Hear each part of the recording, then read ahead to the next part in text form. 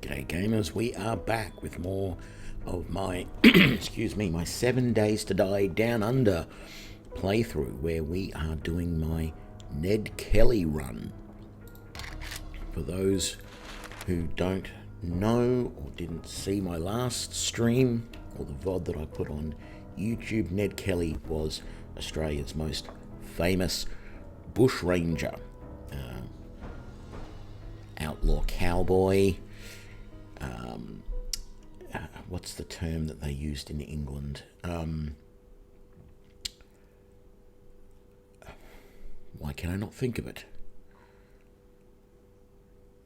Anyway, he robbed banks and trains and stuff like that. But he's most notably known because he and his gang made armor that they wore in their last battle with the police, in which Ned was captured and then eventually he was tried and hung. So this playthrough, the idea is that I am using only a 9mm pistol. I mean, he didn't have a 9mm pistol in those days. It was I believe they were still it was the very early pistols, the very early. So it was just after muskets, but before. So I think it was like the cap and ball style pistol. I'm not an expert on the weaponry or anything like that, but I believe it was those. It wasn't actually cartridges as we think of them today. So we are at the end of day 6 here. I really need to get... There's still a lot of stuff that this place needs, but I have the basics set up, ready to allow me to create...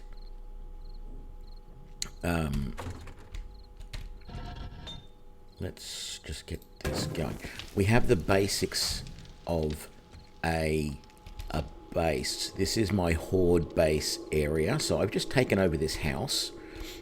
It's not a particularly good house. It's not, there's nothing super special about it, but I liked the garage area here because I could fortify it. We have increased the thickness of this wall here to double thick, and there is a little corridor here. This was originally outside, and we've built a double thick wall along here.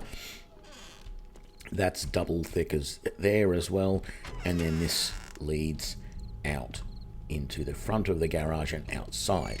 So the idea is that this little tunnel is harder for the zombies to get through than to just come here and try and break down those bars. So we're going to do a few things. The first thing, how much iron? I can make 13. That's not a lot for what I need. So I might actually not do any of that at this point. I'm going to need to get a little bit of wood for the morning. I've got a little bit spare there. I'm going to need some wood, and I'm going to need some iron, which I've got. I'm going to convert, I think, all of that iron, and let's scrap half of that, half of that.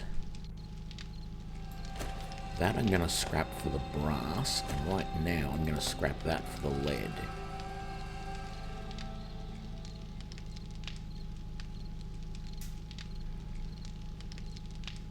Yeah, so let's do that.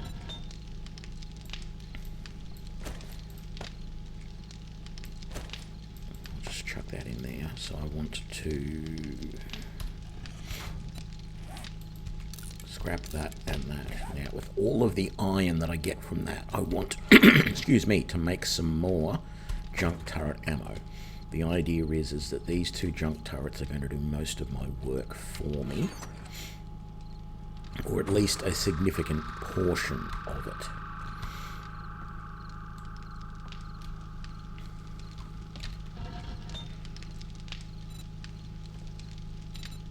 right now I can make... Yeah, okay, I've got a bunch of casings I'm able to make, nearly 100, which is going to be more than I can actually use at the moment, because I've only got a little bit of gunpowder, 76, and only got 49 tips, but I should be able to make some more tips, so I might be able to get 100, or at least 70 odd extra pistol rounds, and at the moment I have just over 300. But I want to conserve those as much as possible. What I really want to do, I've just got the bike. For day one, I really want to go and raid to try and find somewhere where I can get some more ammo, potentially. Most of this house is empty now. I'm not really going to be using it for much. I may end up demolishing or building in part of it. So I've built in that there, so because there is technically a small area in that room not covered by the... if I get rid of... No. Why can I not see it? Do I not have the... Technically there is a really small part of this room not covered by my land claim block.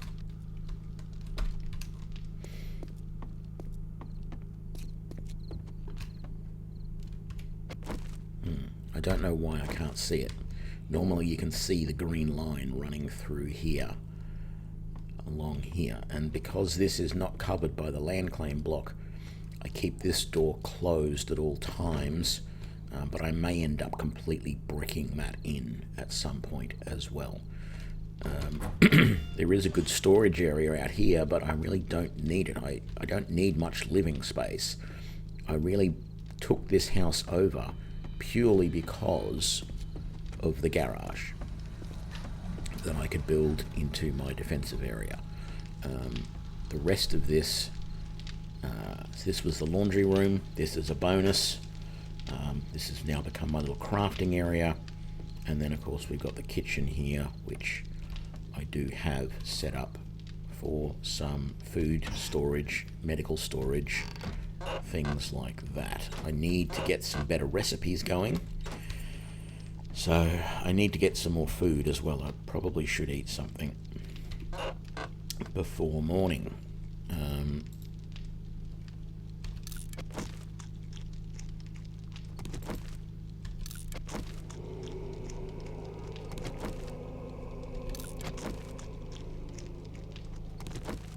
don't want to eat or drink too much of my perishable stuff.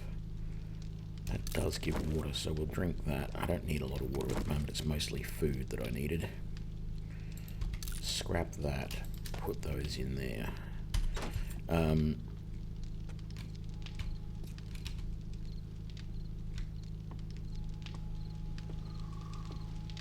So yeah, plan is go out in the morning once everything is...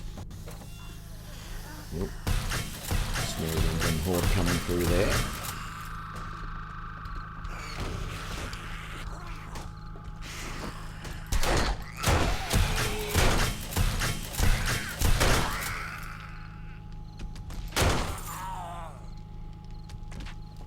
So there we go.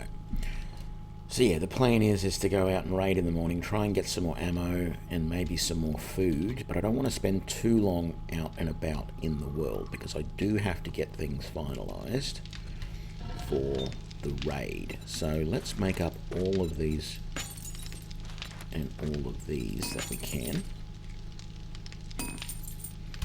I also need to get some more clay at some point. We saw in the last episode the little cheaty thing that I can do to get more clay, which I don't really want to do, but it is one way of doing it.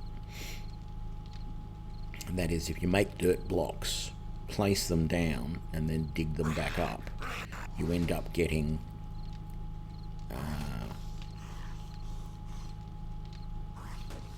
about a third more, maybe? Are you beating on this wall over here or something? I think he is, damn it. Come around this way, you idiot. Oi.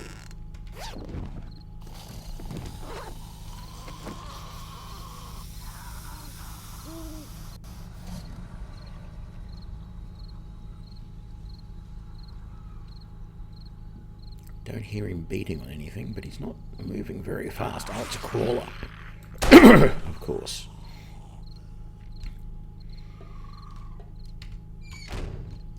So that is the one thing I have to be aware of in this layout, is that I probably still need to reinforce this wall over here a bit more, because this isn't double thick. But I might do that from the outside rather than from the inside, because I wanted to put a chemistry station there once I've got everything for that. So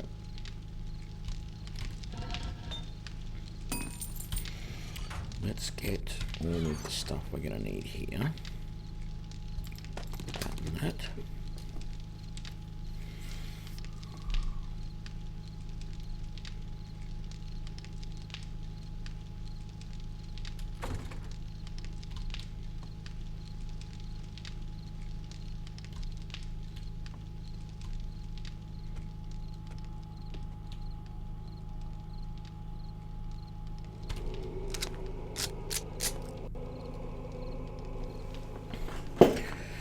So yes, I started this game off with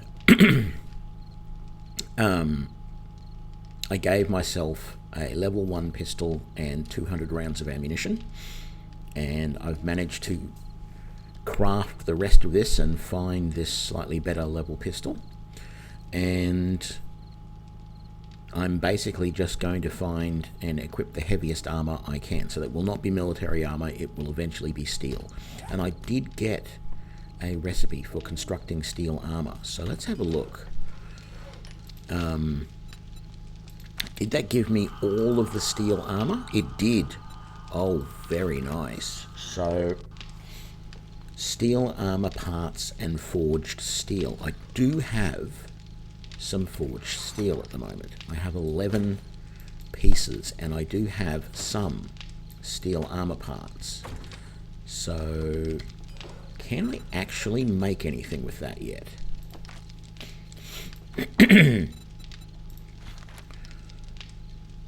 Looks like I need 6 steel armor parts. So that's the one thing that I don't think I can make. I have to find that. And I need 15 forged steel per armor. So we're out of luck there, but that's not a problem. We can work our way around that. We'll be able to get there eventually. I think in the meantime, it may be worthwhile, after the Horde Night, considering making some iron armor for the parts that we don't already have. So at the moment we have an iron helm, level 3, and we have iron boots, level 1. So we can make iron legs, iron arms, and iron chest. And that should be fairly straightforward. We definitely need to find an overcoat ASAP, because we are getting roasted, and we actually just need general clothing. We're not, haven't found much of that sort of stuff at the moment.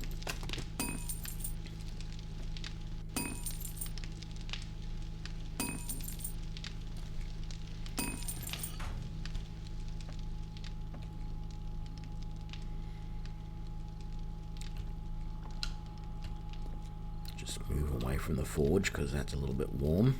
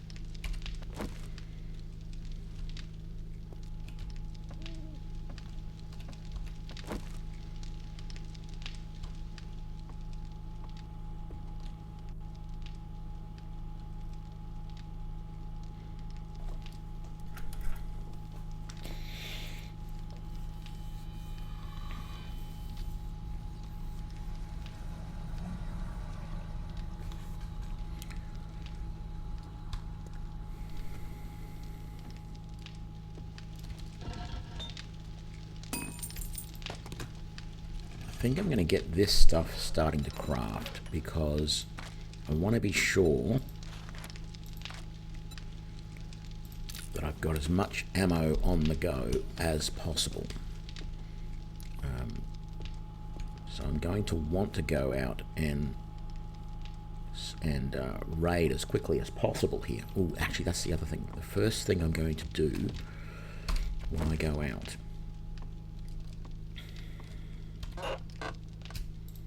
is go and fill up those bottles with water from the water tank outside.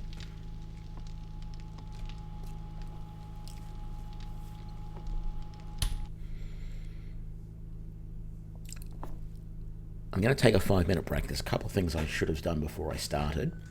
I will be right back. Hang on.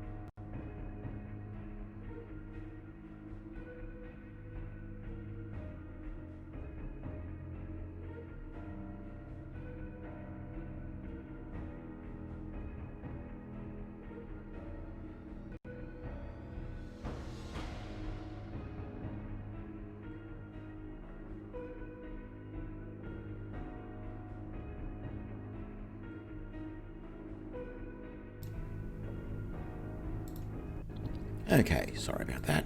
Let's get back into it.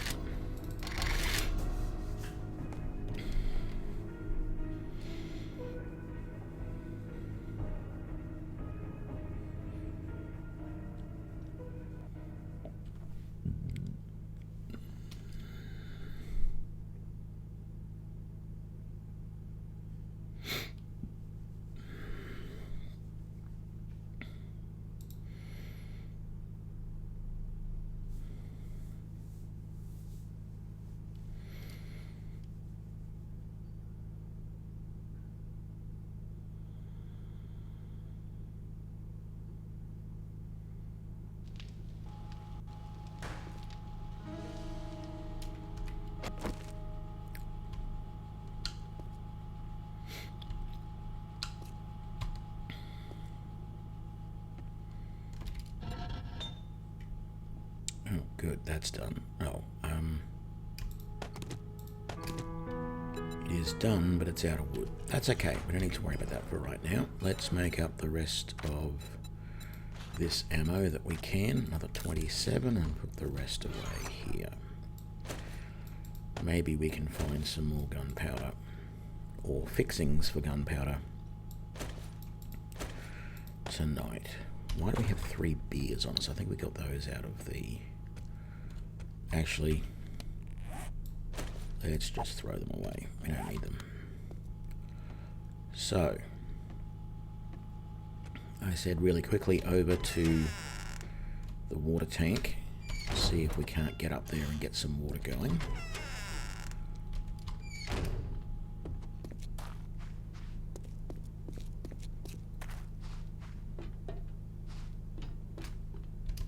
Where was it? Here it is.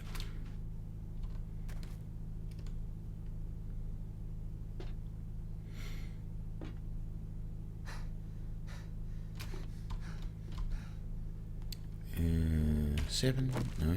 There we go. Wonderful.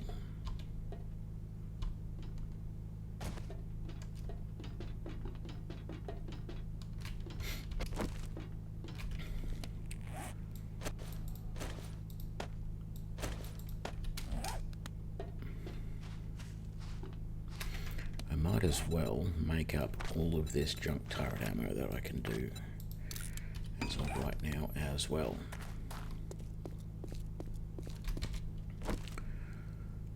So the question there now becomes where to go.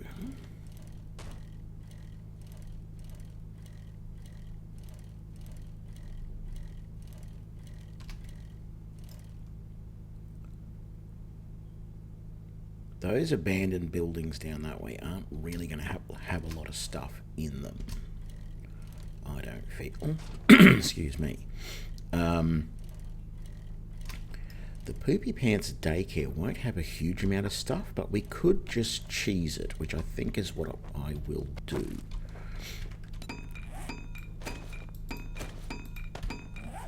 Hopefully this is enough. Is that going to be? That is going to be. I don't remember where it is in here, but somewhere, if I break through...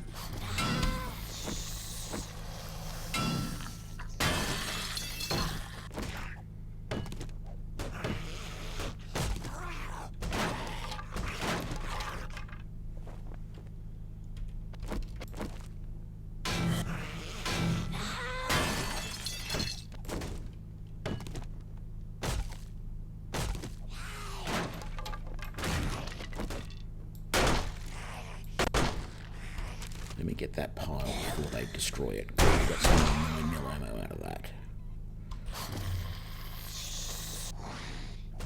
Where are you, mate? Oi.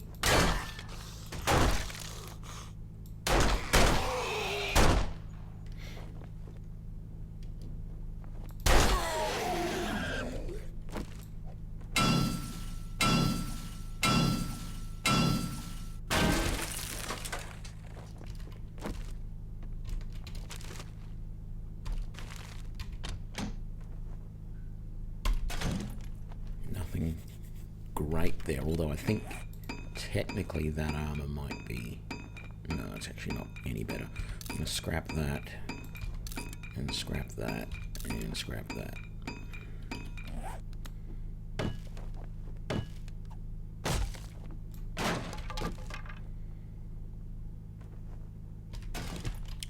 And we're going to scrap that, and... Oh, I can't do those yet.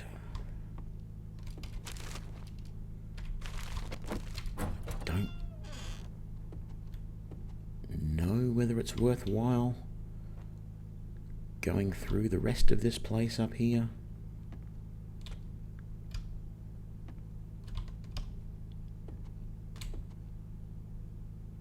Like, I don't really feel like it is. I think what I will do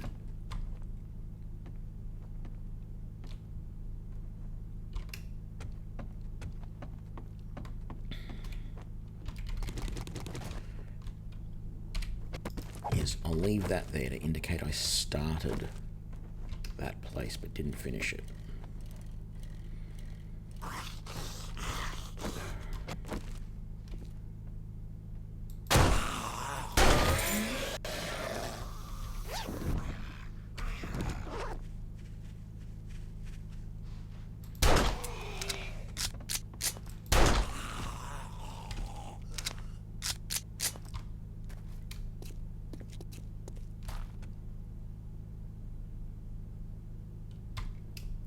We're going to do that one just as soon as we do the same thing here with this funeral home, because I'm pretty sure there's another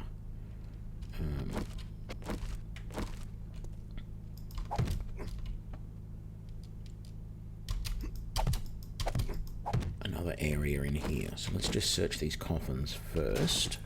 I mean, who gets buried with 7.62 and shotgun ammo? It doesn't really make a lot of sense.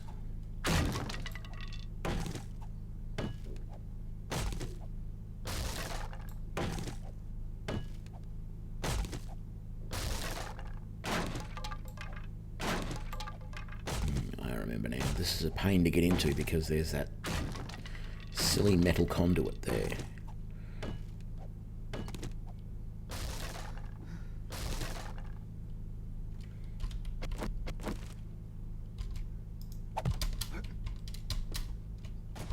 Oh, that was fun.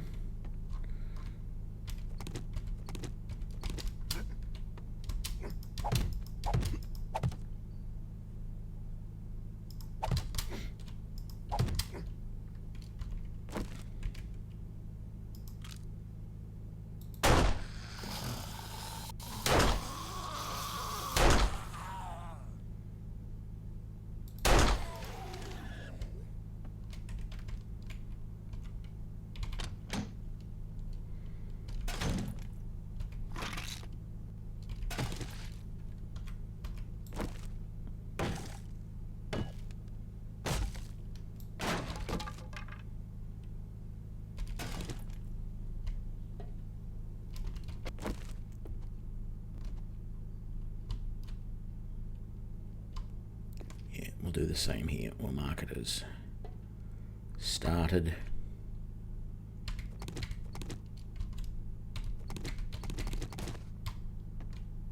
And we might come back later. Now, there was some stuff here I can scrap. I'm not going to want that. Don't want that or that or that. Oh, good, more steel armor parts. We definitely wanted that. Scrap that, scrap that. Oh, I can't scrap those yet because I'm still scrapping other stuff. Of course.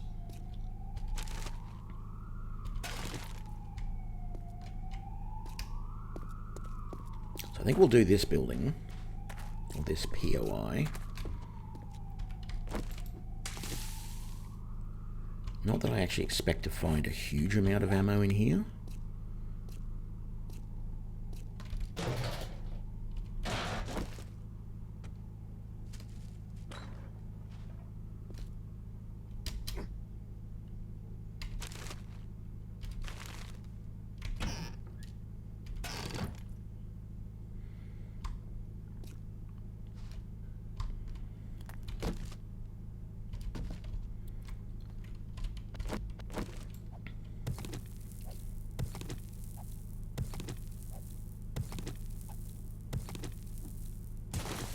And what have I forgotten to do?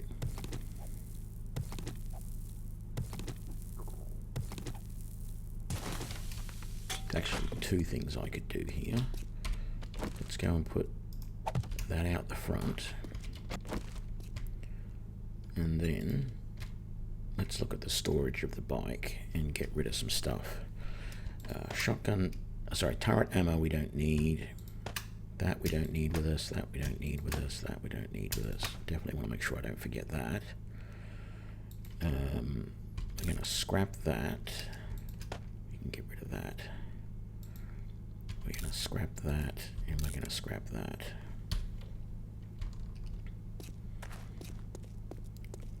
Okay, going to do a really quick scout around the outside of this building.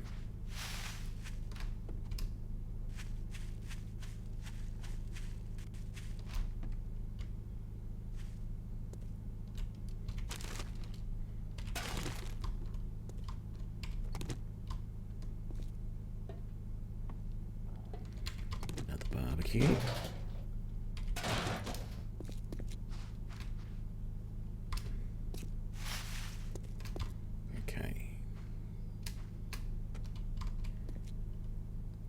I feel like the next step's down the hole. I'm going to scrap that and that.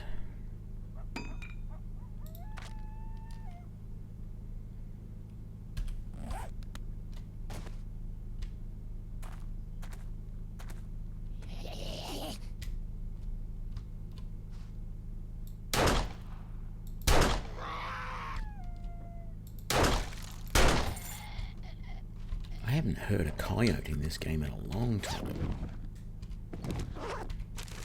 But I'm hearing one now, so I've got to remember that when I go back upstairs. Just in case it is wandering around the street where my bike is. Don't want to be killed by a coyote on the day of the horde.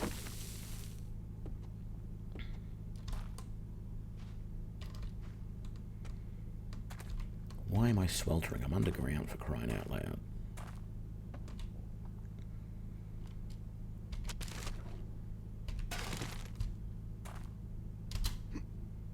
It should be about 10 degrees cooler.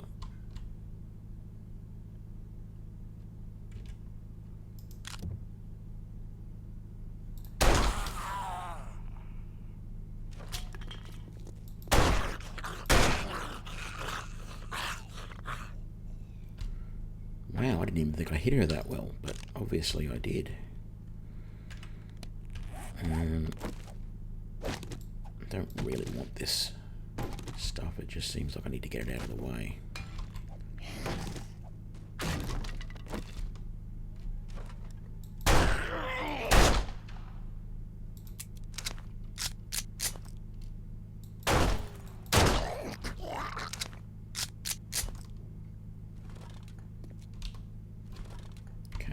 Bookcases is nice.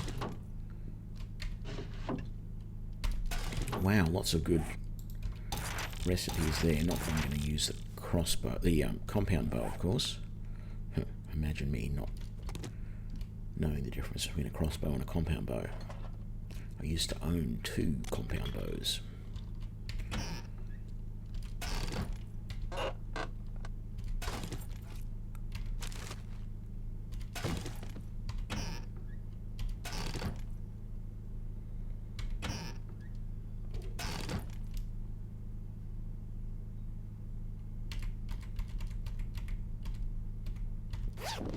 Here we go.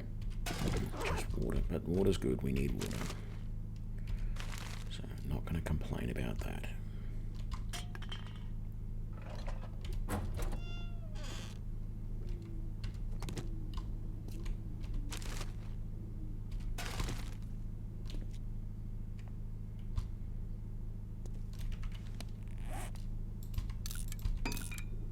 Oh, look at all this food. Yay. Let's eat the small ones first.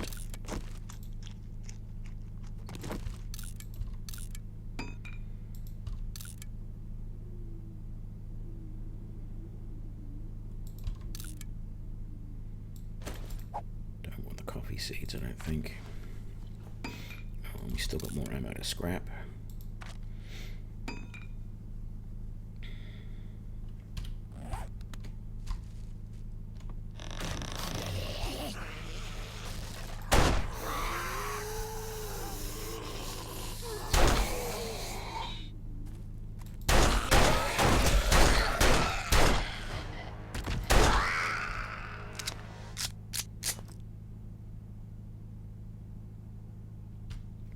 Right.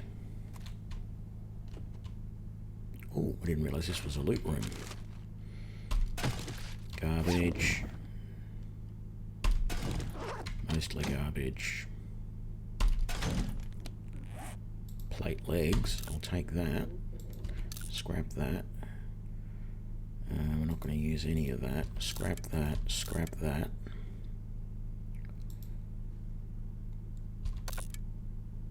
Might as well scrap those. I'm not going to use them.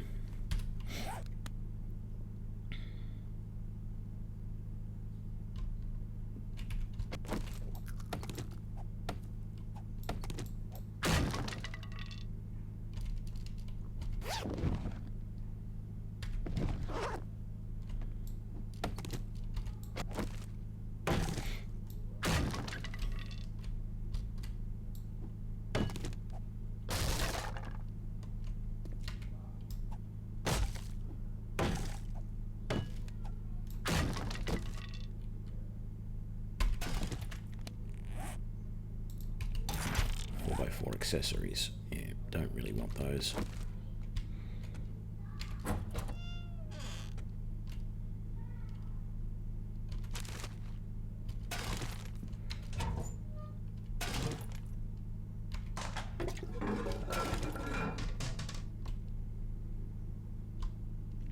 Always look up.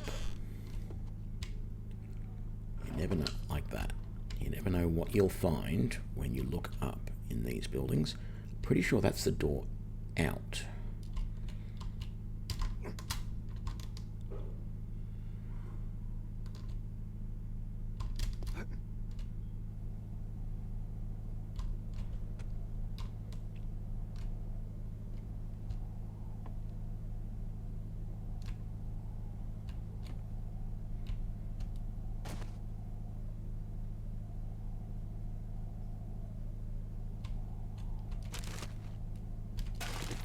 I thought we'd already been upstairs. Oh no, we came downstairs, that's right. Came into the building from underneath.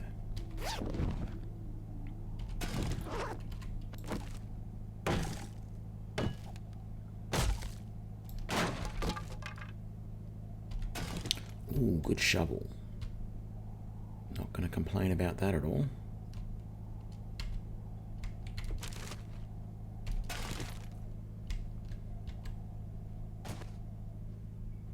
Yeah, that's where one of them dropped through the ceiling when we got attacked before. Anything up there? Doesn't look like it. So let's just bust through the wall here and get out. And we'll mark this one as done.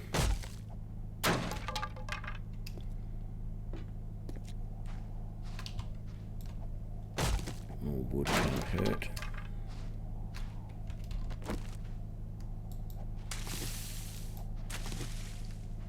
It's only early, but we are so burdened that I'm going to head back to base, drop everything off. We also need to see if we can make that poncho, leather poncho, to try and help with the heat a little bit, because this is just kicking my butt, this heat.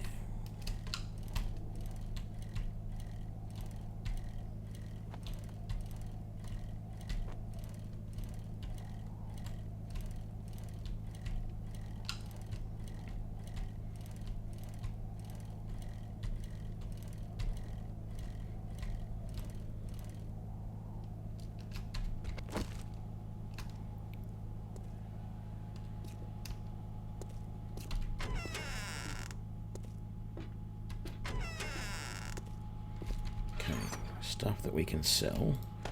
That, that,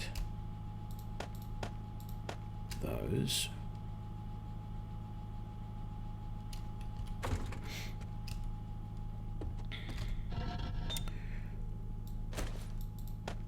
You can go in there, you can go in there. We're going to scrap that and scrap that.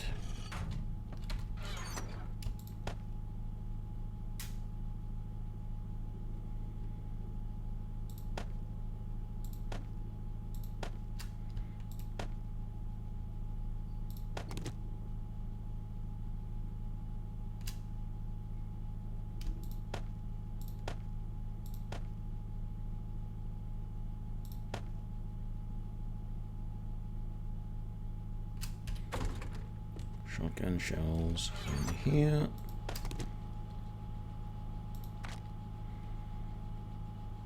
I think I've got enough to take this extra stuff out of the bike now.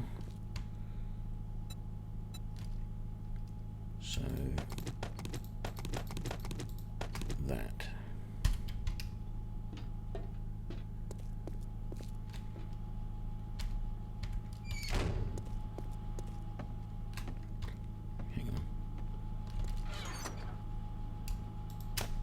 That and that in there.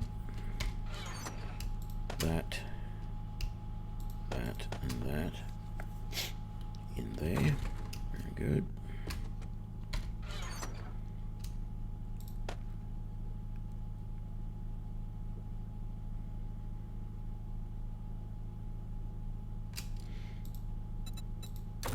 So let's make this.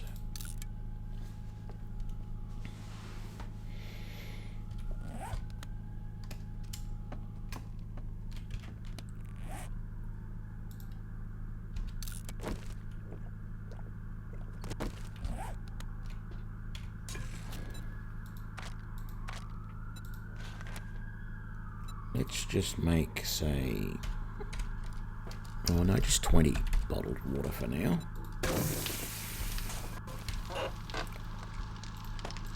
Rest of that can go in there. They can go in there. That and that goes in there. And that goes in there. Okay, very good. That poncho is going to help with our heat resistance a lot. Not as good as the duster or overcoat, whatever it's called. Let's make some more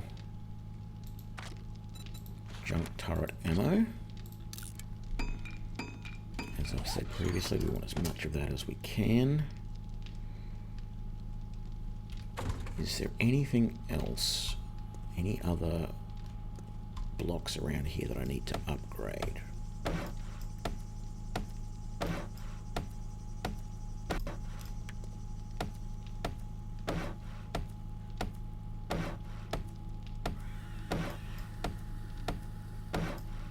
That's not good. That's a screamer.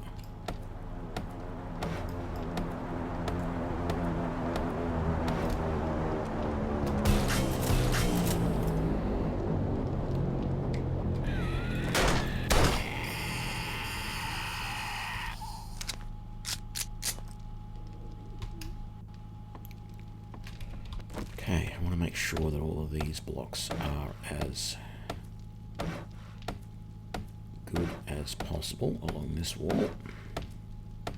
For a little bit of a height, not too high.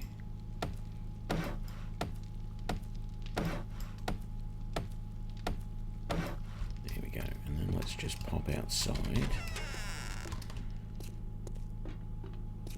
What do we got out here? How does it look?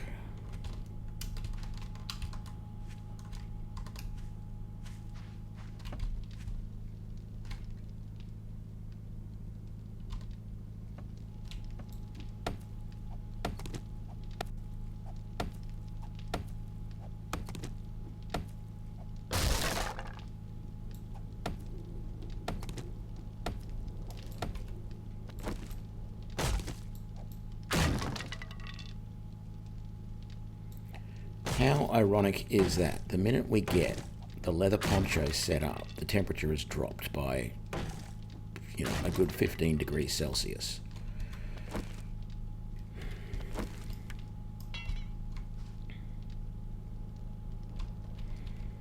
Let's get rid of this trim as well, because we're probably going to end up adding another layer to this wall. Maybe not before this hoard.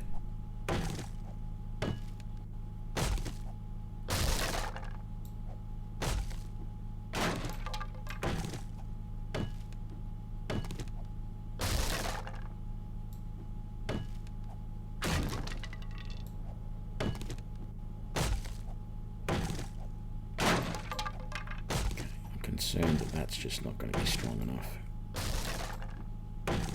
because I think, yeah, it is just a gap.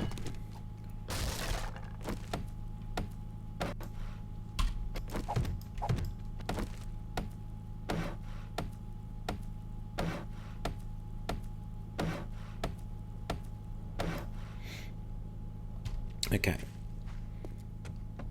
so we do mostly just have wood. I do have more cobble now, so if I grab that,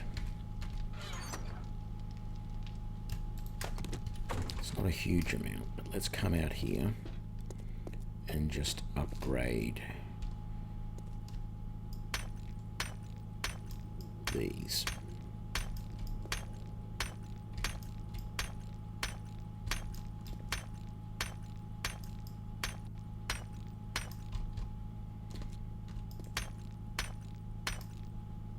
Pretty much all of it. Okay.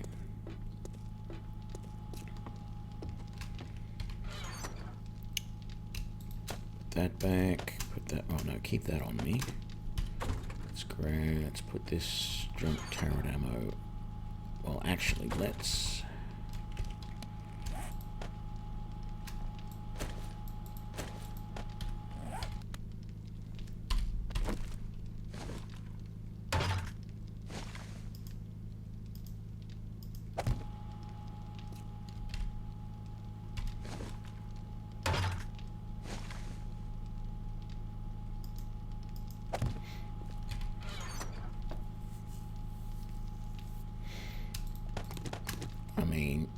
It's doubtful, but let's just check and see if there is any mods. Oh, I can put the duckbill shotgun mod on. There you go. I had a feeling that might work, but I wasn't sure. I think I sold another mod. I should have gotten rid of it. I should not have gotten rid of it, actually. I should have kept it. So we chuck that.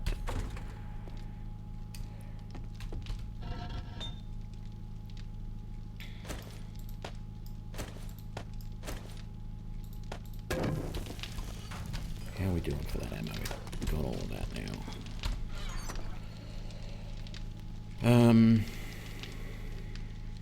Yeah, gunpowder's our problem.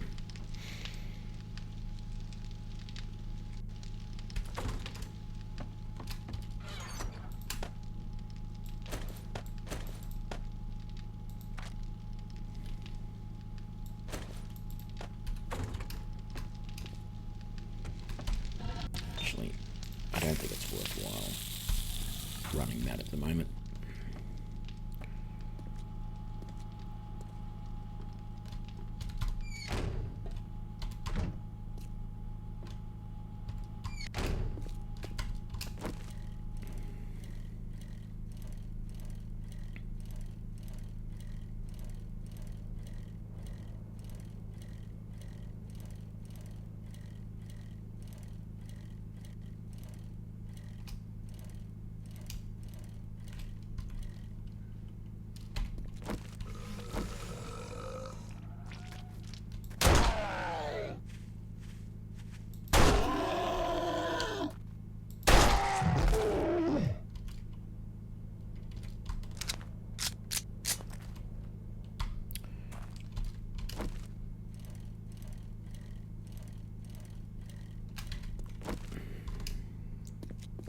Might just do this one. This should be a fairly quick run through.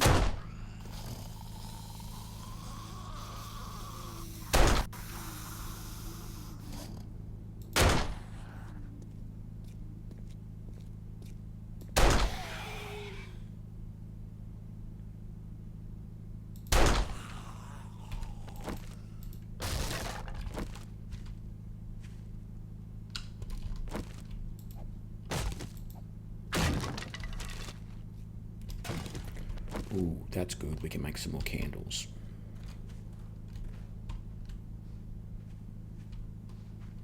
Is there not a... Oh, there's a small ammo pile.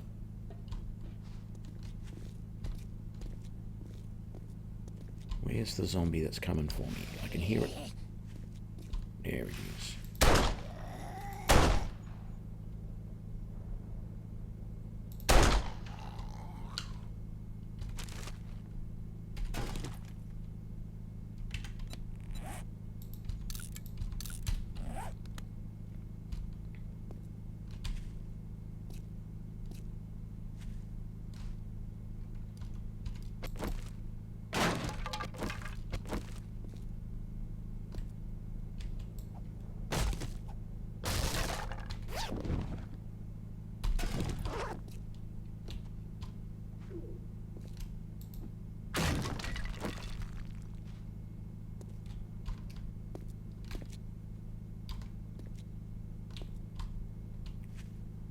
Really expected there to be something in there.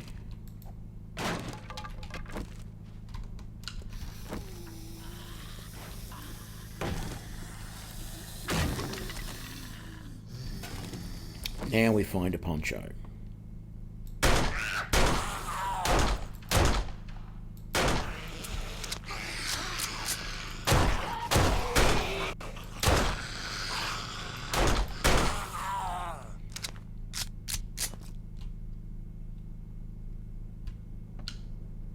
Isn't it always the way? You find things just when you don't need them anymore.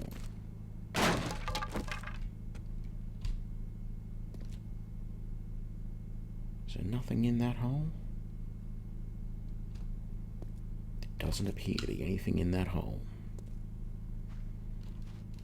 Very odd.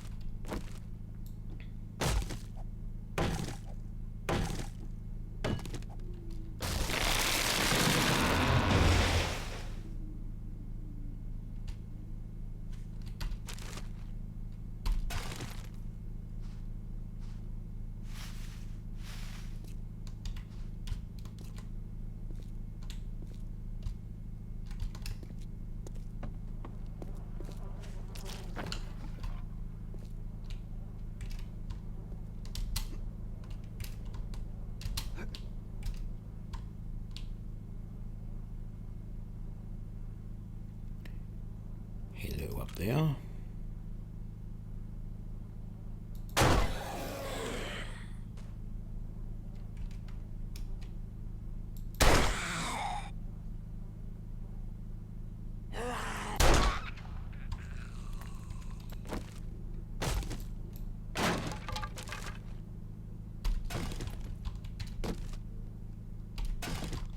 Man, I am finding everything but 9mm ammo.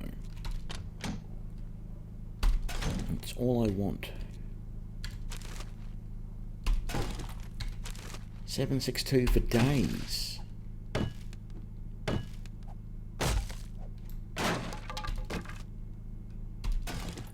mean, if I was doing an A-team playthrough, running around in a big van with a machine gun from the 80s, sure, 7.62 would sound great. There is a bag up there.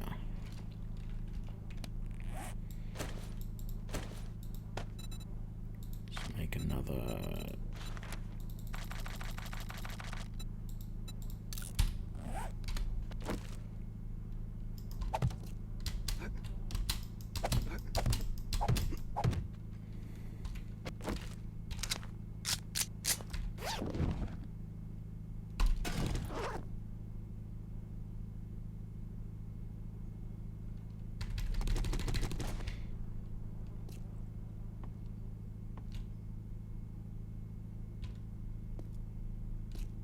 I did all that. Good. Okay, let's go.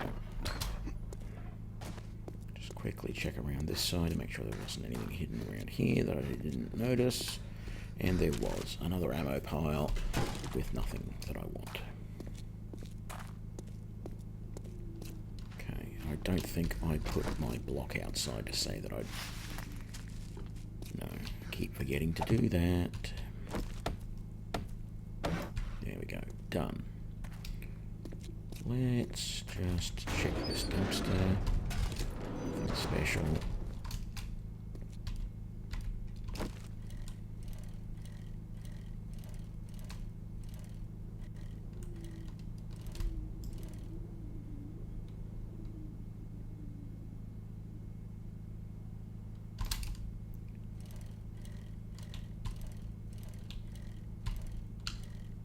There is really nothing around here. It's a nice house.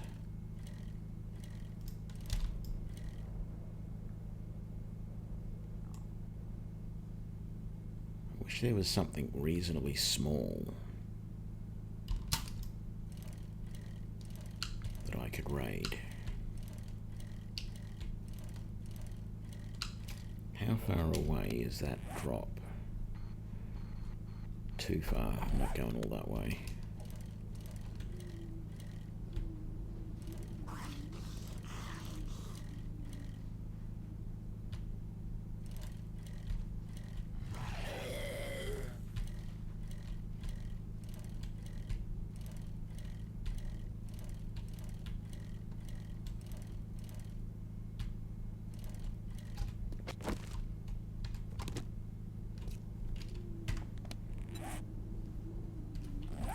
Do that another time.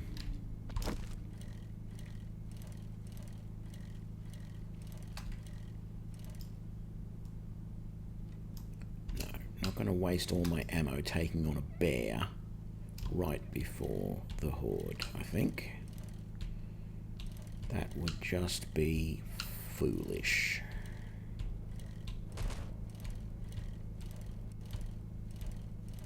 What I think I will do is raid these buses.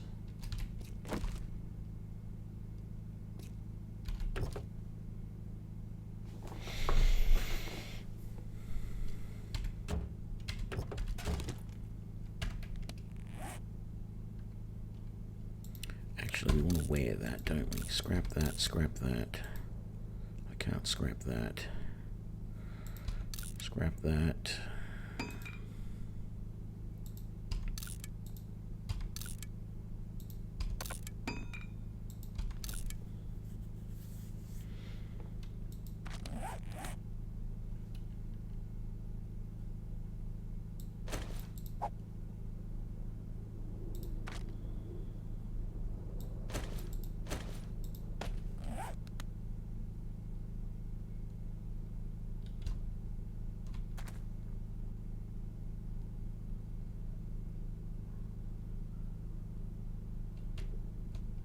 Thought I heard this. I think he's the starving tourist.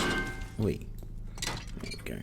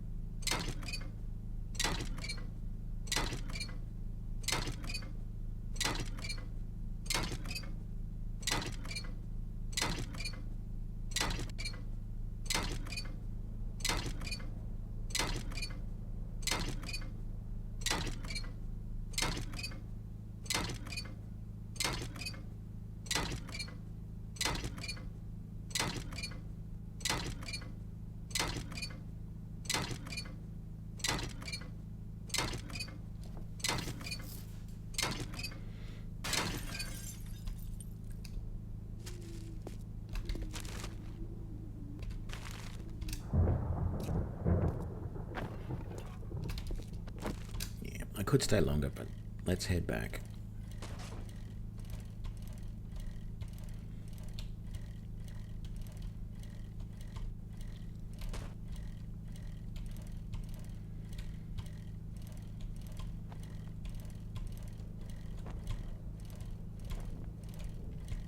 The longer I stay, the more chance there's going to be like a little mini horde or something come through, and I'm going to have to waste ammo to protect myself when I could be using that ammo to protect myself over here. Let's just jump off the bike there. Now, first things first, we have 3 more candles. I don't think I need any more candles out here. Now, technically, I probably do need some more in this tunnel, but I'm not going to worry about that at this point because I don't have enough light in some other parts of the building. So I'm going to put that there, and I'm going to put that there, and then I really need some more light here in the kitchen. So I'm going to put that there. Do I have anything? Well, actually, let's make some more candles. We can. We got more. There. No. There. How many can we make? 9 more. Good.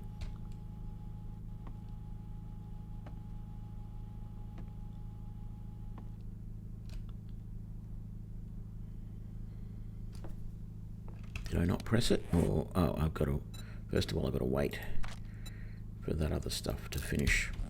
Okay. Did we have anything to go in here? Yes, yes. And then that and that there. We do want to get that stack out because we're out of that now.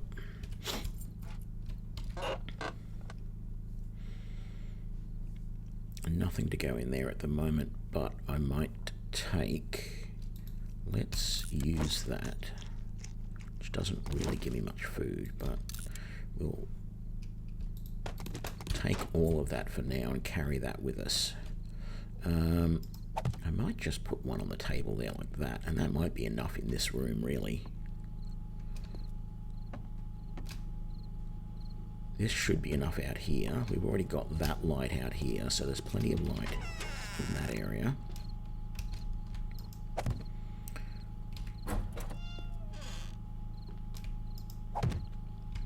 Okay, that door is closed. Good.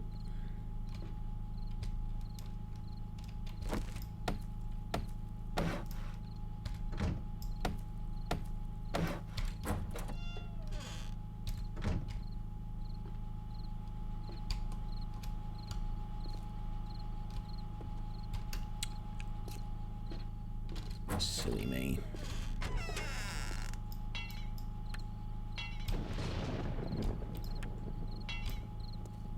Double check and make sure all of that is as upgraded as it can be, which it is, so that's good. I still haven't knocked all that down. It doesn't really matter, but I will have to do it at some point. Okay, we've got minor damages around there. Yeah, that's not going to be a big problem. Okay, I think our little horde area is well enough lit now. I mean, if I really wanted to, I would probably swap that light there for there and maybe just chuck another one there. But it's more than we really need. I don't want to add too many lights to the rest of the house, but I do just sort of feel I need to do something there because that is technically a vulnerable point at the moment. And we might as well chuck one there for that hallway. We don't really need one out here. And I'm not going to be heading back this way, so I'm not going to bother putting any more lights down there. I might just chuck one there.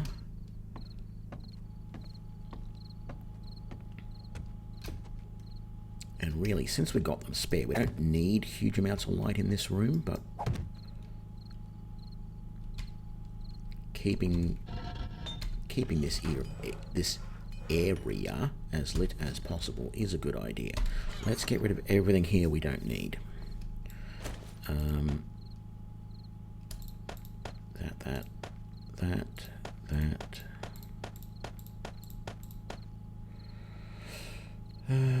Oops, no, you are going to get sold.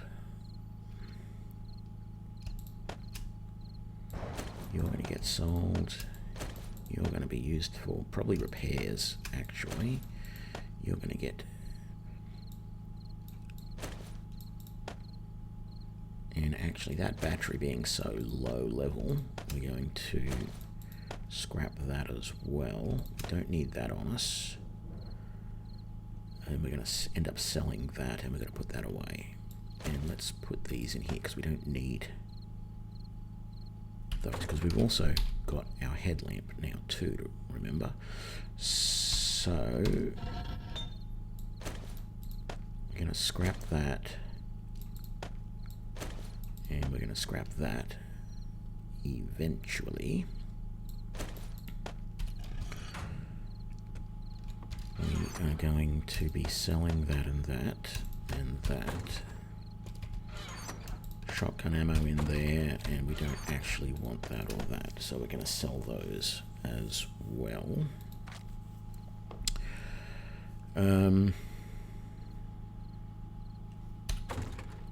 Stuff that we don't need to fight the Horde.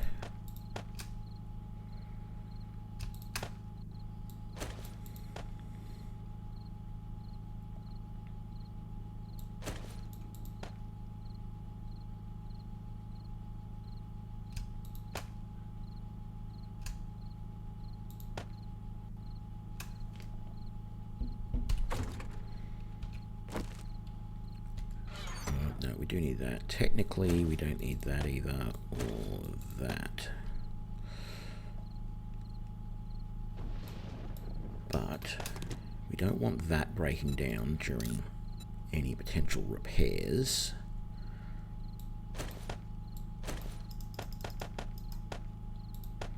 So let's do that. That allows us to repair stuff. I'm going to carry all of that on me. That's to get my health back if I need it. And we'll go and grab some painkillers as well. And let's take those too, just in case. And in fact, let's grab all of those as well. Because those and then those are probably a good option. Now we also need to repair this pistol. And then we want to make sure it's, yep, it's fully loaded. Very good.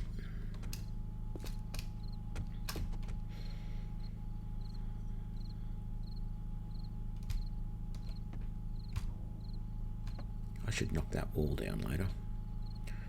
That little bit of edging there that's not necessary.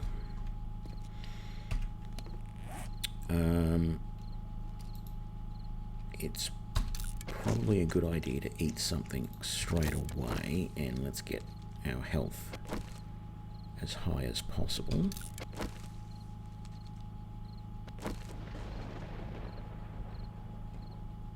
Good. So everything's at max.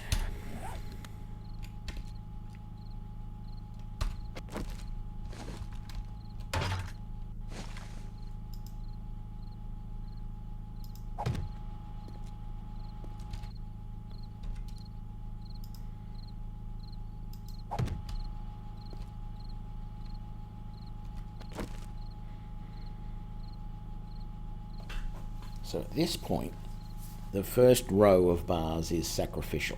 Eventually they're going to be iron bars, and they will last a lot longer, and I will not be considering them sacrificial, but initially they will be. But the back row of bars are the ones that we are going to do our best to try and maintain. So Once they start attacking those back rows of bars, we're going to have to try and repair them as quickly as possible while the turrets try and kill them. So we definitely don't have infinite ammo for the turrets, but 800 rounds plus what's currently in them shouldn't do us too bad. And in fact, we might as well. We've got a little bit of time, so let's just craft the last of that. Here they come. I want to move over to this side because this is my better turret for the moment.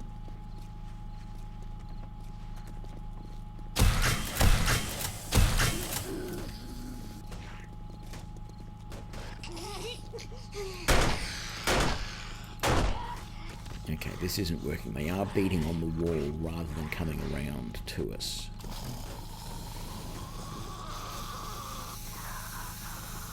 There we go. Let's stop them coming toward us.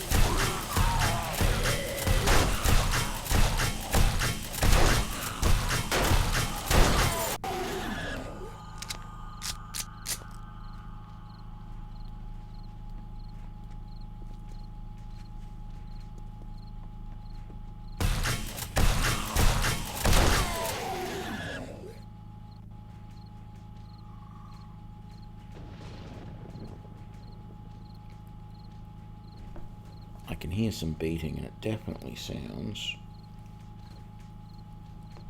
like it's a long way away, which concerns me because it could be at the back of the house. If they have spawned in the back of the house, I'm in trouble.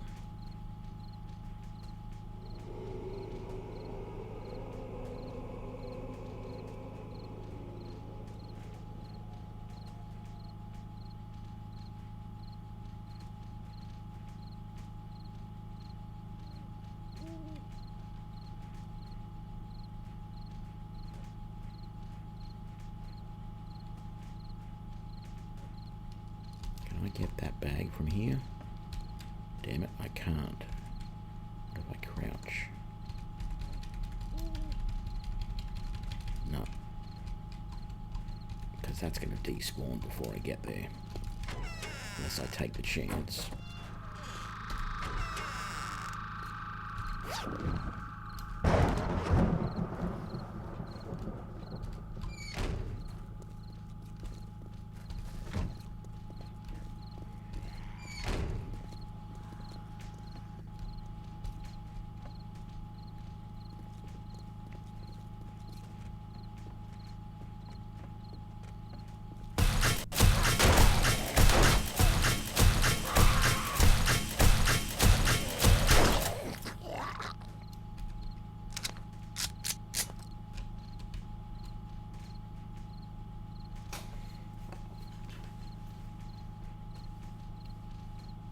Yeah, definitely concerned about how they're banging on the back doors.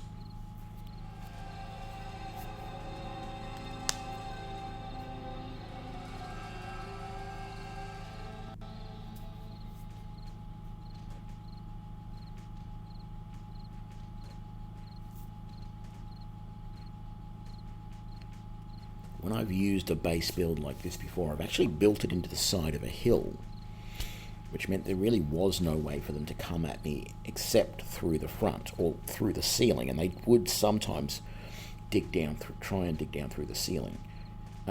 I have also experimented in dev mode by building this just on the ground with double thick concrete walls all around except for the front area, which has been open. And when you do that, they ignore everything else. And they do come at you through the front opening. But because there's so much extra building around this,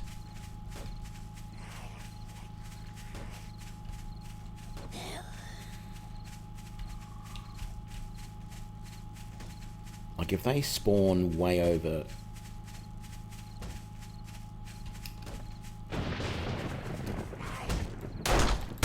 What did I tell you?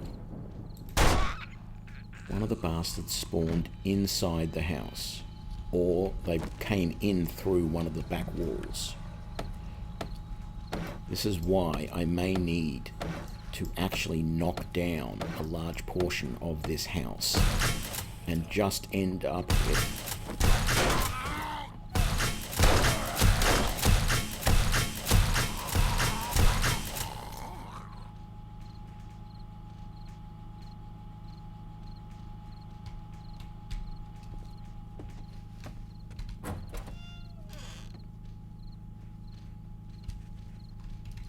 I'm not going to go out there for the moment. I'm going to wait here and see what happens.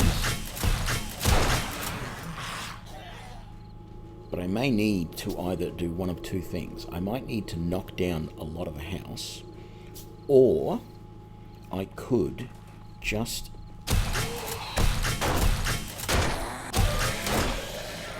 say over in the field, over this way, near where the traders are,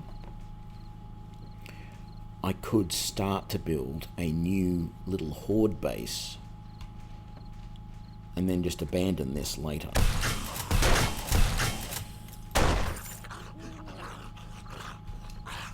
And that actually may be a viable option.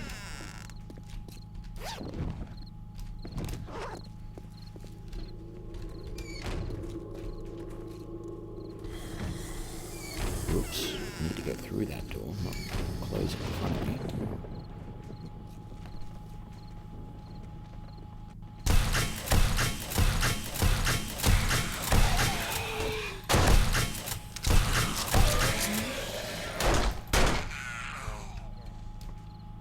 How are we doing for ammo?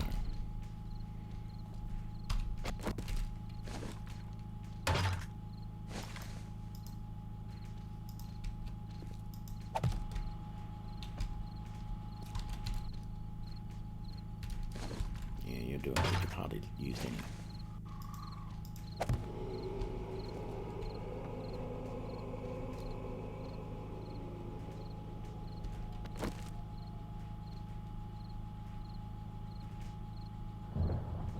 It's hard to tell if I'm still hearing them attack or not.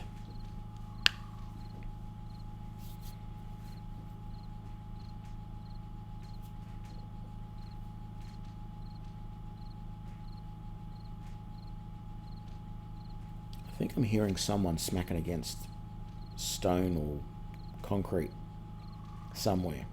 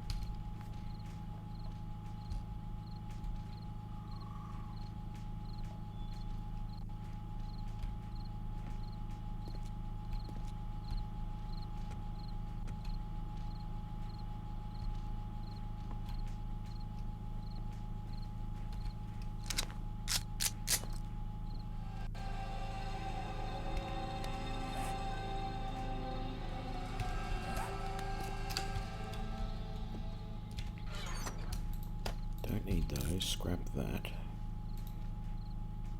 What's the recog do? Ooh, that's something I should be using during a horde, definitely. I might chuck that recog up in here. I'm not going to use it this run, but it definitely seems like it's something that's worthwhile.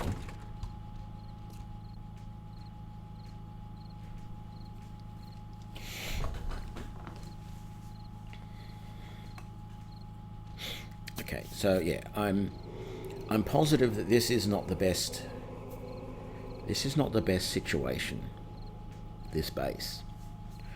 I wanted somewhere that I wanted to use an existing building, ultimately, and I don't think that's a good idea, unless it's a way smaller building.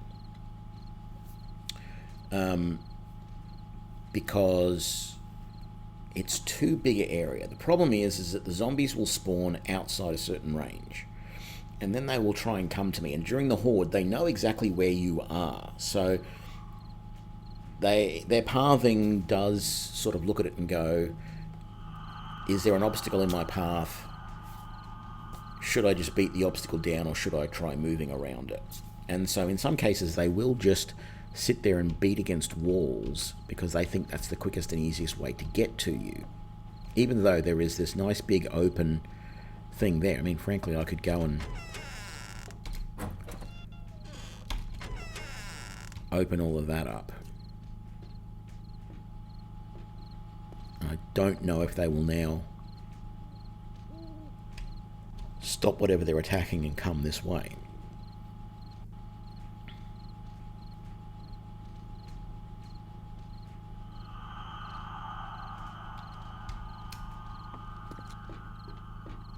I'm pretty sure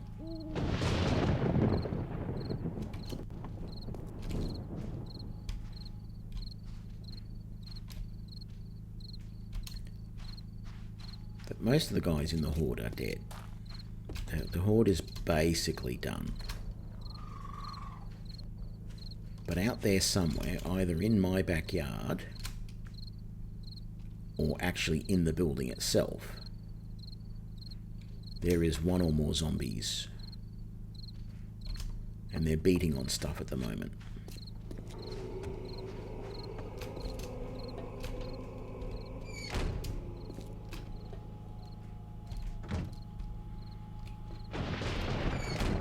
So let's go and see if we can find them. Definitely sounds like it's down towards the back of the house. Not seeing any damage here, although there's a tiny little bit of damage right there. Oh, here we go. Is that the only one?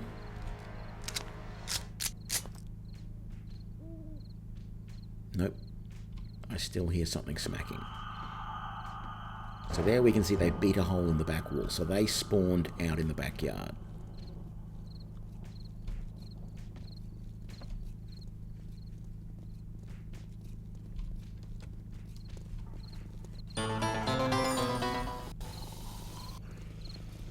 Hey, thanks for the raid, Spectre.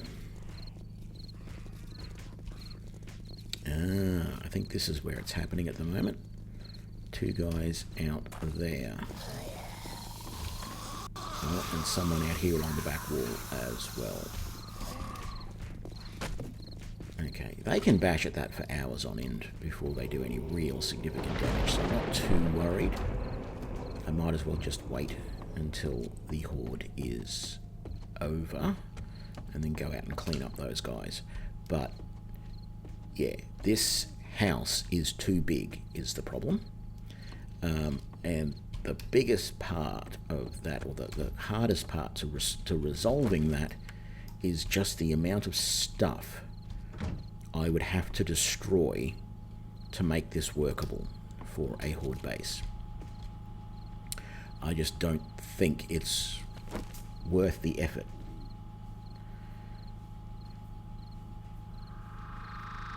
Thanks, Spectre, but I don't have an accent. You do.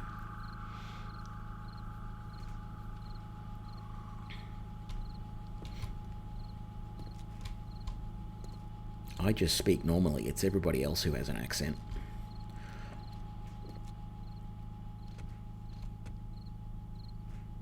So, yes, I think there's too much work involved knocking down a large portion of this building to make a proper Horde base. So what I'm probably going to do, and I really... Thanks for the follow there, Spectre, as well. I think what I'm going to start doing... I hadn't... Oh, that's... I'm breaking the turret. I was going to say, I hadn't upgraded those to metal.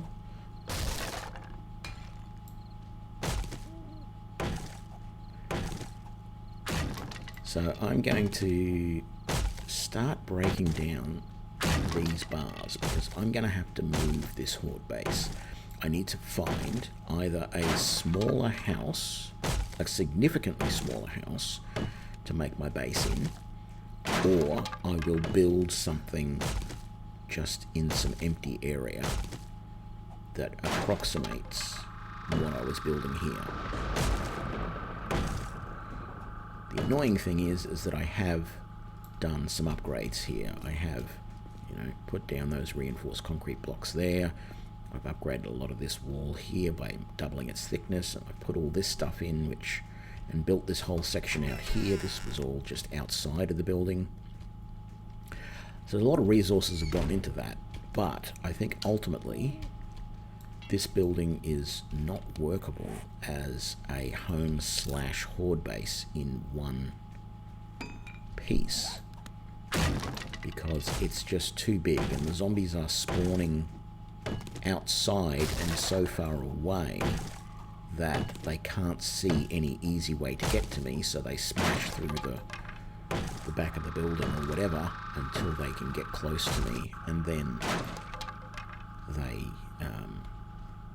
come through the building to attack, and that's just not going to be workable. So what I might also do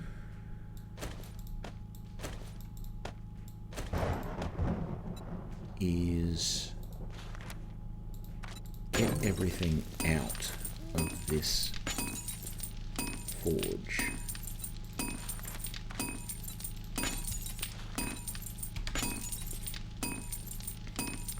So that I can conceivably pick it up and take it with me at some later point.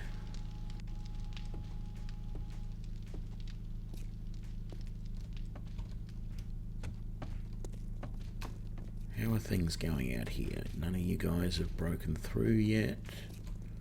Not there. Not there. It's almost dawn. I might as well just head out the front door.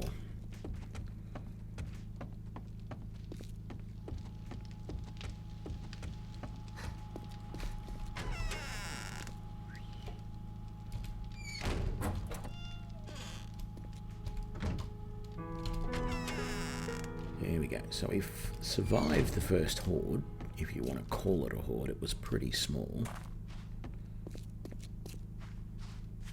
And we have basically come to the conclusion that this house is too big to defend.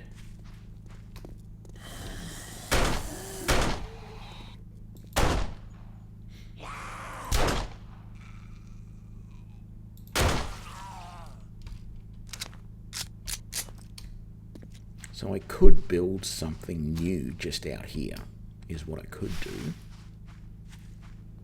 Because I do like being that close to the trader and having a supply of water right there. You know, I could even build it right here with the entrance facing out that way, and I could build a little base right here that works on my principle of this sort of thing, where they come through the I have bars in the way so that they can't get to me.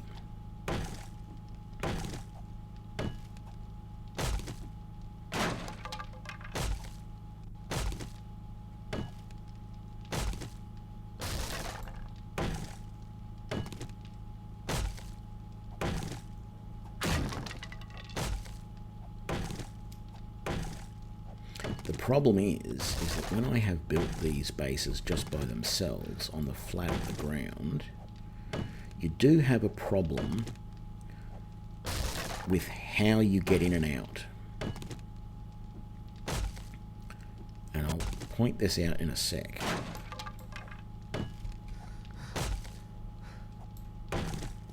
Let's I picked up all of that. Good. Let's grab that as well. Put that away. Keep all of that on us. Yeah, that'll do for now. So let's... that there. That there. What happened to my knife? Right there. Okay. 13. Let's make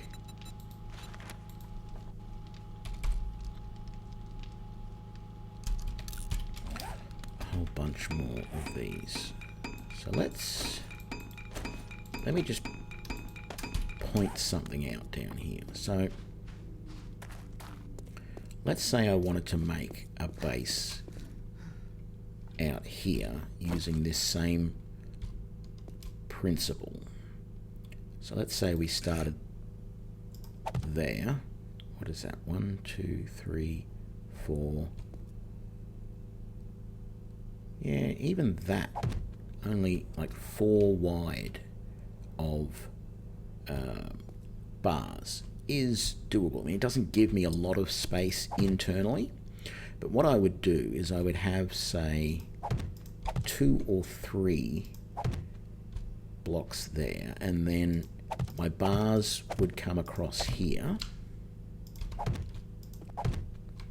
So there'd be 2 rows of bars. I'm not gonna put these all the way across, but you know, this is the wall here.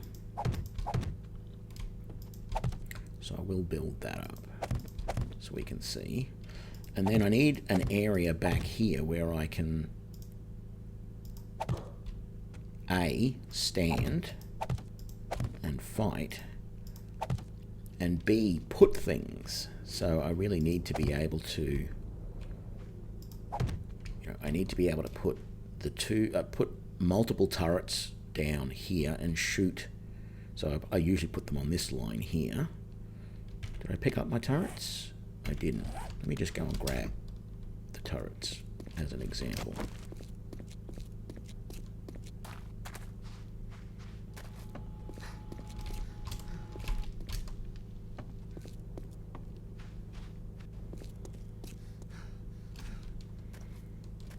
So if I'm going to build a little teeny weeny base like this, and I don't mind compact bases, I use them all the time. They work well for me. So let's say I was putting 1 turret there, the other turret there, and we have 2 rows of wooden bars here and there where those blocks are. Right. I need some space back here to be able to stand. Now what I also do is I generally also put down 1 or more shotgun turrets. And so let's say the 2 of them go there. And what I can do is I can, behind them on the floor, I can put toggle switches to turn them on or off. And so I need a battery bank in here and all that sort of stuff. So ultimately what I would need is, I probably need a back wall along here. Thank you. Trader Joel's is now open. In fact, in reality, I would probably make this base 5 wide rather than 4 wide, just for the symmetry of where the door is going to go. But quite frankly, I could put the door right here, for example.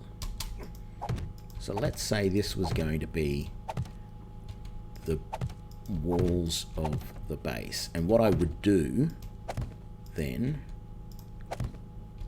is I would put a ceiling,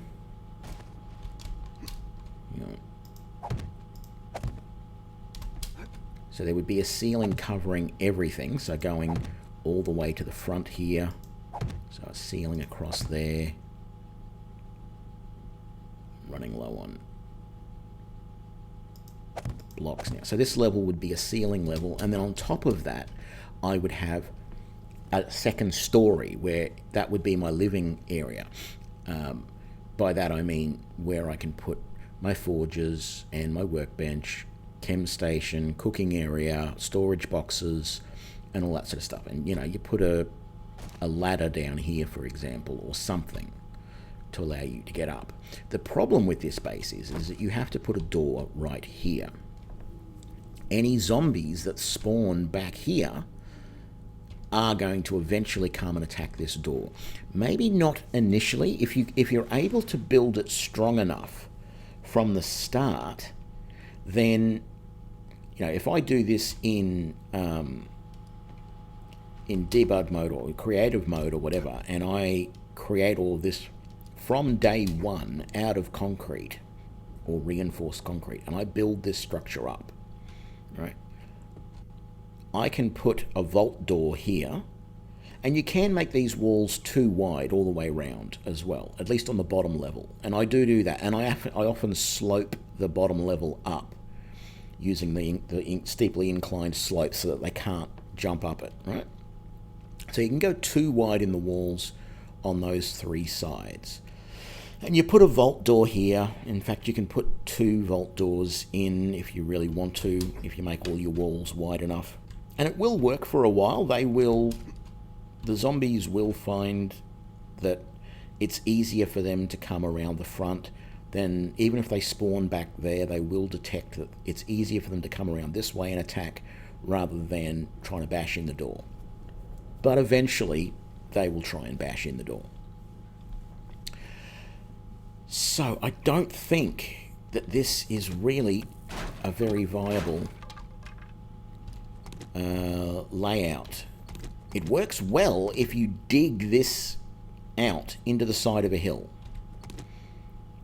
But the nearest hills are, well, I mean, technically this is a hill right here, but I don't think I've got the space to dig it out over there with the what's the name just there. And even then, when you build it into the side of a hill, you want to build it into a significant hill. Like, those cliffs over there would be perfect if I was willing to be just a little bit further away from everything.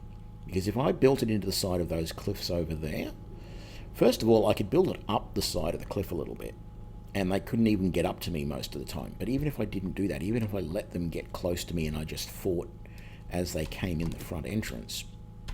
And I've got videos on my YouTube channel of that build if you want to look for them. Just go and find the 7 Days to Die playlist, and you'll find my, I can't remember what I called it now, but it's my hillside. I think I called it a pillbox base, and it worked well. Actually, I think that might have been my troglodyte base, my underground base. I called that one. But it works well in the hillside as long as they can't get up above you and dig down, because eventually they will get to the point where they will start doing that. As the horde numbers get higher, and as your threat level in the game, where is it?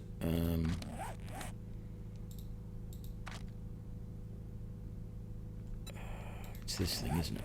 So as the game stage gets higher, and the the day, once it gets up to like day 70 hordes and stuff like that, they will make much more of an effort to smash through things to get to you rather than finding an easier path.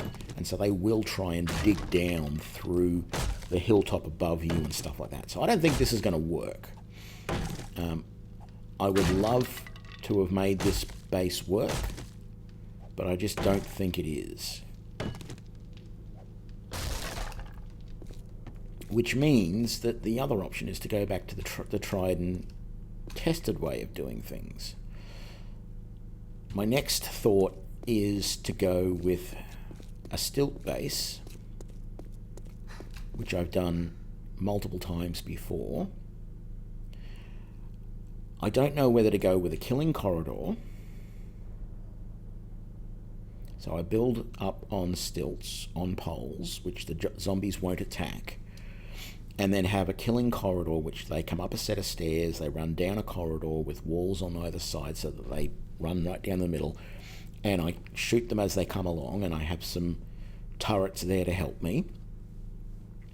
Or whether I build up even higher on stilts and put in a grill, like the wooden bars turned on horizontally, and they become the floor, which I can then shoot down through, and have my suspended turrets hanging underneath that can aim down and attack.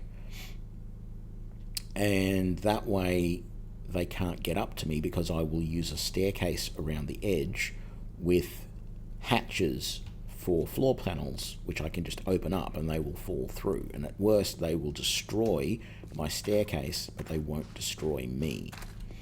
The only problem with those sorts of bases, the stilt bases, is once you get to demolishers, you have to kill them far out, because otherwise they will destroy significant numbers of the poles holding you up off the ground, and you will end up dying. The other option is I could build something up there. But I don't know that I want to do that.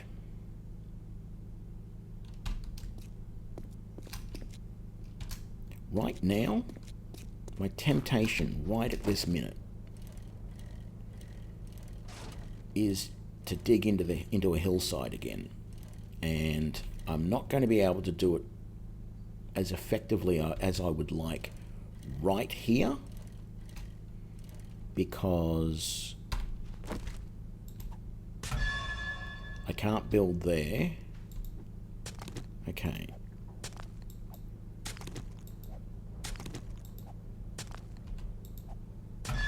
So that, right where the bike is, basically, is the edge of the traders. I can dig back in this hillside. So if I follow that road, I can dig back to here, which does give me plenty of space. If I was to dig out all of that path just down there and then dig straight down here and clear it out so that it's a flat vertical drop off right here, and then dig back this way and build my base underground here, the only area where I'd have to worry that they were going to try and come down through the roof would be right here. And I could actually remove all of this dirt and put concrete blocks there instead, which, you know, they could eventually get through, but if I have 2 levels of concrete there, they can bash their way through the top one and I can slowly repair the bottom one as that happens. I mean, that is a good option.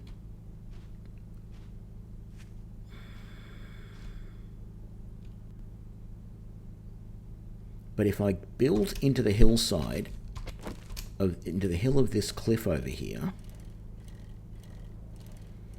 then I can be in a situation where they really just cannot dig down to me at all.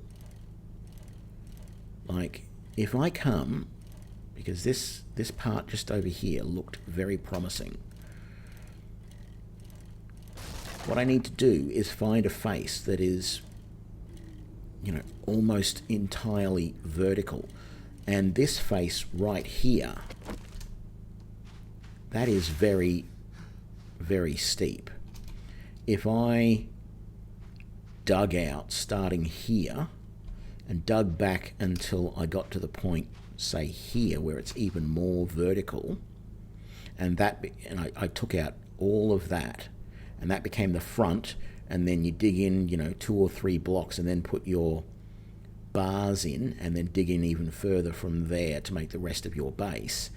Any zombies attacking, they really can't get up high enough to get to, like, they can't climb up here to get to a point where they can actually start digging their way down. And the other spot that looks promising for that, the problem with doing that here, I think, is the directionality of the land. Oh no, it is going back in that direction, back that way. So, you know, this would have to be, the front of my base would have to be level with this, but back up there. So it would sort of be like, this would be the front wall. That line through there would be the front wall coming down, and my floor would be down at this level down here. And I would take out all of that dirt there. Excuse me.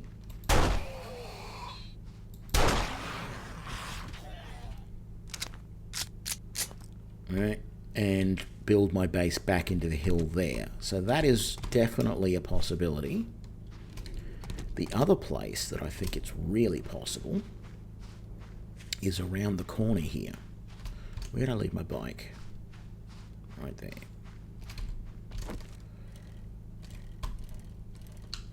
Alright, so if we come just around here, see that, this bit on the corner here, which is very close to the road. But see the verticality of this? This face here is just so vertical, it's not funny.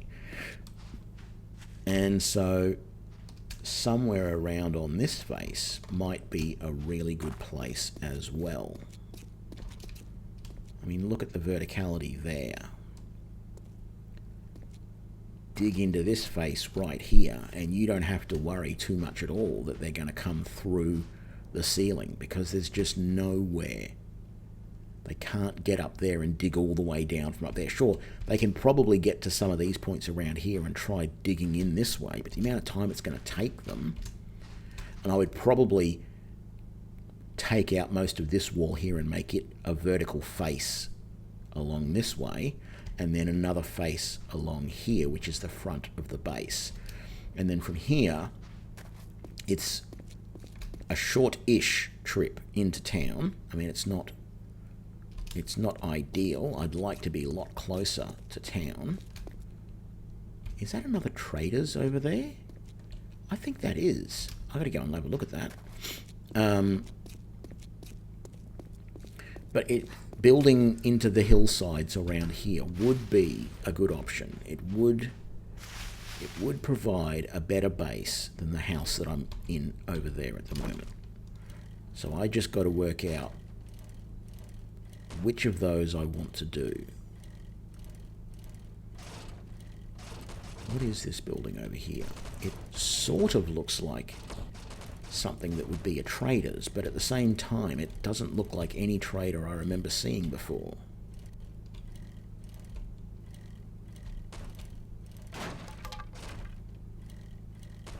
Because I don't remember seeing a trader in a big building like that. Oh no, that's right, that's that Bear's Den thing. Right, okay.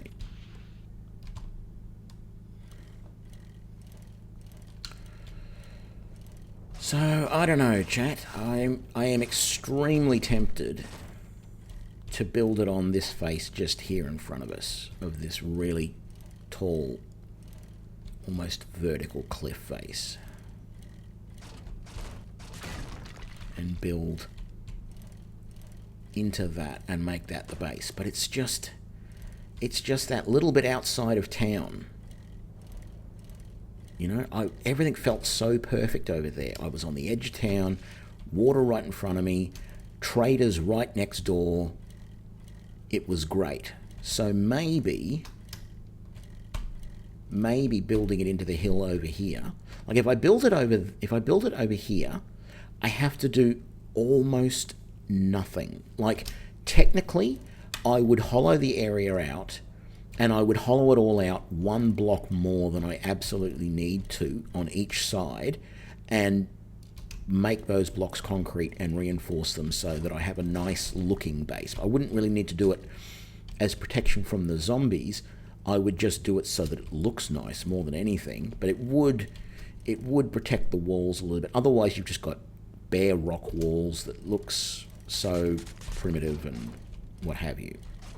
I mean, you'd start with that, but going the full hog is another thing. But if I go and build it right next to the tradie over here, like I thought about doing at the start of this little ramble, then I am definitely going to have to upgrade. Is that... No, that's lead. I thought that was coal. Or is it? No, it's lead. I need to find coal, though. Oh, hello.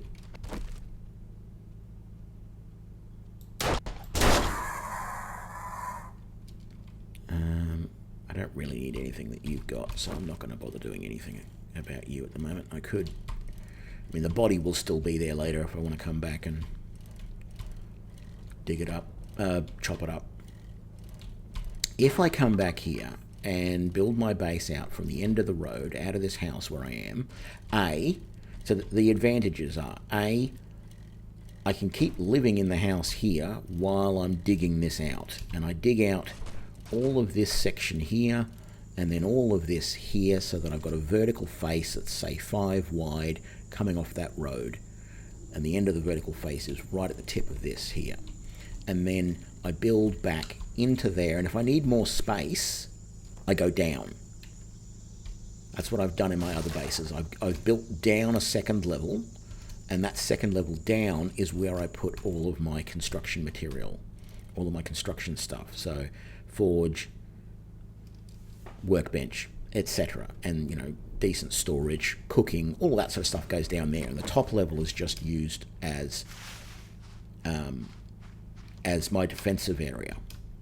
So it'll be a very small base, but I've got the advantage that I can still keep everything over here while I'm working on that. This is a semi-decent place that I can come into.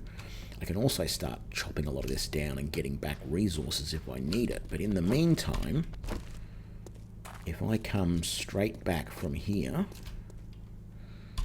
what I might just do is a little bit like this, where I just every few blocks put another wood frame down so that I'm 100% aware of where I'm going, and that everything's level.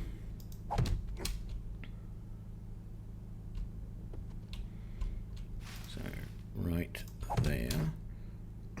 Oops, ouch. So this here,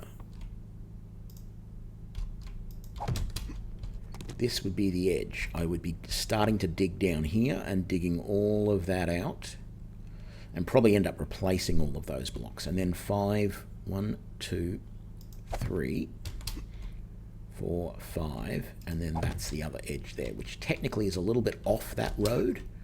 It's a little bit off the edge of that road. If I come down here, down this way, that's the other wall there, because that's 1, 2, 3, 4, 5, yeah.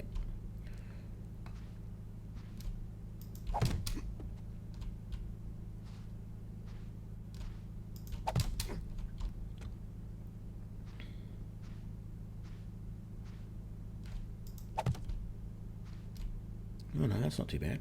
1, 2, 3, 4, 5. Yeah, cool.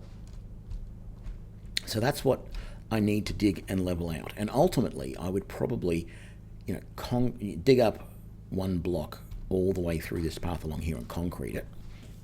And in the past, I have then done things like put mines down in this area so that any zombies running down the road here will run over the mines. But ultimately, what I need to do is just work my way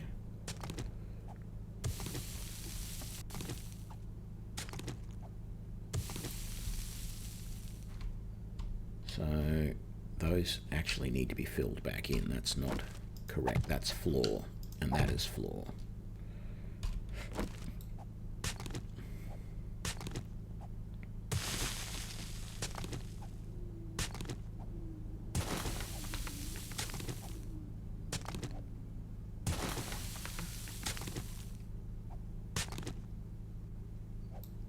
Biggest problem is going to be digging all of this out in the heat.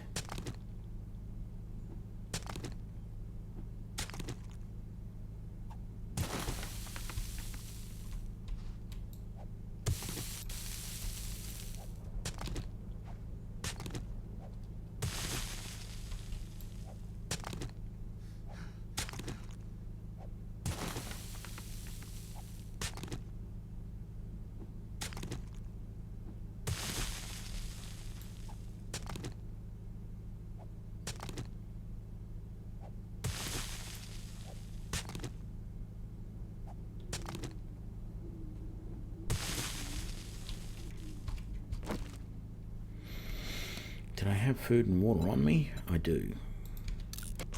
The next problem is that I don't have a lot of it, so I need to go and get some more. And whether that's going to involve raiding or buying it at the traders, I don't know.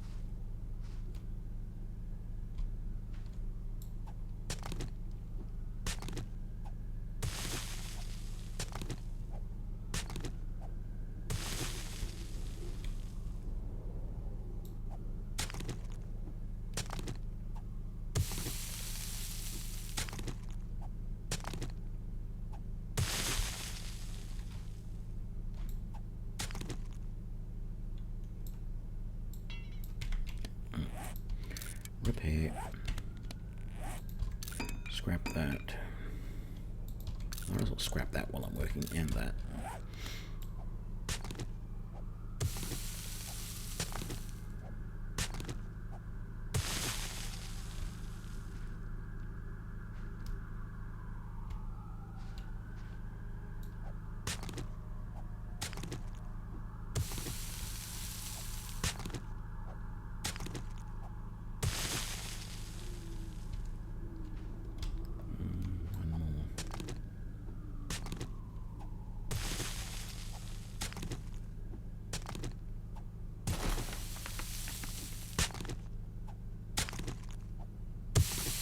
Okay, so that's not even actually the dimensions of, that's not even how deep my base is. That's actually the front wall. I will then have like a 2 or 3 deep gap, and then another 2. So let's mark this out. If I go 3 deep and then 2 rows of that, and then 1, 2, how many blocks can I go before I can't place them anymore? There. So this would have to be my back wall.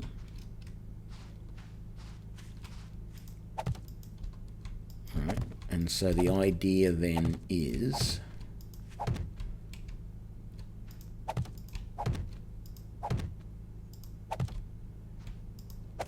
this is all below ground, remember? None of this is up here. This is just the planning stage. Actually, you know what? There's so much space back here that I don't really need. 1, 2, 3, 4. If I went 5 and put those there, right? Because what I want to be able to do on one of the sides, and actually I think at this point it would probably be this side. Say about here, what I want to then do is have a little tunnel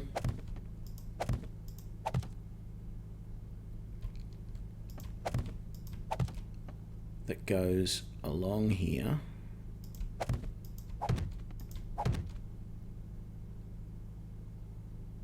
I run out of wood. Let me make some more.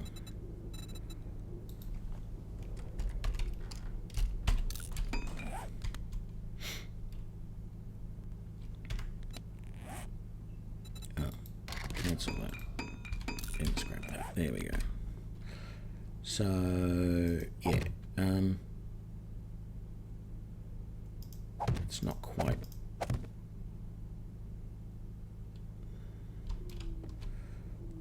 what I wanted, but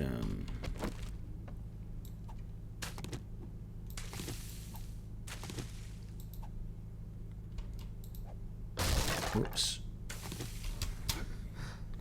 what a waste. In fact, I think I need to move this a touch, because what I really want, I don't suppose it matters, but I feel better, whoops,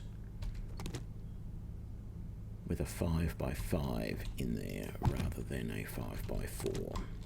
That puts that door in the middle of that wall, and I like to have a 1 gap there, so that means the tunnel goes something like this.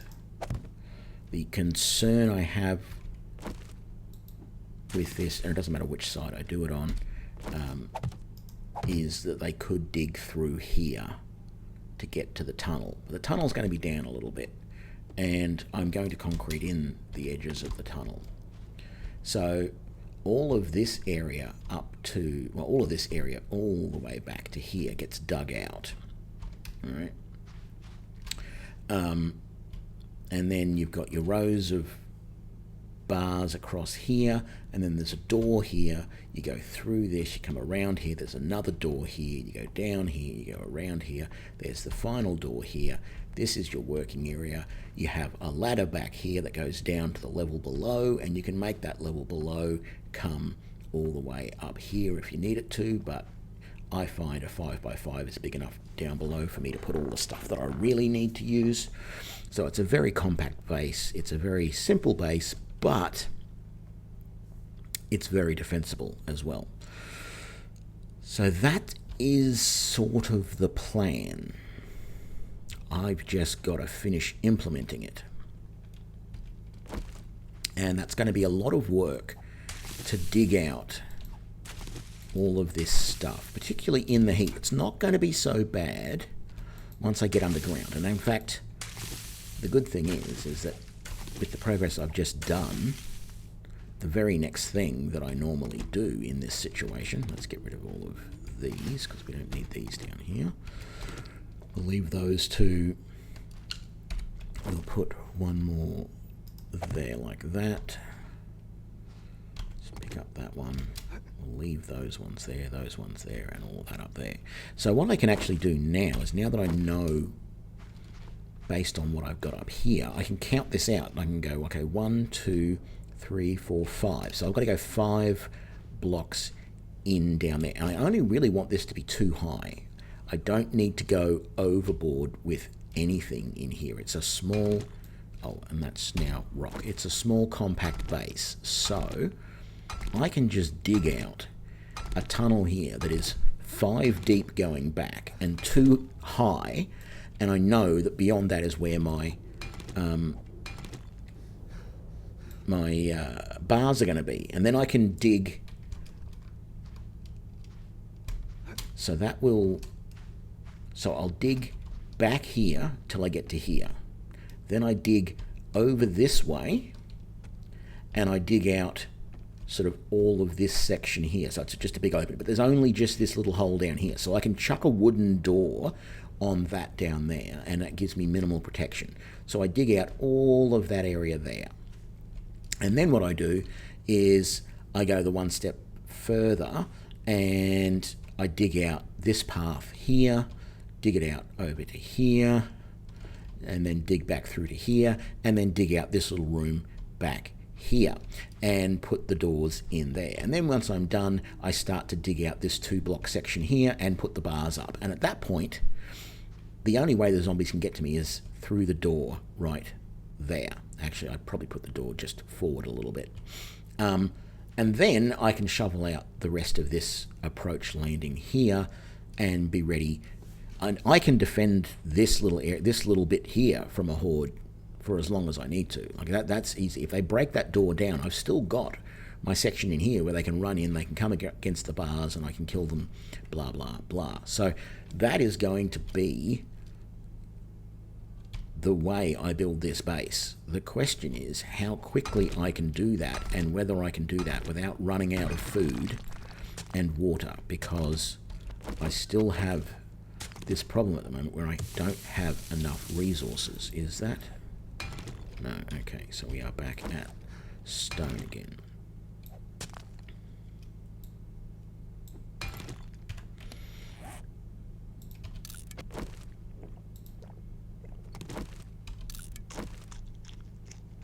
I really should go and drop all this stuff off back in the base. The other base, that is.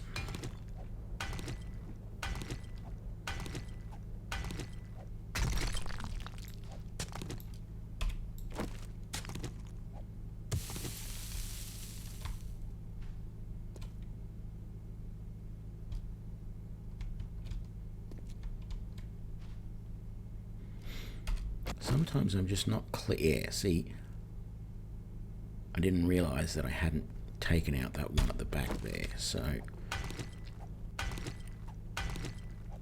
once I take that out, we're too deep. That's too deep, not deeper than I want. Okay, so that's 2. Still got dirt here. See, that's the problem. There's a lot of dirt still here. So I'm probably going to have to eventually remove all of those layers of dirt there over the entire top section of this base.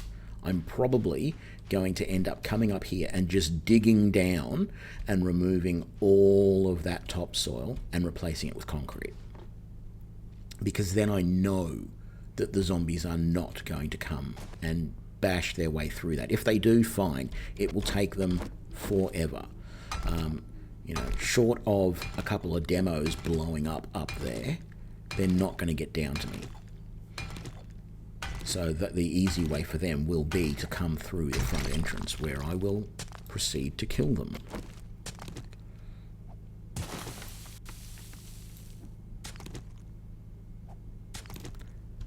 How many blocks have I come? Let's have a quick... So, hang on. So that one there's number 1, 2, 3, 4, and that's 5. So that one there is 4. Let's dig out the one beyond it.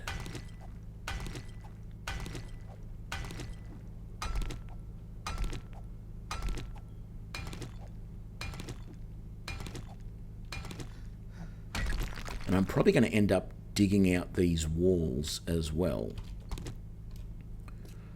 Did I go too far there?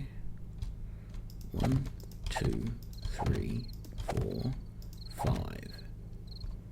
I did. I went one too far. Not that it's a problem, because I need to dig that out eventually anyway, but what I might do is make a single centered wooden bar and put that in place right there, so that I remember that that is where the bars start. So then now,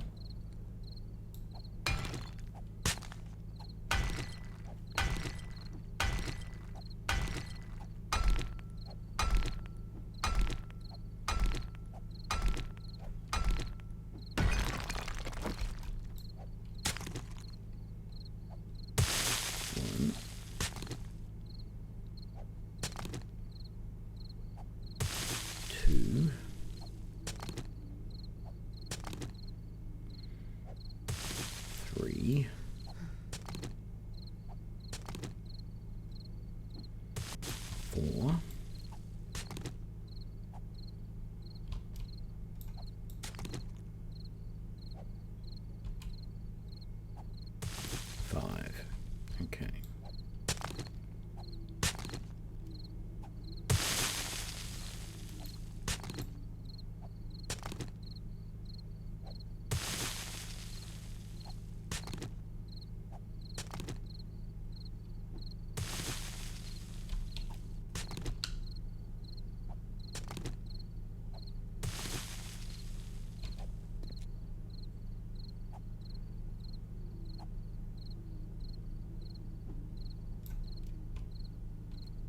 Just can't get to that last block there.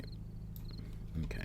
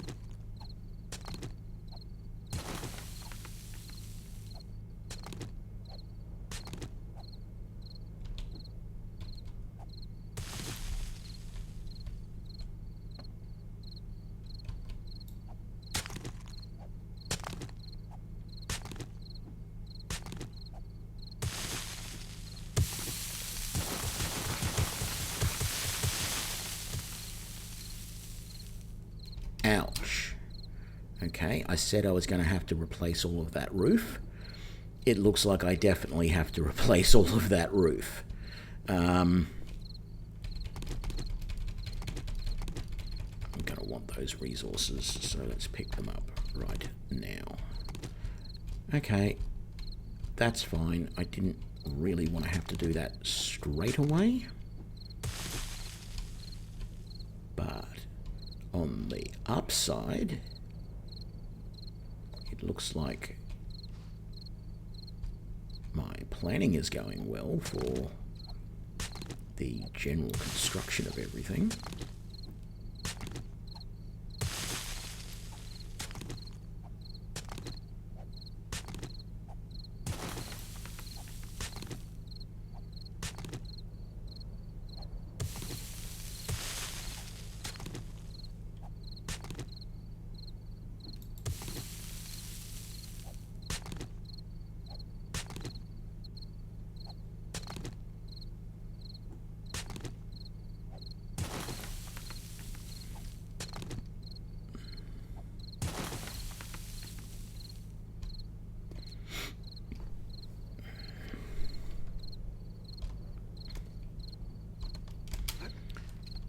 What I'm going to do,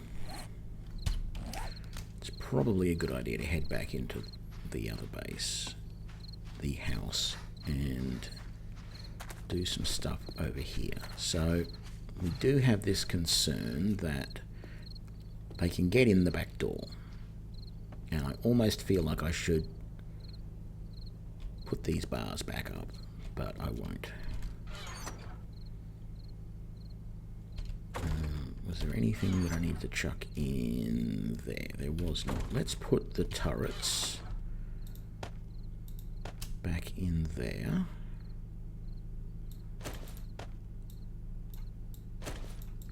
Like that. Scrap that. We're getting all the clay that we need, so that's really good.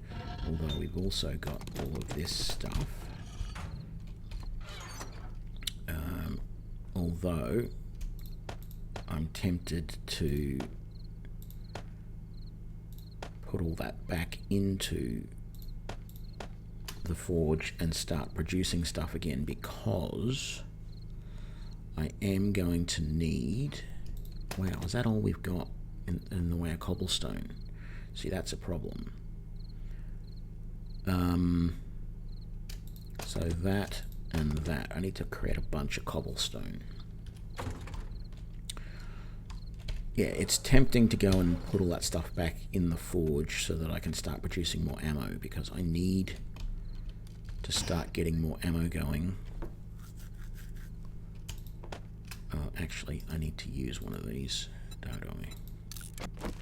To try and get my health back a little bit. You can go in there. Let's grab all of that water. We were producing water up in here, weren't we? We were, and I let that fire burn out. Damn it. And I really don't have any food left in there. We are out of food, except for anything that we can make here, and all we can make here is some pathetic meat stuff. Let's... Oops, hang on. Let's grab that. And let's make more yucca juice.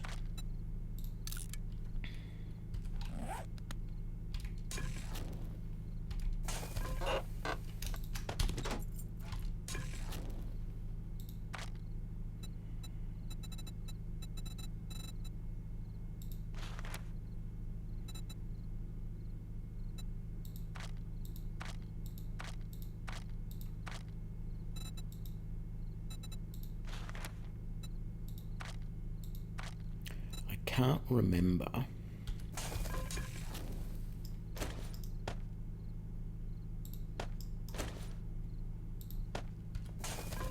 what the difference between the boiled meat and the grilled meat is. So I'm making one of each, but I hate using them because there is still a chance you can get sick from them.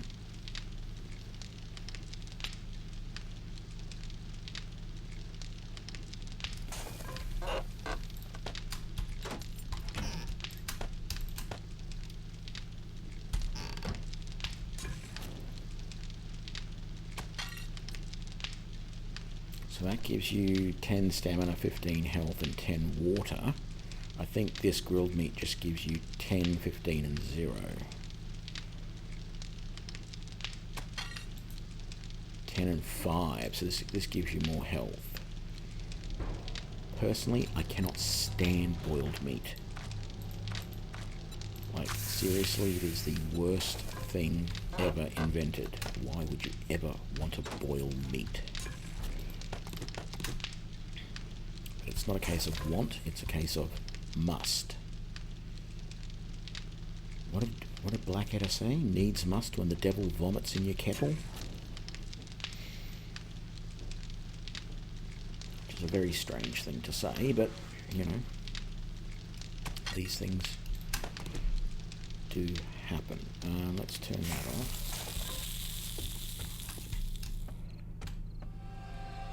So, how many... actually, what a...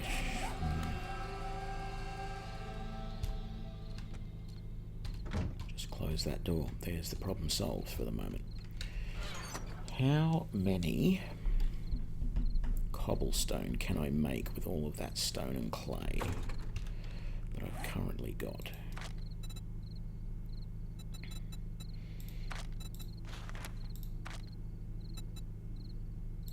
Let's just make 600 for the moment.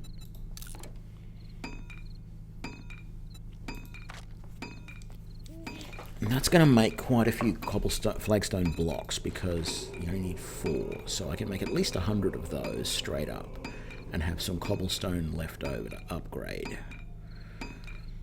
So that'll be good. So that's just going to take forever to produce. Do we have the resources to be producing more? We don't. Okay, so the things that I'd like to be doing right now. Let's put the forge on. And let's start producing more of pretty much everything, I think. Actually, before I do anything else, let's make some more storage boxes. How many can we make? 3. That sounds good. I'm getting very low on wood, but that's alright. I don't need that many springs, and I don't really think I need many pipes at the moment. I can get more later. So let's just leave a minimum of those. We do have some rebar frames still that we haven't used yet, which I could scrap for iron, but I don't think that's the best use. If I get some clay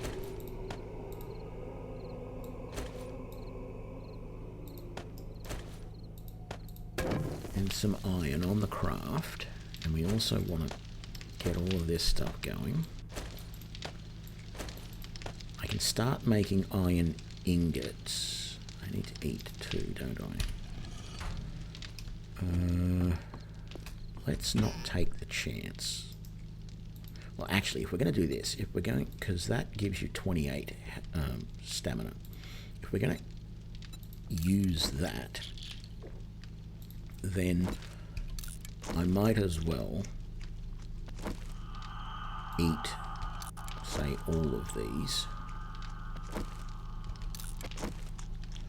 and then just drink some straight water, which isn't as good as this stuff, but I'm not going to get dysentery from it because I've taken the vitamins. So let's get everything back to 100%. Let's use another painkiller, and let's just spam all this stuff until we're good again.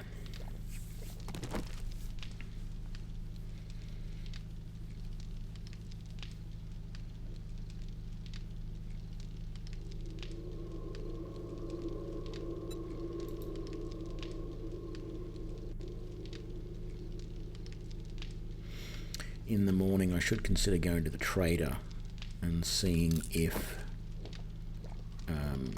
I can sell some stuff and get some more supplies, maybe some food. I do need to make more ammunition, but at this point in time, Some tins of food really would go down well.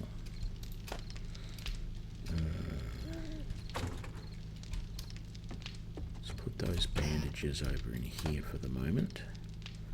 Let's put those in there. Let's put those in there.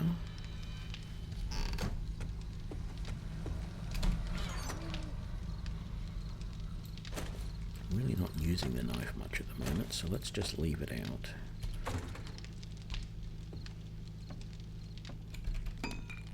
And drink some more water.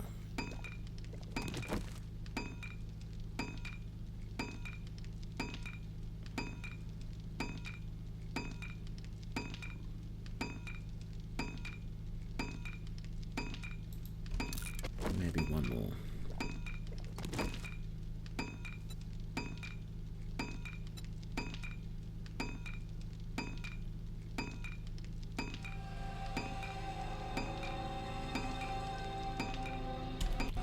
Hopefully we should see our health starting to come back a little bit. Can I use another one of these yet?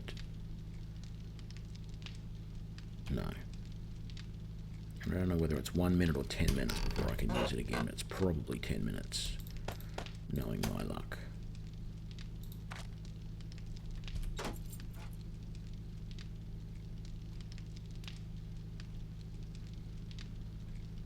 Actually, I can see this up here. Oh no, it's painkillers, 55 seconds, good. Let's just wait here for that, and then we'll take another painkiller, and that should get us close to... How much do they recover? 40, yeah, we should be back to normal.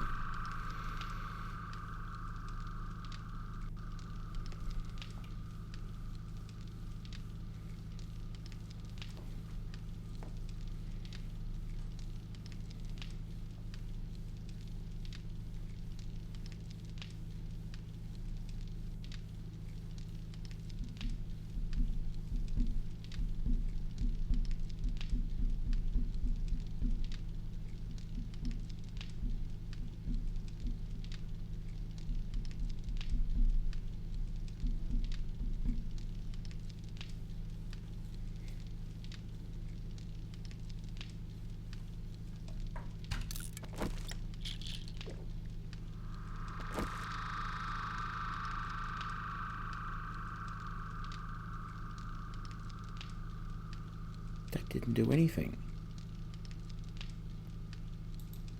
Why has my health not gone up?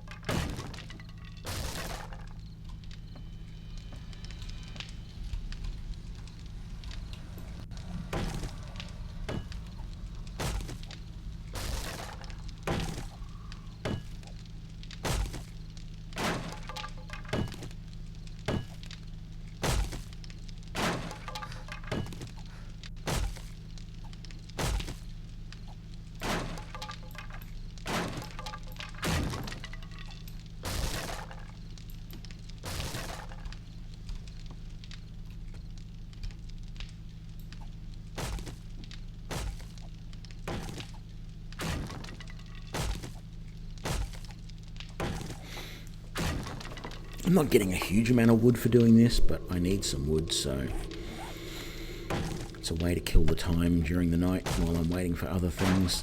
How is this stuff going? I need to make sure that that is continuing to be stocked. Let's get all the bullet tips we can out of that.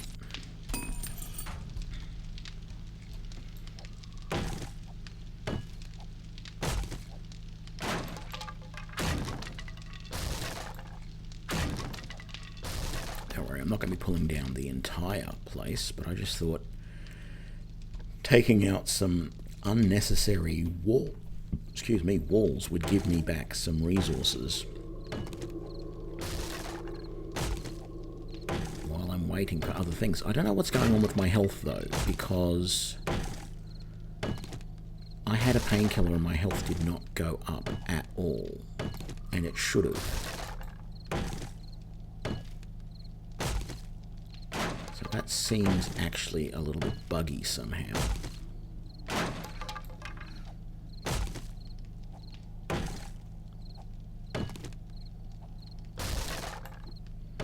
And the fact that my food and water is at full should mean that I should be gaining back health while that is happening. And in fact, I have points to put into things and I keep forgetting about them. Because that's what healing factor does. Healing factor basically gains 1 hit point every 60 seconds with natural healing. Self-healing will not work when you're out of food or water. Well, I've got food or water at full at the moment, and it's not doing anything.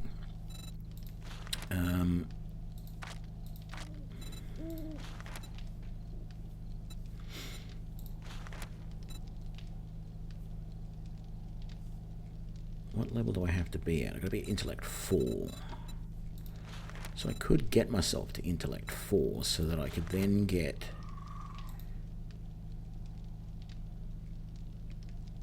I've already got... All I want is cement mixer out of that. So I think I'll do that. Let's get this up to 4. My next points can go into advanced engineering, science, and I think mini bike master. And I want to make the mini bike at some point. Because that's going to be easier to get around on than the bike. That's all doing well. We got those bullet tips. Right. Let's put those away. Let's put those away. I've made up all of the cobblestone rocks, so that means I can make up a bunch of flagstone now. Let's just do 100 flagstone. There we go.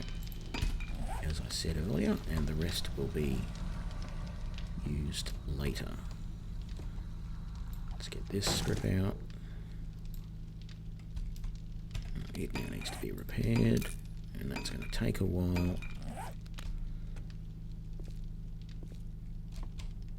I haven't boarded this hole up yet, so let me just do that really briefly.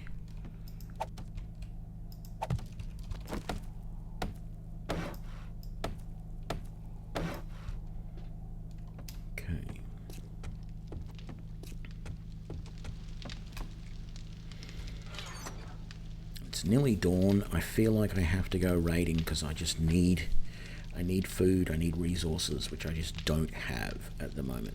But what I want to do first, I think, so dawn's nearly here. If I grab all of this stuff that I'm going to sell,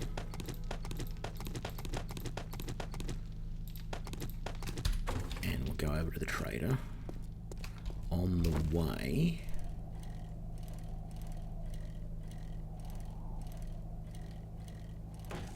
oops,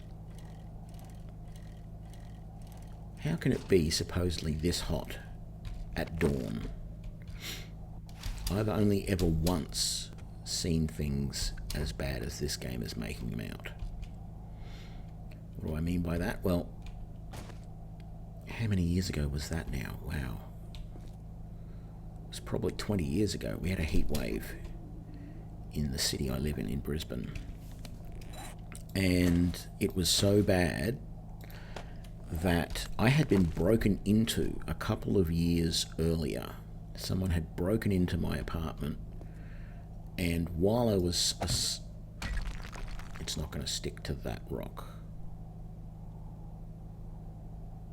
You're kidding me.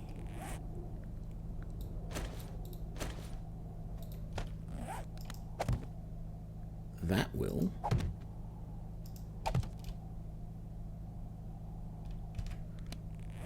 So is that going to stick to that rock? Yes. Okay. No.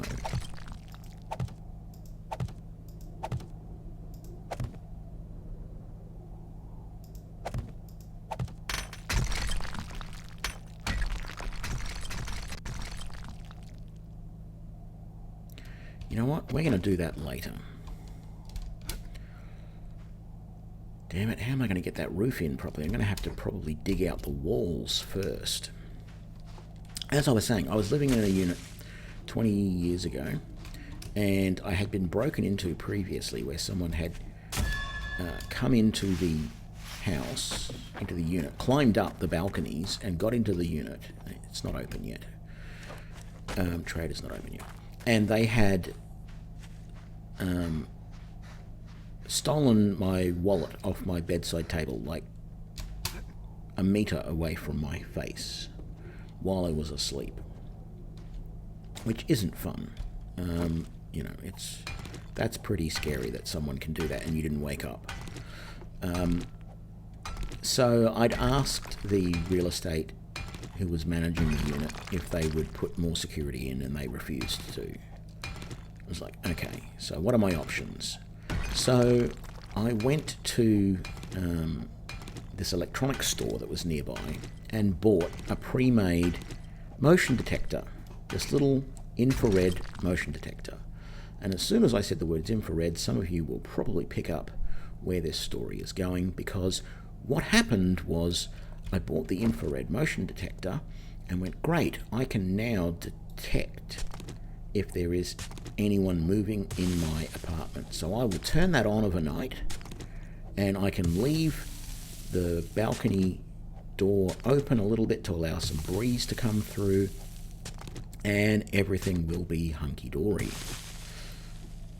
The ambient air temperature, the air temperature in the room was so high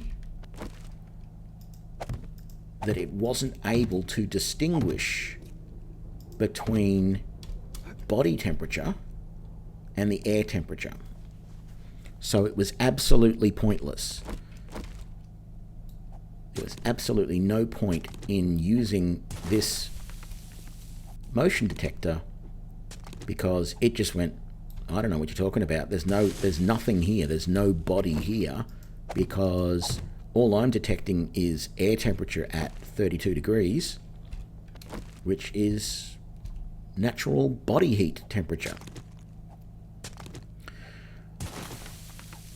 So it was a really quite useless device during that heat wave. So when I said before, I wonder how it could be 30 degrees at 4 in the morning, this was like 10 o'clock at night, and the temperature during this heat wave was still way too hot.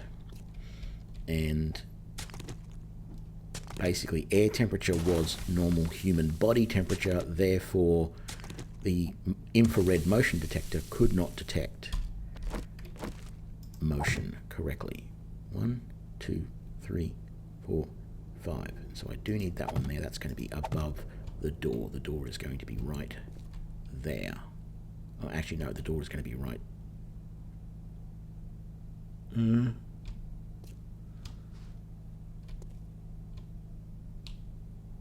the door is going to be right there. Why did I put the door right next to the vase like that? I don't think I actually meant to. I think I meant to have the door there. I certainly hope this is more structurally sound than what it was a minute ago. Trader Joel's is now open. It's about time, Joel.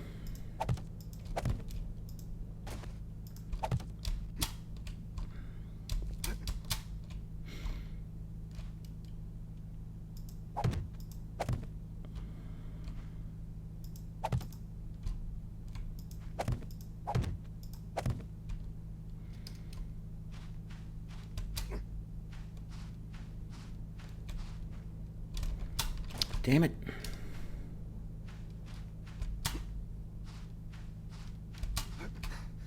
There we go.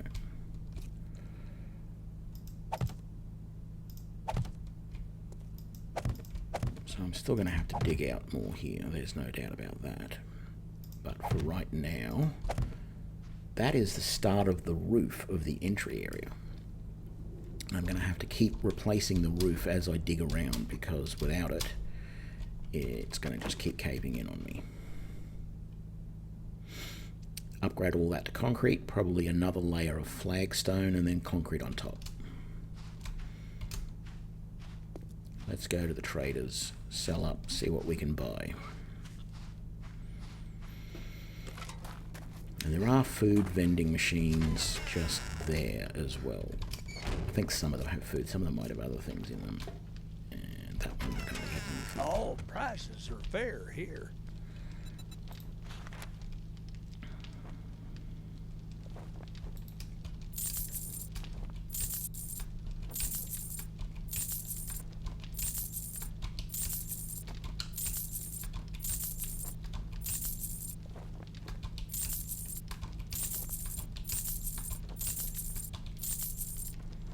$1,700.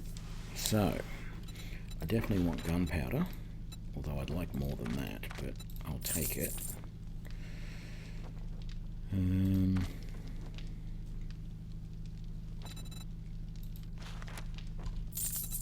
miso's not worth it, but the salmon is to buy. Concrete mix. Can I afford all of that? No, I cannot. I can probably afford all of that, though.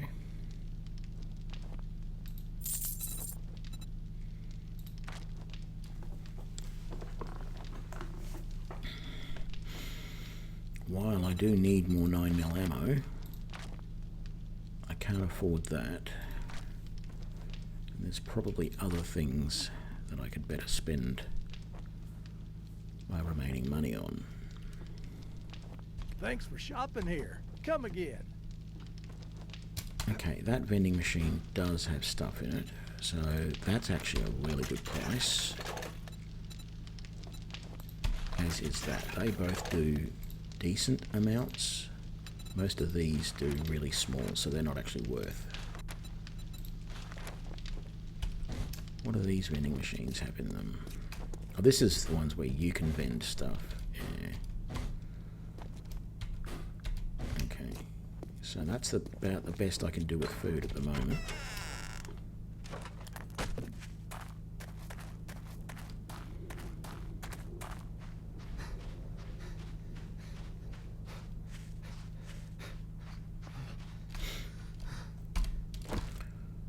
So,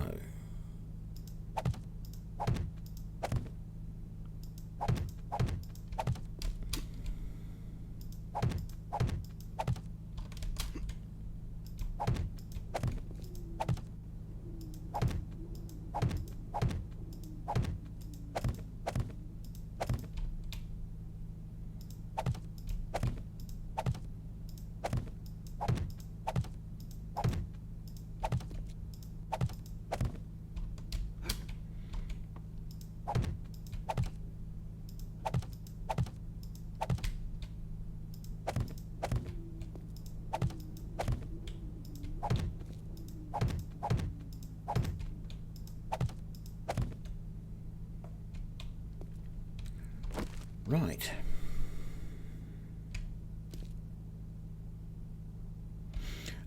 No, I've got it wrong. I think I've got those. Well, let's have a look. Let's dig straight down here and see if I put the bars in the wrong spot.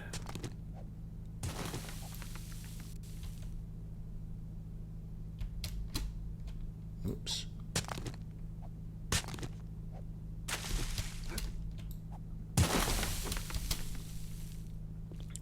I think I might have. Yes, I did.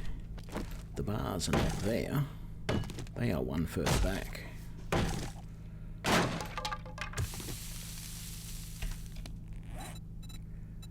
Wooden bars centered, craft. That means I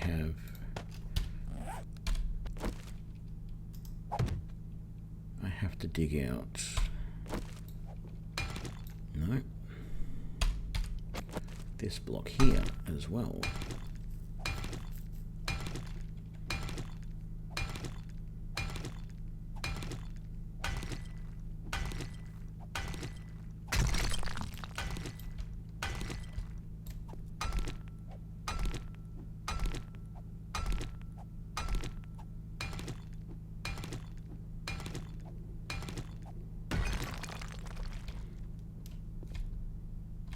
Let's get another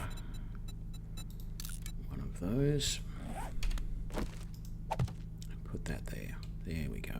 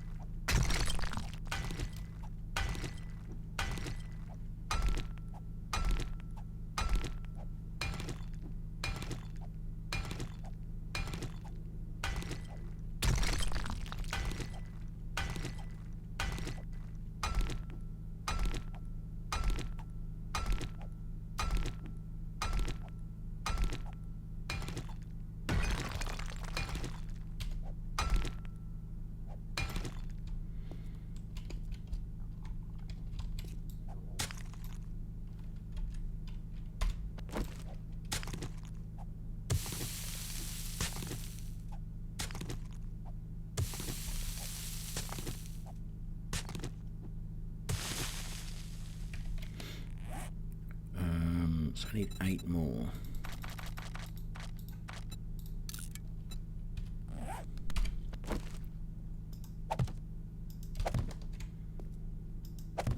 Oops. Damn it.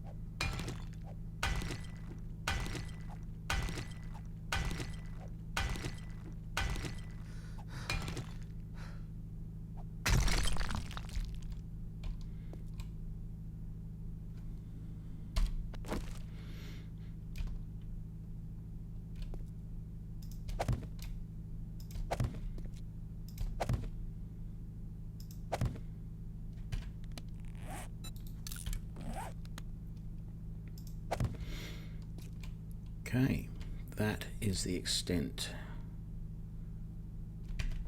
of that. What I might just do now is make sure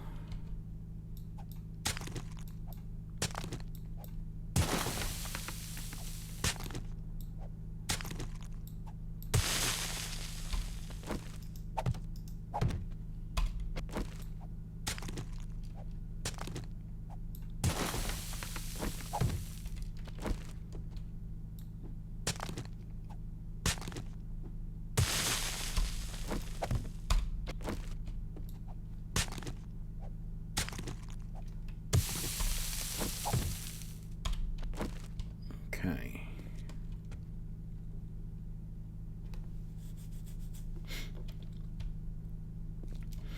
And that's the doorway just there, so that's good.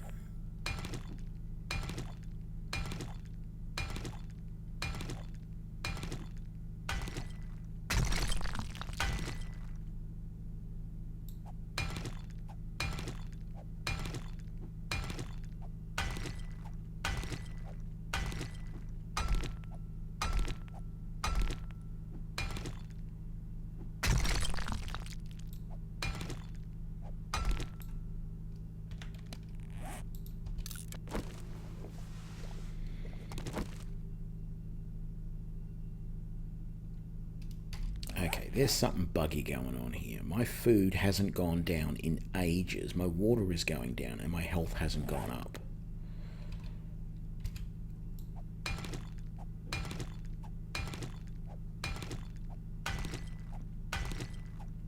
That's not right.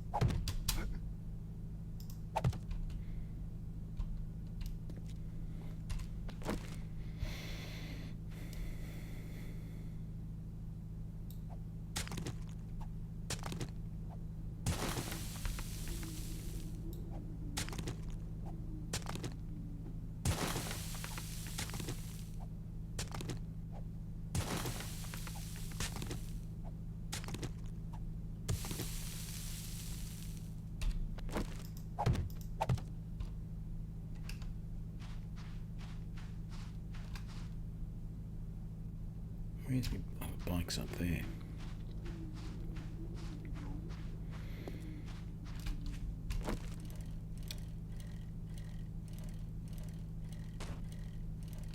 I think what I'm going to do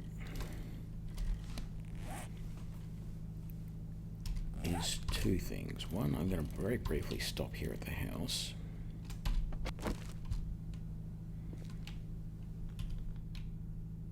Exit. And then unfortunately, for everybody watching, I'm going to very briefly quit the game, which means we're going to go to a black screen. And then I'm going to restart the game.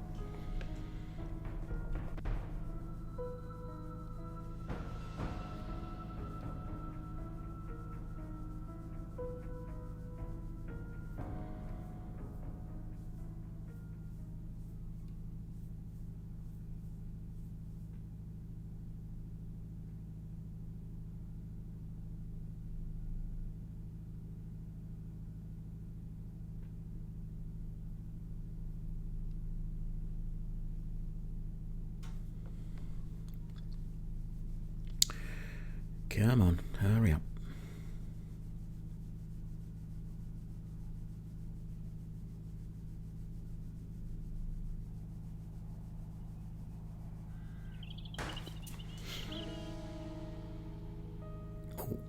Well, I just saw my health drop a little bit, which is not exactly great, but does technically mean that maybe now the health is doing something properly.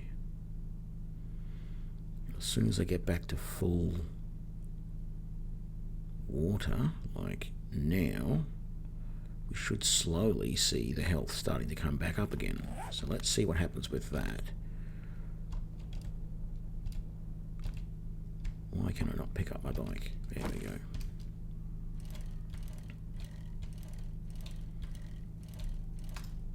Oh, and I just lost the damn... I forgot to mark the location of the drop on my map. Damn it.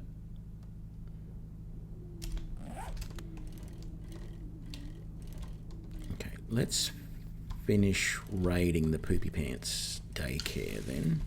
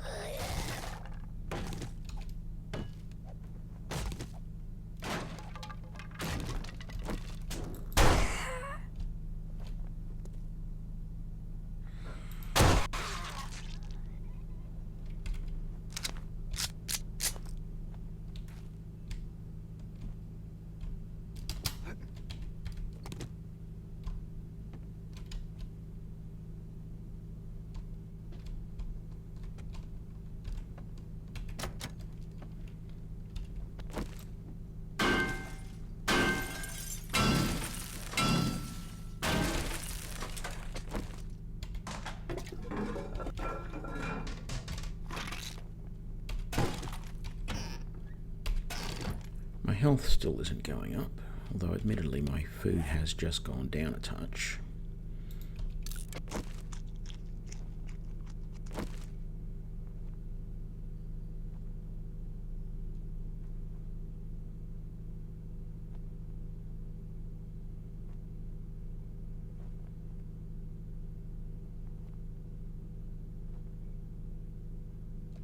Why is my health not going up? It says health recovery here.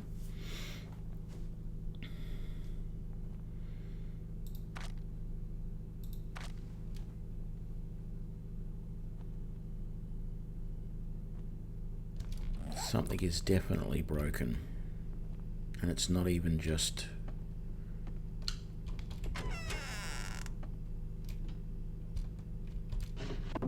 this playthrough, because I've restarted the game. So there is something really screwed up.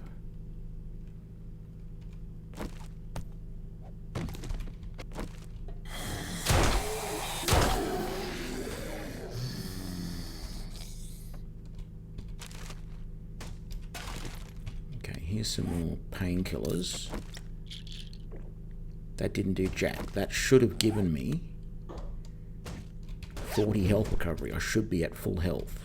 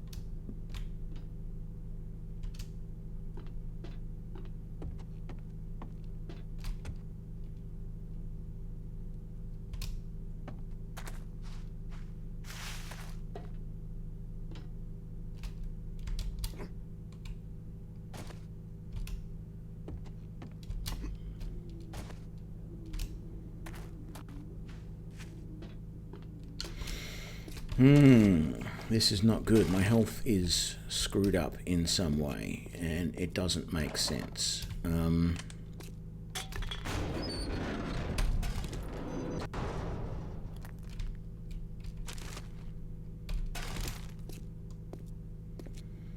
At the moment, the only thing I can think of to do to try and potentially get my health back to normal, and this is pretty extreme, is to actually die.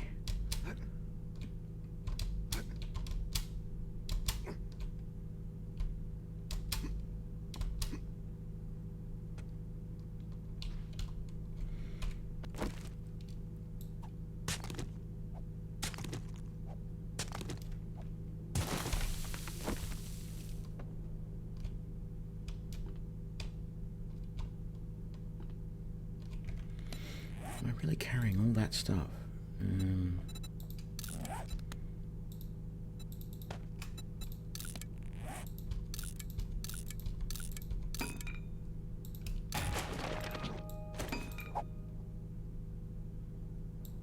I don't want that paper.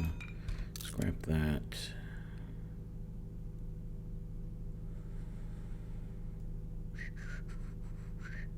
Scrap that.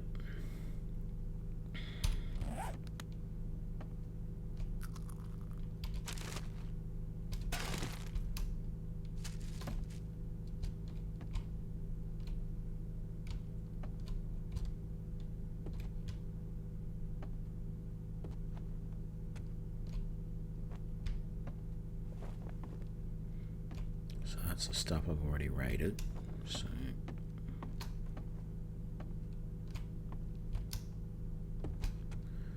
and I checked that room already as well.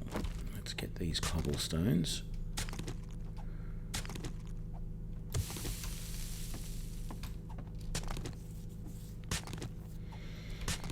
And then I can mark this as raided, but I have this problem now. What am I going to do about my health? Because I am not gaining or not recovering health like I should.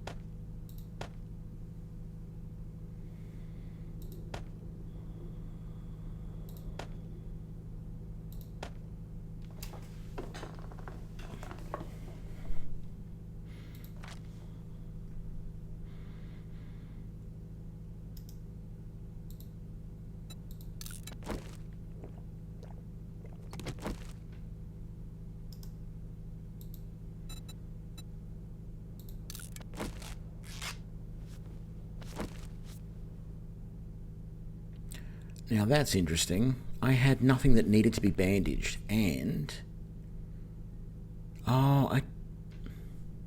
stupid me.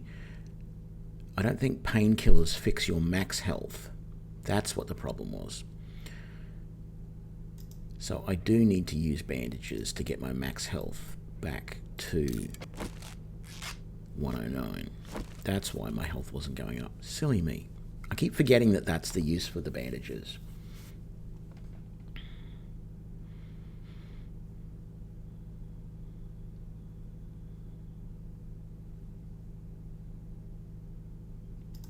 And then one more. Okay.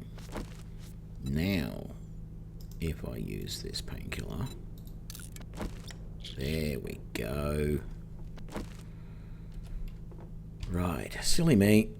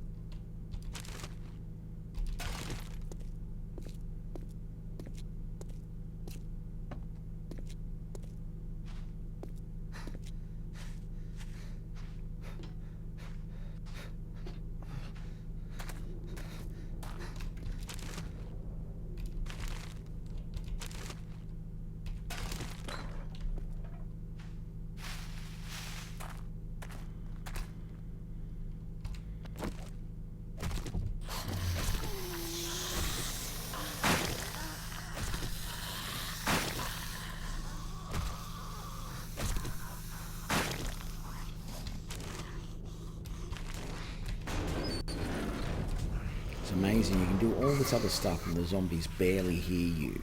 You squish a dead body in a bag with an axe, and they can hear you from half the world away. Scrap that. Let's scrap that as well. Oh, all right.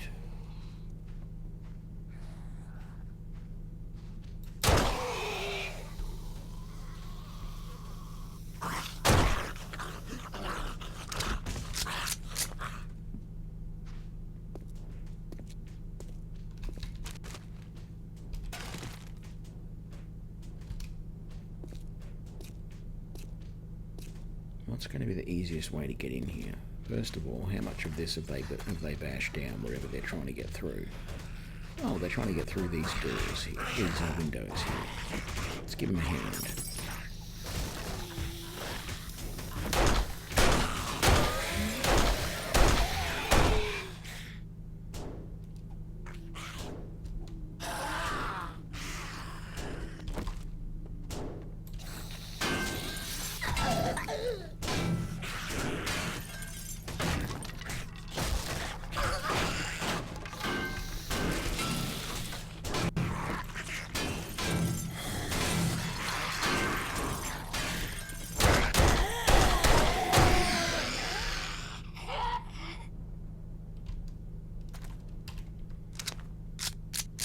Oh, that worked well.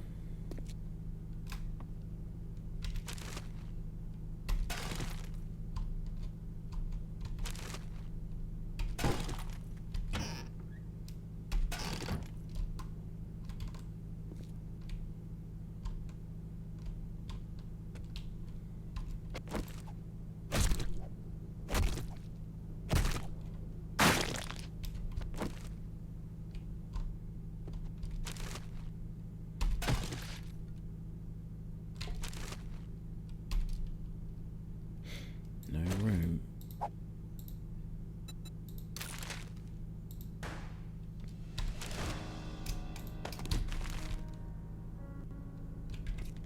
Is there anything else I need to scrap? I need to drink some more water, so let's do that.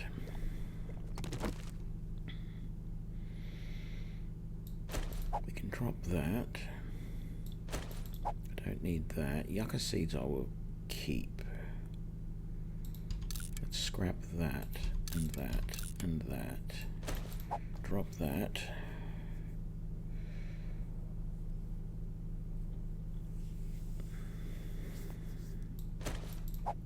Drop that.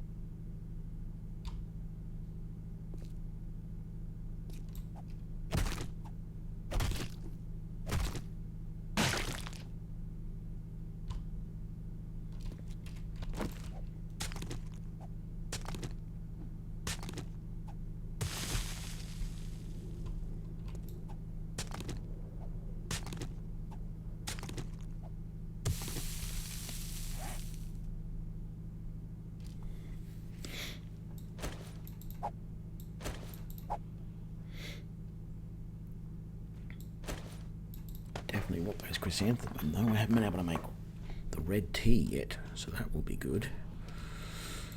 Let's eat that for now.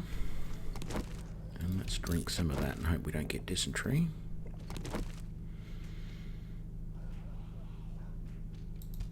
Scrap that.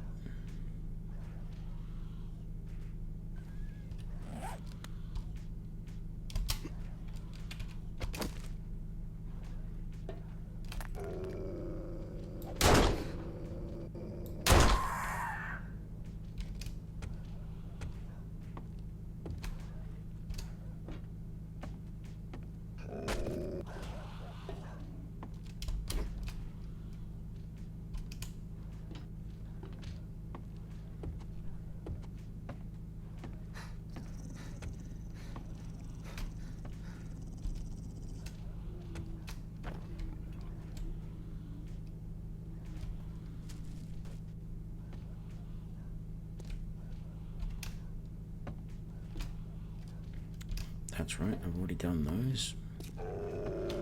Is this stone? Yes, it is. Okay.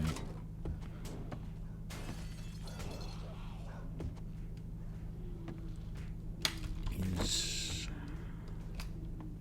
No, not broken apart over there at all.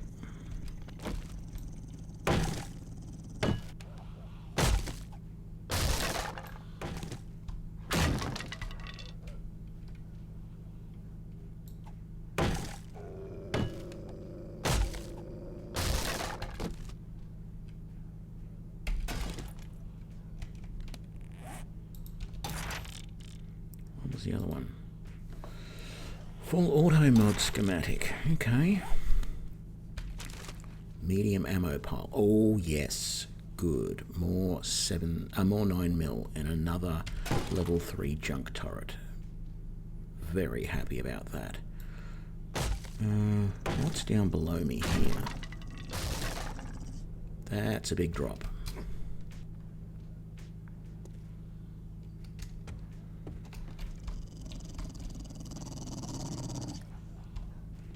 I hear a doggy somewhere.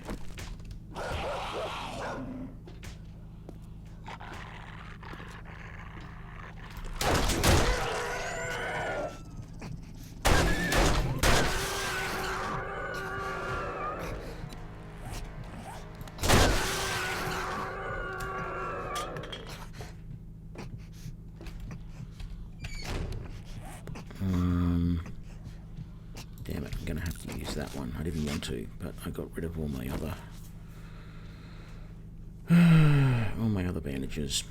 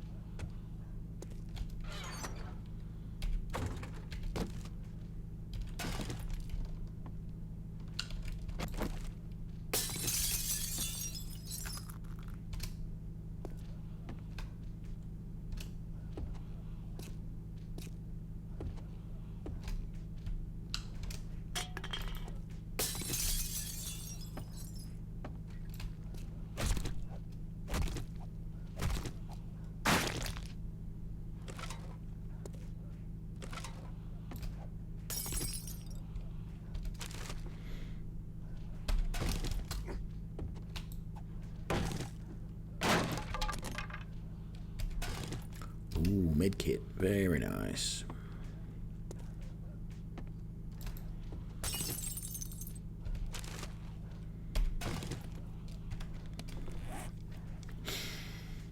Gonna sell that mod. No stamina while sneaking or sprinting.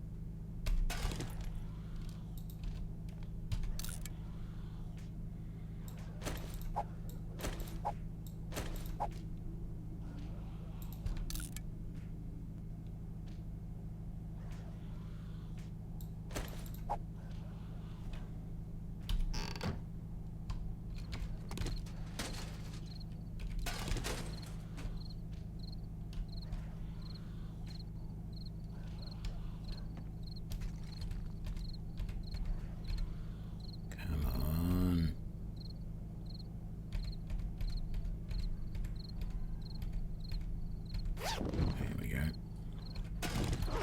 Yay, we got that bandage back.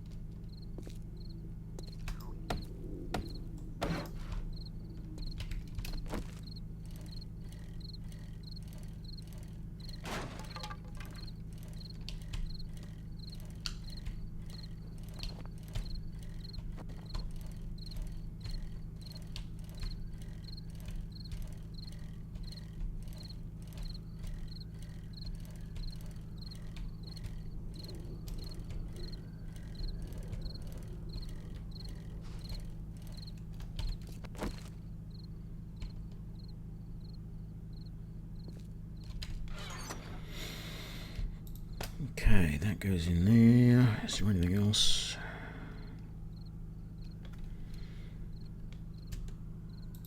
Might put that in there. I don't really need it at the moment. Another turret. Some more shotgun ammo.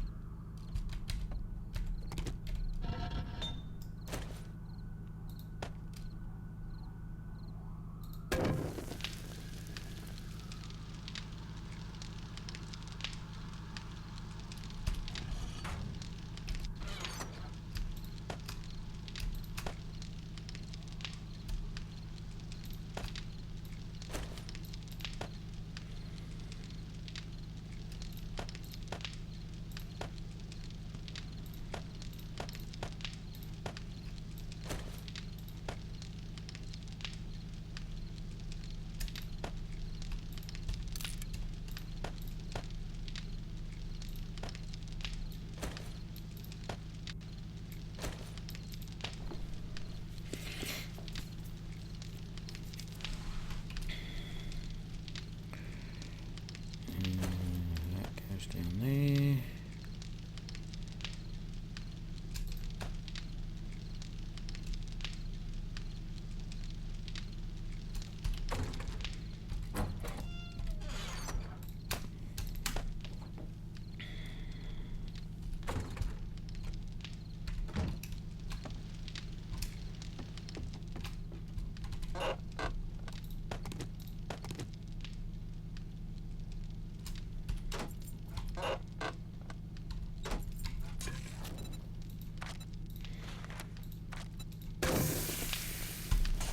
Good, we finally got something decent to drink apart from yucca juice.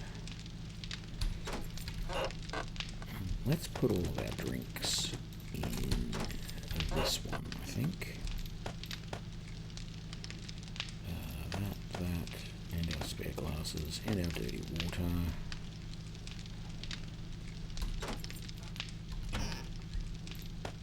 Seeds are over there. Chuck that in there. Grab those because we're still needing them. I keep forgetting.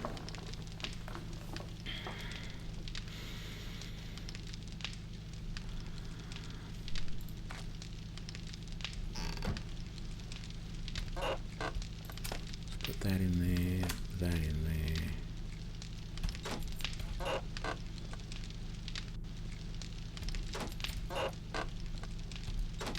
I might put the yucca over in there because that's only used for drinks.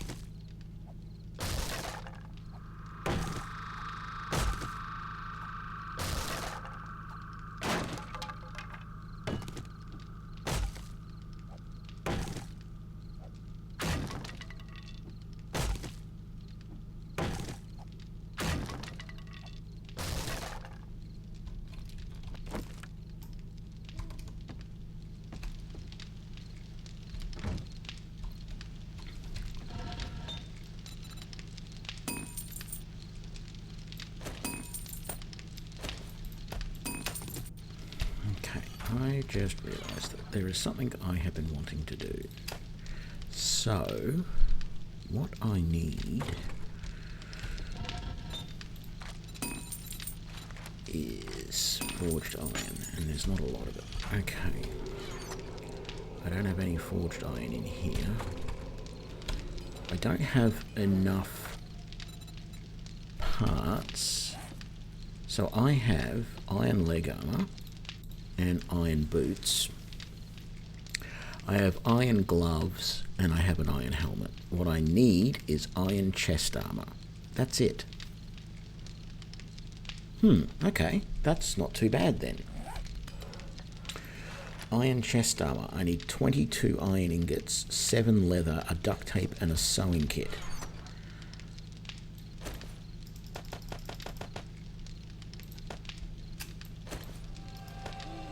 One sewing kit, 1 duct tape. So we're not going to have 18 there. Was it 22? 22. So I need 4 more on the craft. There we go. And you can go up in there.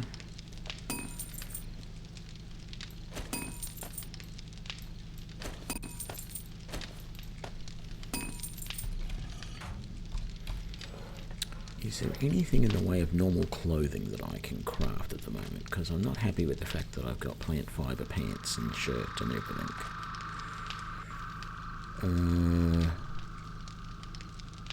No. No, I can't. I need to find them. Okay. Because I still have a plant fibre shirt. I suppose that's it, really. It's not too bad. Let's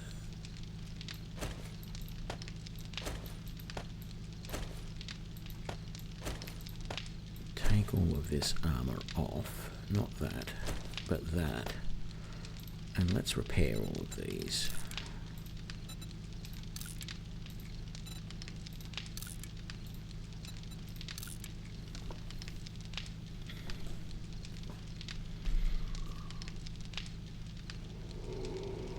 Good. So all I have to do now is get my chest armor made, and I will have a full suit of iron armor. I will be Ned Kelly.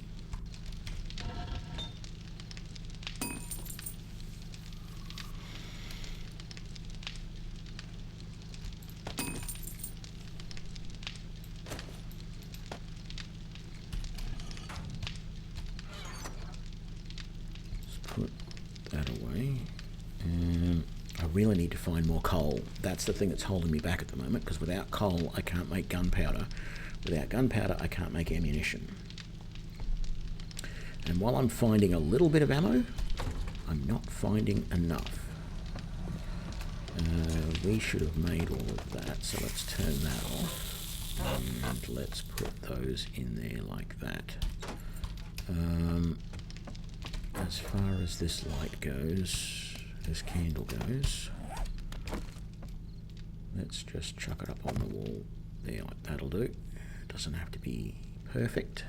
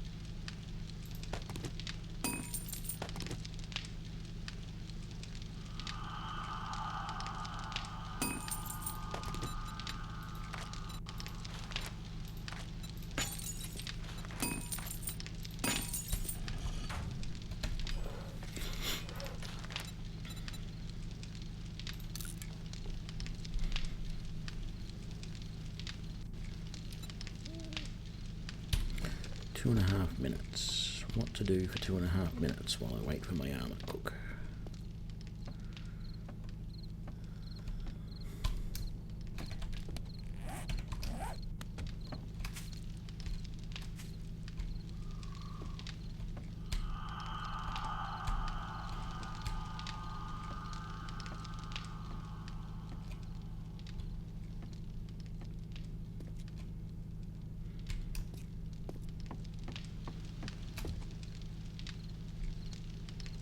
Actually, I'm going to keep streaming probably for several more hours, but I think I'm going to take a little bit of break. So I'm going to turn the screen off, I'm going to turn my mic off, go get a drink and a bite while this is just sitting here doing nothing, and I'll be back in a couple of minutes.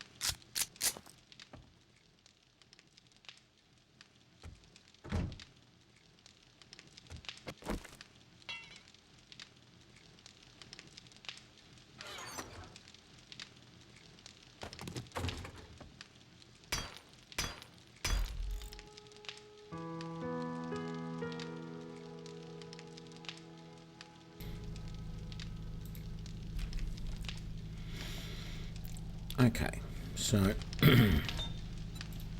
are we doing here? Let's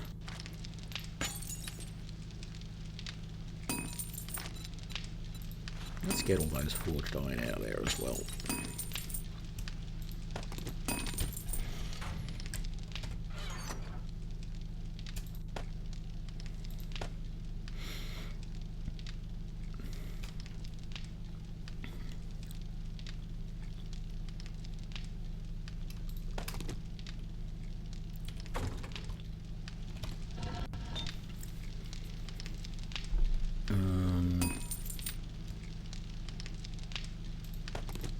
Yeah, we'll wait for that to finish. It won't take long. I just want to turn that off because it's just wasting wood.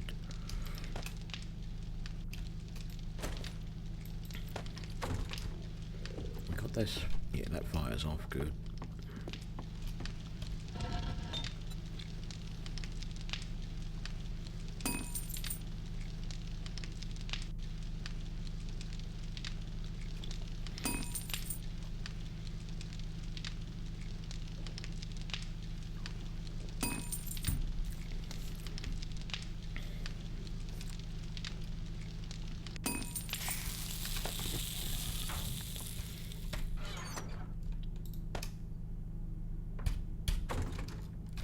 Okay, let's go back to our new base.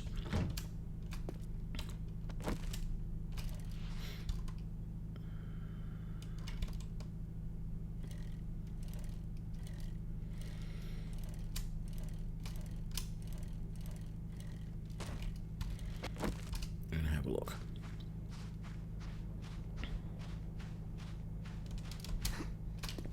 So we've got this area up here mostly built. Well, the wall's built up anyway. And then the doorway. It's not really the doorway, that's all going to be opened out eventually. So there's a door going in right there. Actually, I should just make a door, shouldn't I?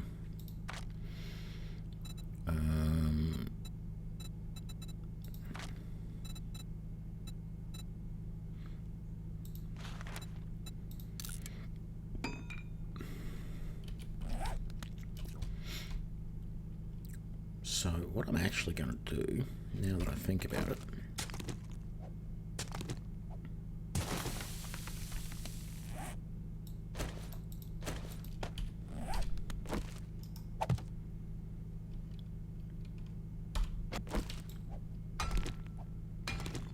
is frame the door with these rebar blocks,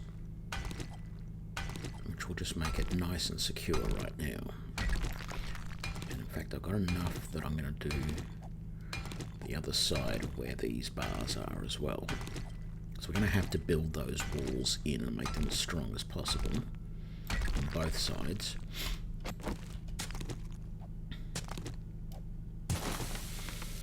So if I go there, there, and there, I can't go there because we haven't taken that block out, but that's where the door goes. I'm pretty sure that's where I was putting it. What I should probably do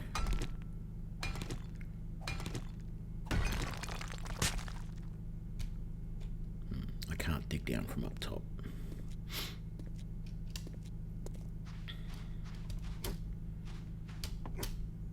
But if I dig down here, so the door is going to be right there in that square. But I want to prove to myself that I've got the right spot down there.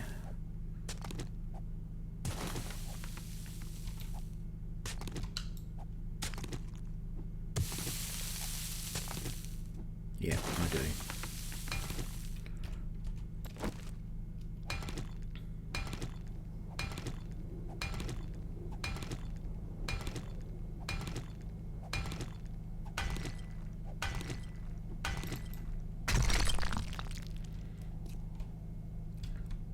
Okay, so that means we've got to dig out. Well, hang on, let's just confirm. No, I've already dug out that spot. So let's just do this one.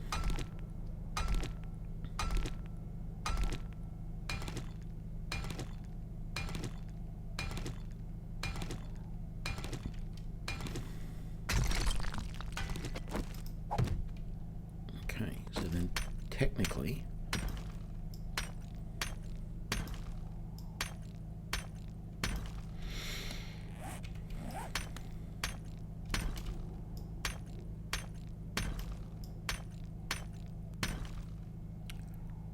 Okay, and then if I swap that door out... That there is where the door is going to go, and it's going to open in like that, and then there's going to be the tunnel through there that comes around to the other side of that. Is that a gap in the wall right there? No, it is not. It's just a funny looking block. But I do need to replace this entire wall down here eventually. So I'm thinking that what I'm going to do for right now is take out that block there and put that in its place and upgrade that, and then take out that block there and do the same.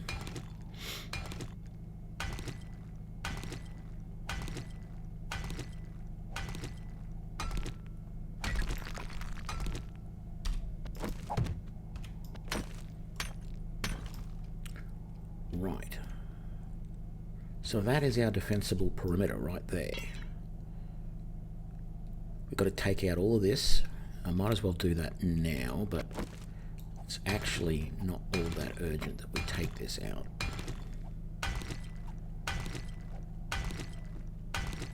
And in fact, for right now, I might just get rid of these couple of blocks just here, so that there's like 2 spaces.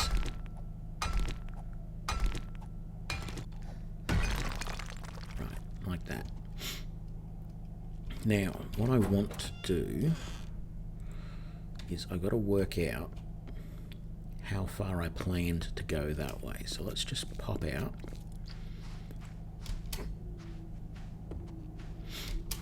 What I might just do is come over here to this spot.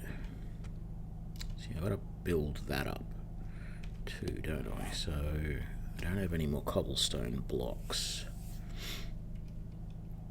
I mean flagstone blocks. So let's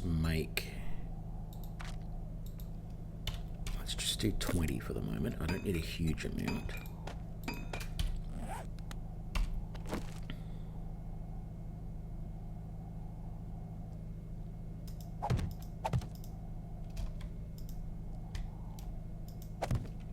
There we go.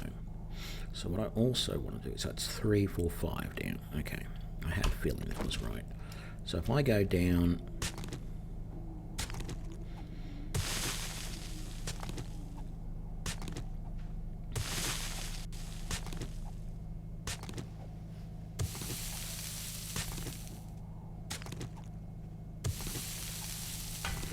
yeah, I thought so. No, that.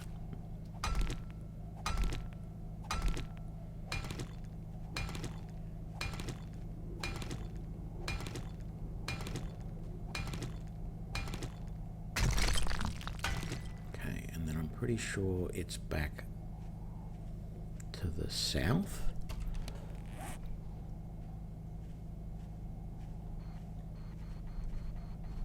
Oh, look, I can see my little map that I've drawn, so it is back to the south. So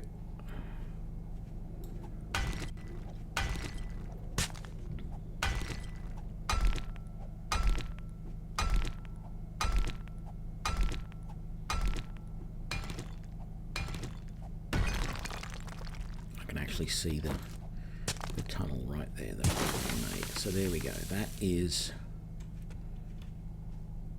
the tunnel going to there, and then we need to go off west. But what I might do is what I did with that one, and I might go to the other corner over there. So I might move over to this corner and drill down the 5 and then work my way back. Dig my way back to that.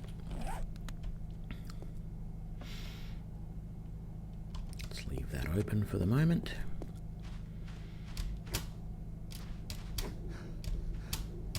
It's a much cooler day out here at the moment. I'm not getting roasted. We need to fill this in, don't we? So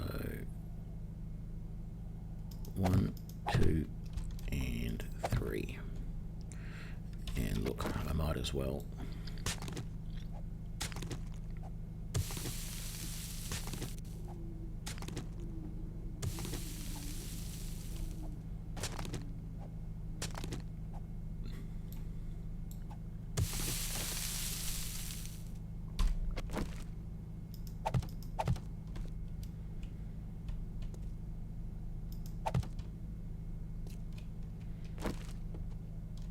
That's the roof all done as well.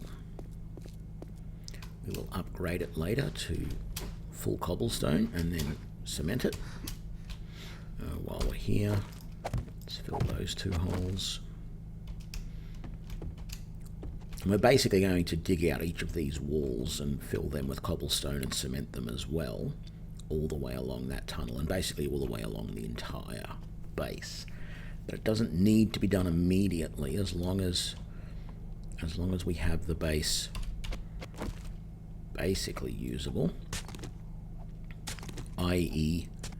that section out there dug out down to depth. The 2 rows of bars put in the middle. Oh man, look at that. Over there, a little wandering horde.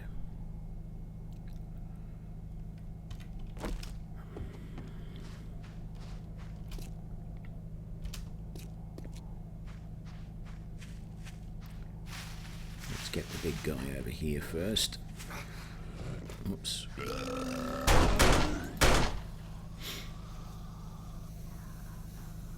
Keeping an eye out on any other ones. Okay. What do we got? Got you. Got you.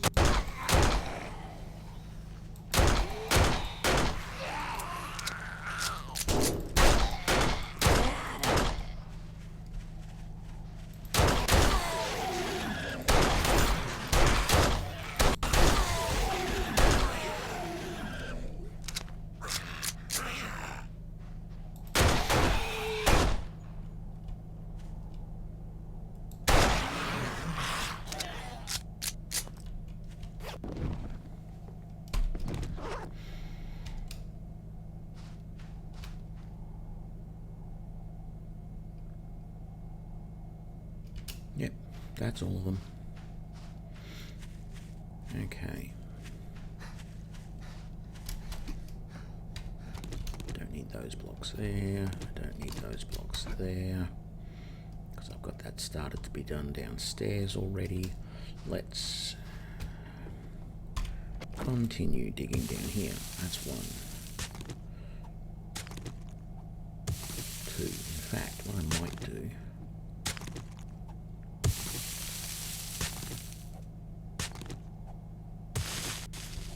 this is all dirt, so it's going to dig fairly quickly for the first 4 layers. So if I go like this and just quickly skim across,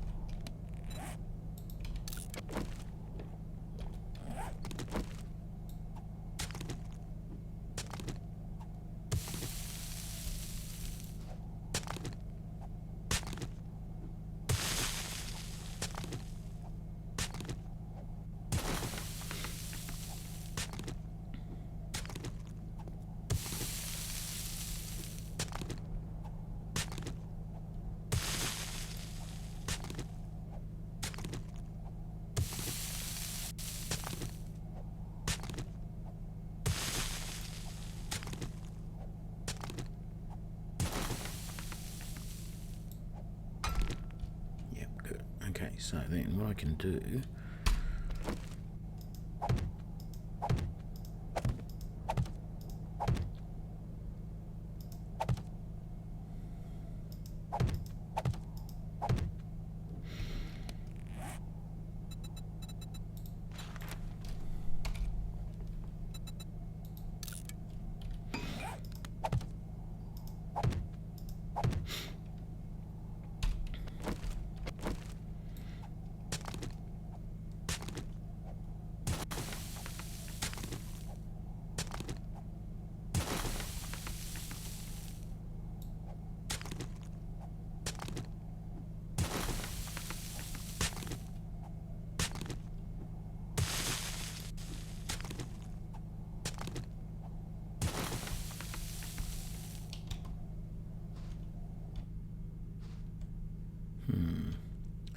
I'm not sure if that's far enough.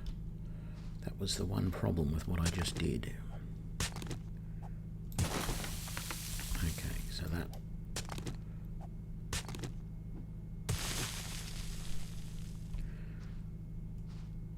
So if I now come down here and chop all this bottom layer out.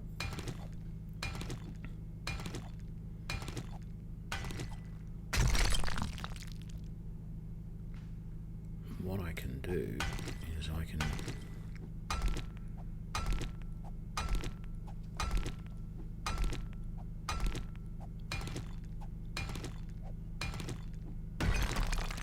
go over to this point and dig back that way to where I am right there. G'day, St. Salvius. How you doing?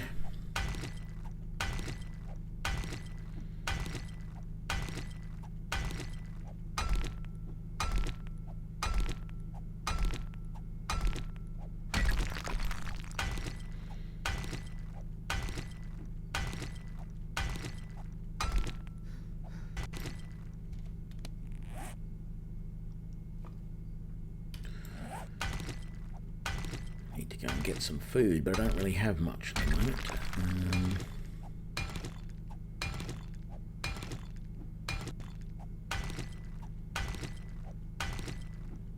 Well, that sounds great. 4 weeks off. That's not a holiday. That's almost, I don't know, a career change.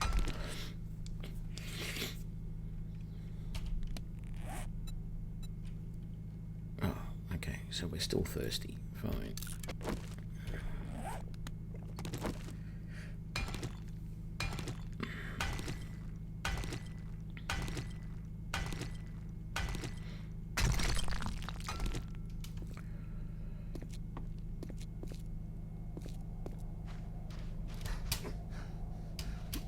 Let's see how we're doing here.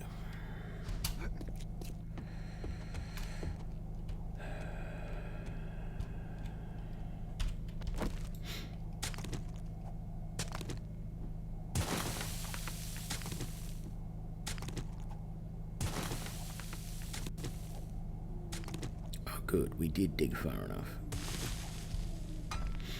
That's good. So, let's come here, which is inside our new area. In fact, let's...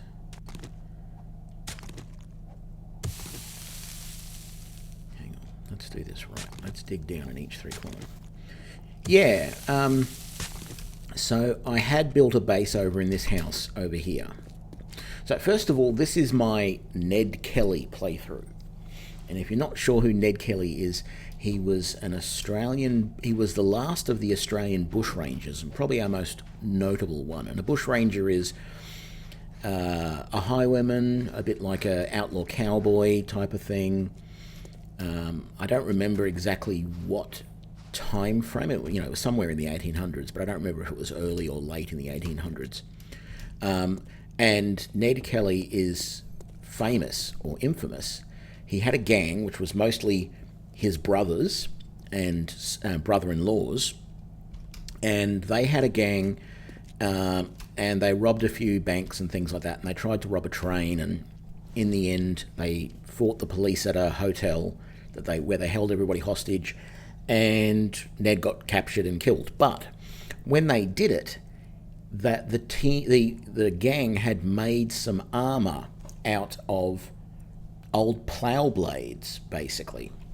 And so they had these big helmets, big round helmets with little slit visors in them, and then plates of, thick armor on the front and back. And it basically made them bulletproof. When Ned was actually finally caught after a tense 15-minute shootout with the police, in which he ambushed them, he snuck out of the hotel that they had holed up in, where they had taken hostages. He snuck out during the night and hid and waited until the morning. And when the police came around the back of the building in the morning to try and surround the place, he was outside of their perimeter. and he attacked them from behind, and it was a foggy, misty morning, and they didn't know what he was because they had heard that he was trying to make this armor, but no one believed that he had actually made it. And the entire gang had armor, and the ones hiding in the building were wearing armor as well, and everything. But he stood up in the middle of this group of policemen and started opening fire on them. And basically, he took down a couple of them, and they were shooting him, some of them almost at point-blank range. And he just wasn't going down because his armor was so good that it was stopping all of the ammunition. And so that's what I'm doing. I'm doing my Ned Kelly playthrough. I started with a 9mm pistol and 200 rounds. A level 1 pistol, by the way. I've found a level 2 one now.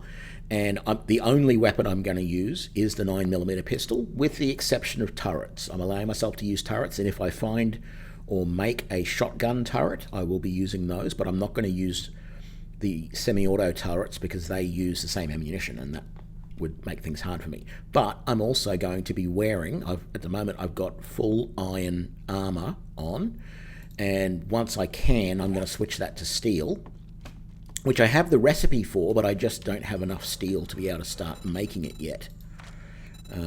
So I can make all of the steel armor, I just don't have enough forged steel to do it.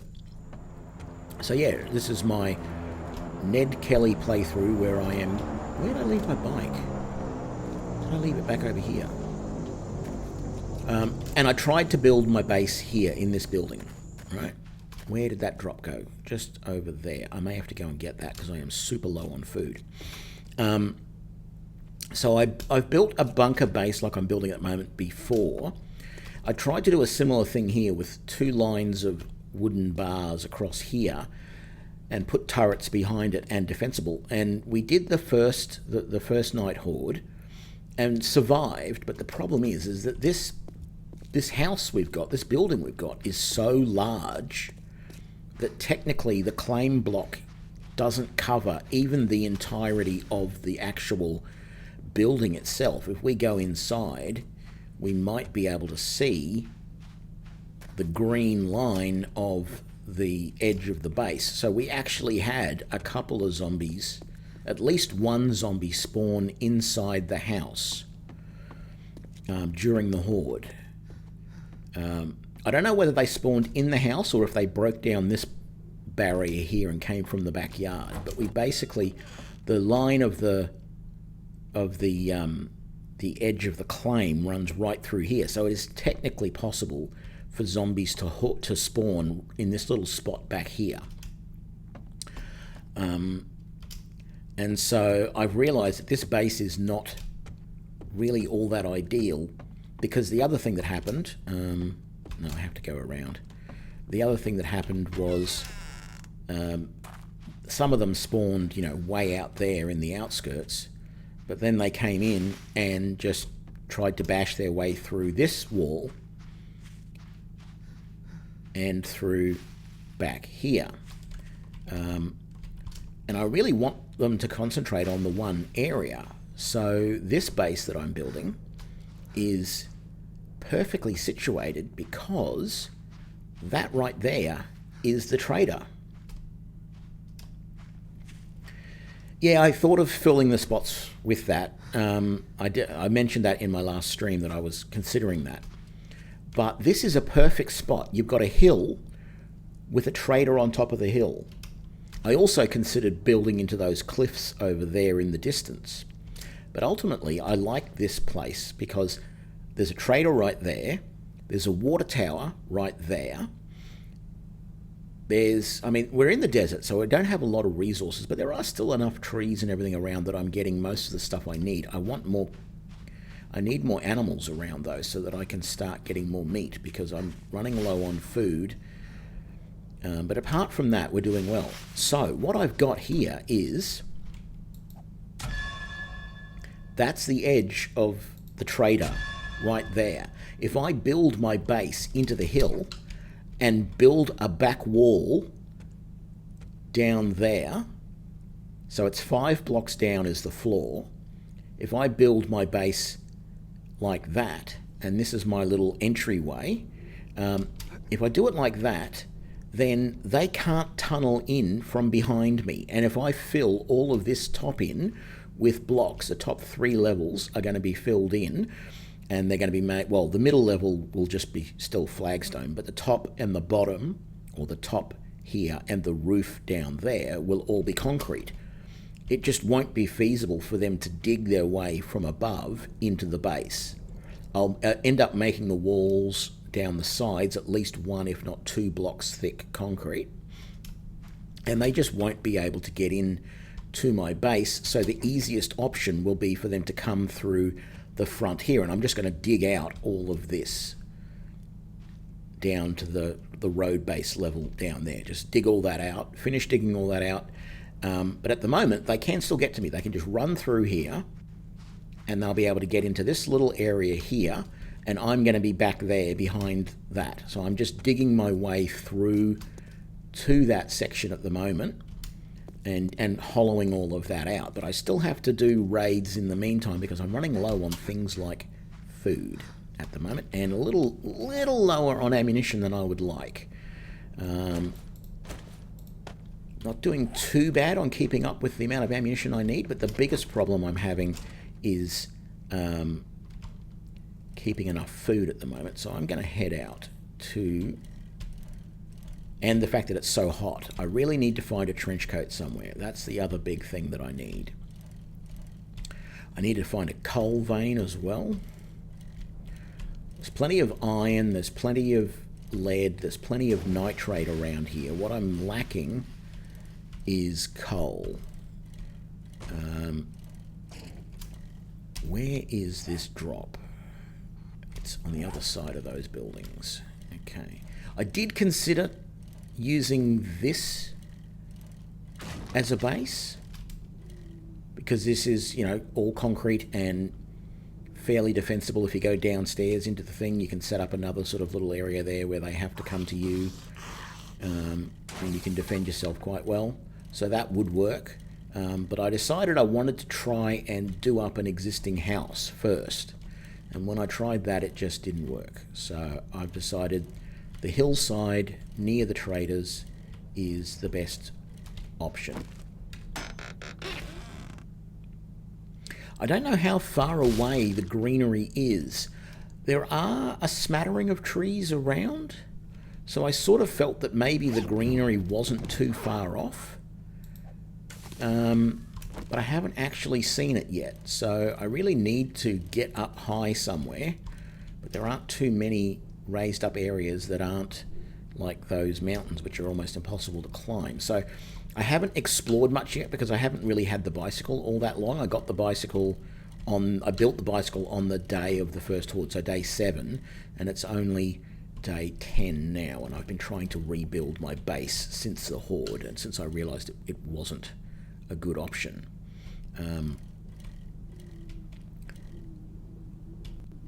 So I'm not exactly sure where the greenery is, but you know, as you can see in the distance straight ahead there, those hills off in the distance are all barren. Those hills are all barren. So as far as the eye can see, it's all just desert hills. So I don't know how far away it is to get to the trees, but there are a smattering of trees in the town here, so I'm doing all right for wood. Not great, but I'm doing okay. And the fact that there's a water tower here right next to where I'm basing myself, and the trader right there, is super convenient. We didn't get any food in that drop. We only got ammo. That's as good as my current armor, so I'm not going to do anything with that. We're going to scrap that, and we're going to scrap that. And I tend to scrap the guns that I find that I'm not going to use, because I tend to find selling the parts, I generally make more money than selling the entire weapon. So that's why I'm doing that. So it's a lot of work to build this base, unfortunately, but I think it's going to end up being super secure, and I won't have to worry at all.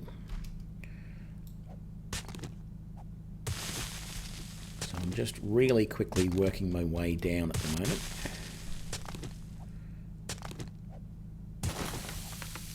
I might even end up holing up inside this base tonight if I can dig down enough in time. I should be fairly secure. Actually, I don't even have any extra. No, I've got to go and look for food. I can't keep digging this now that I think about it. I'll go and put all this gear away, so I'm carrying as little as possible. And I've got to go and do another raid somewhere. I've got to find some food because this is just ridiculous.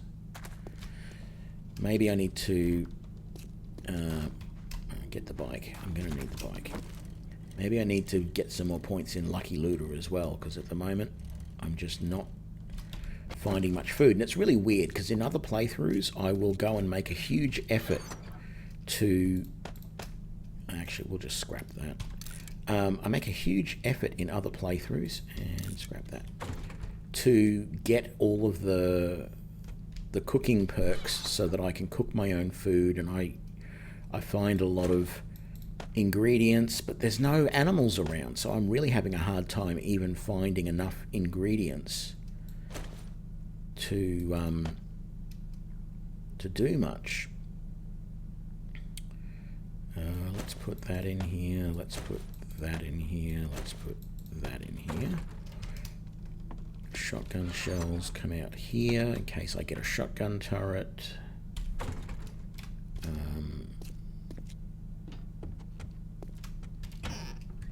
That goes in there, and let's put that in there. Now let's just double check. There's nothing in there really that's edible at the moment. Let's grab... No, let's keep the yucca for the moment. Let's just grab another half stack of those. How are we doing? I might just split that stack of ammo in half, so we're not carrying quite as much. And we don't need the candles. And we don't need those for now. That should be... Oh, and that. That should be enough to go raiding. Let's do it. We're going to try the second fire station. We've got two fire stations right next to each other. In fact, we had two cemeteries right next to each other as well. But not right next to each other. There is actually one building in between, or two buildings in between. So there's fire station 1.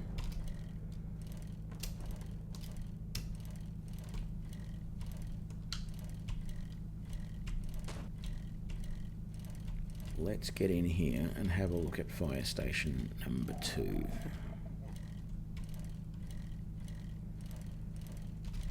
And I'm pretty much going in without too much finesse. The idea is get in there. I've heard a little bit about some things that are going to appear in Alpha 18, but I haven't. Digging up the graves. Okay. I did find one grave which had some ammo in it. Oh, hello there. The problem has been that most of the ammo that I've been finding has been 7.62 or shotgun ammo, not 9mm. So I'm keeping the shotgun ammo in the hope that I can get shotgun turrets and use that in it. But apart from that, what I'm really looking for is any of the other ammo I then scrap, which gives me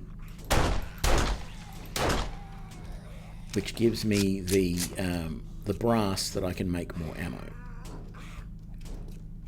But right now I need food. Where? Okay, you want me to drink? Fine, I'll drink. Scrap that. Damn it, I just missed that second shot. There we go.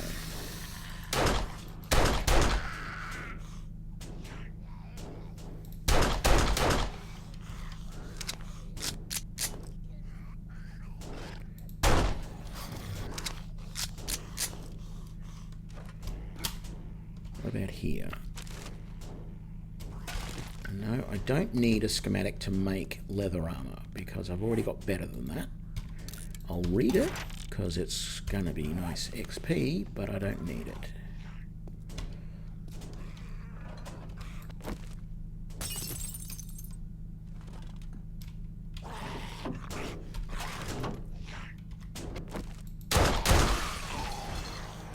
Perfect. I like it when I can get those shots. Just like that.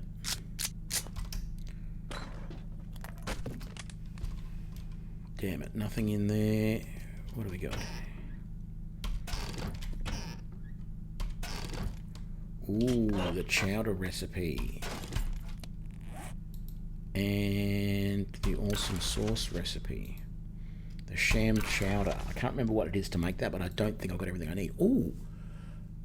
Hollow point ammunition. I can craft 9mm hollow point. Hollow point's not that great. I don't want that.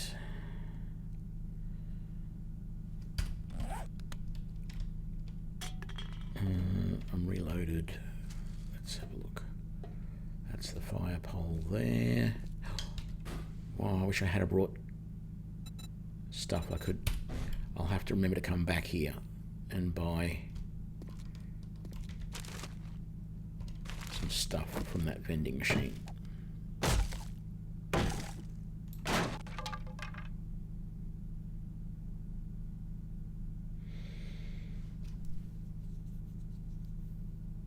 Yeah, no, I'm not doing any melee at all, St. Salvius. It's purely going to be a pistol run. I don't know, Batman. I suppose the 357 would probably be closer to the caliber that was probably used by Ned. It certainly wasn't 9mm. It is the more classic 6-shooter. I don't know. We'll see if I find one. Maybe.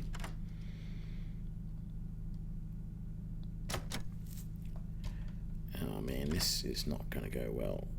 I don't know how many lockpicks I got, but I don't think it's many. Oh, okay. We're good. What do we got? Mostly junk. Paper, which I don't want. Shouldn't have even picked up. Okay. I wanted the gunpowder, that's for sure.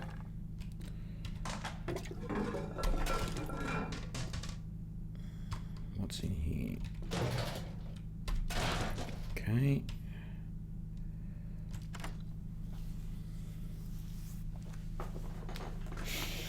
Well, I gave myself the pistol to start off with, so I used the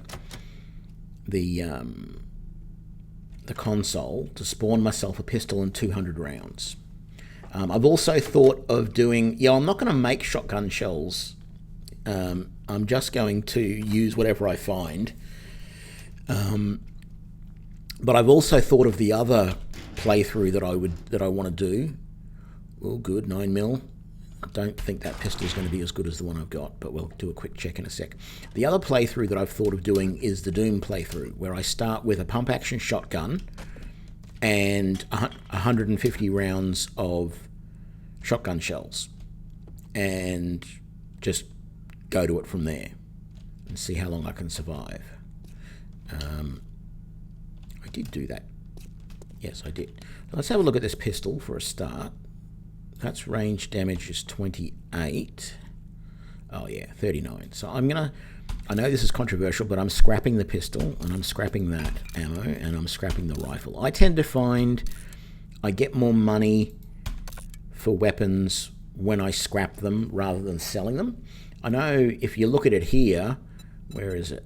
Somewhere here it's sort of... sell price, 14. They never sell for whatever that price there is. They always sell for way, way less than that. This says it sells for 298. That turret will not sell for 298. It'll sell way less than that. Maybe once I've got better barter up to a good level, it will sell for that, but normally it won't. Whereas the handgun parts, they do sell for a lot closer to what their price is. So I tend to scrap the things, although the handgun parts I'm keeping because I am going to start creating my own handguns once I've got the recipe. Well, I think I already have the recipe. It's just I haven't looked at doing that yet. Yeah, it's definite that the parts are more valuable, but even high level ones I never seem to I never seem to get the amount for them that I really want. So I'm going to continue that policy of scrapping the weapons and see how I go. It also means by doing that that I'm not tempted to use them. If they're already scrapped, you know, and if I've got them sitting, if I had them just sitting in a chest somewhere ready to be sold, and say a horde came or whatever, I might be tempted to pick up that weapon and use it. But if I've already scrapped it,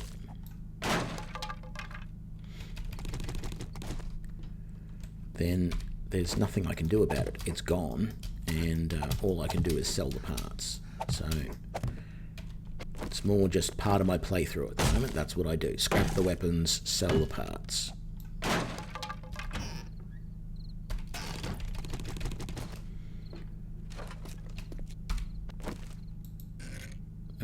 There, no.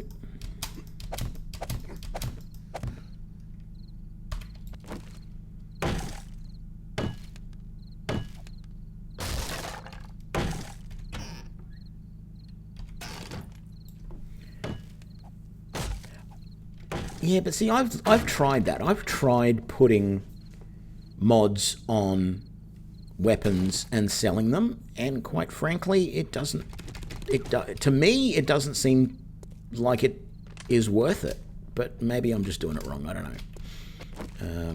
Every time I've tried to sell any weapon, whether it's high level, low level, I look at the price without any mods in, I look at the price with the mods in, and then I scrap it and look at the price of it scrapped, and it's always better to scrap it and sell it as parts. So, please, please, please, no, I want a duster, whatever you call it, because I need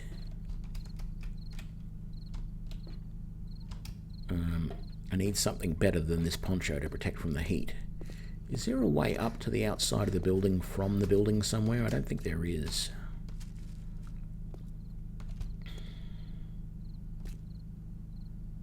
Doesn't look like it. I'm pretty sure there is something up on the roof, though.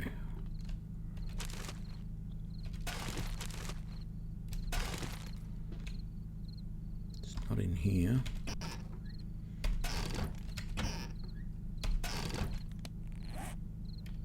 We really didn't find much in the way of food here.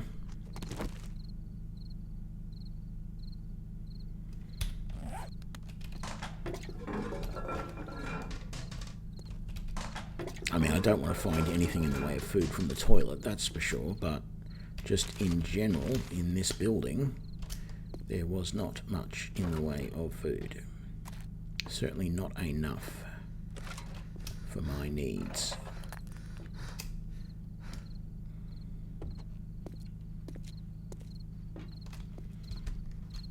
Where's a good place to pillar up onto the roof?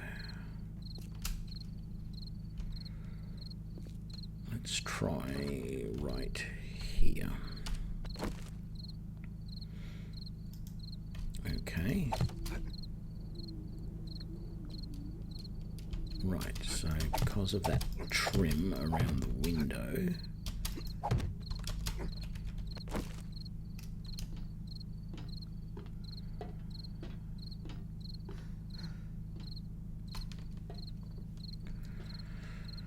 the really annoying thing is just there's no animals or anything to get meat from. I think I've seen a total of maybe 2 snakes. And technically I saw a chicken a while ago, but I didn't kill it. Not because I didn't want to, but I just wasn't quick enough.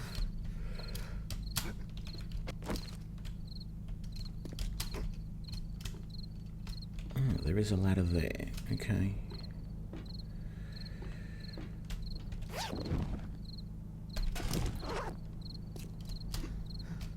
There is a distinct lack of food in this town so far.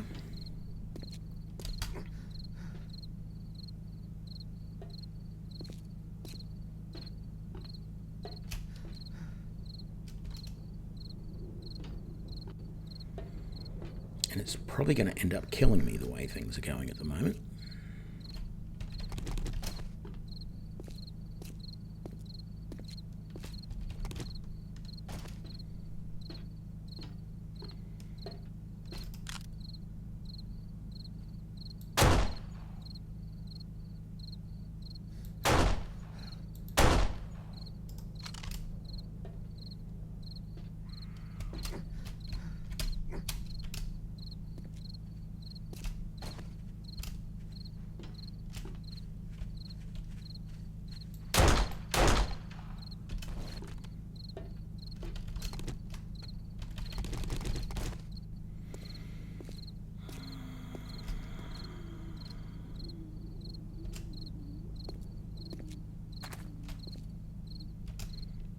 That's where I put the bike.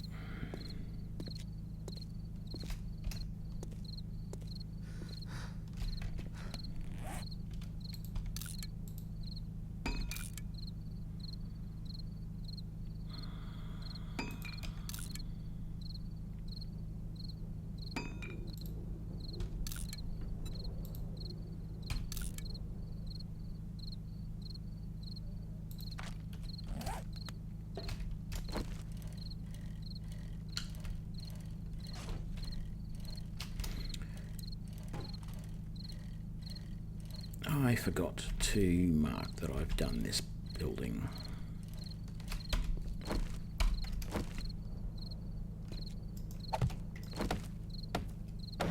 There we go. Gonna super quick try and get into this one here. See if I can find the kitchen and maybe get some food. I'm not going to do a complete raid of it because I don't think I'll be able to do it in time. But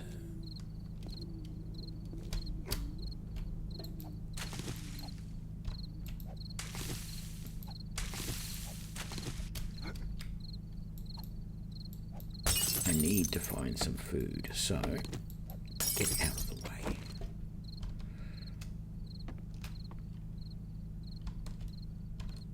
Nothing in that.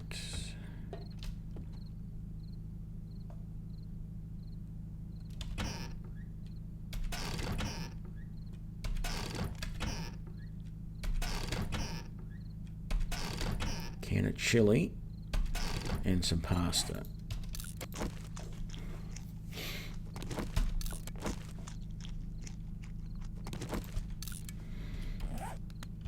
That's not enough. I need to find more than that.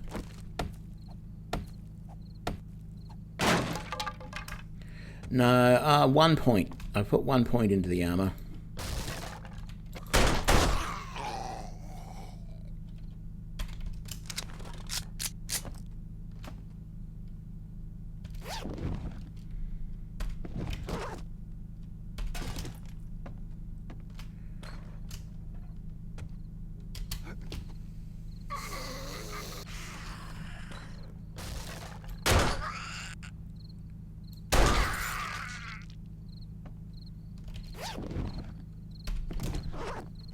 Well, that's good. I haven't had a hammer for a while, actually. Is nothing there, nothing there. Come on, where's the kitchen, for crying out loud?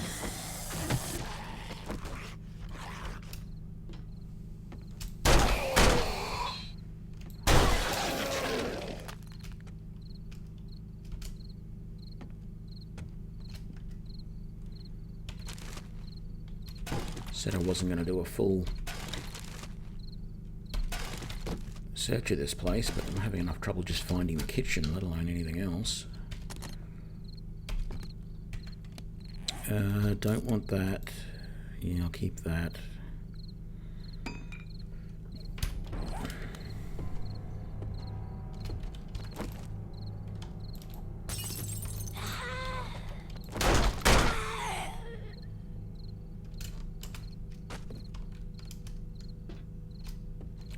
So yeah, that's going to be the problem now. It's night time, so the zombies are super fast.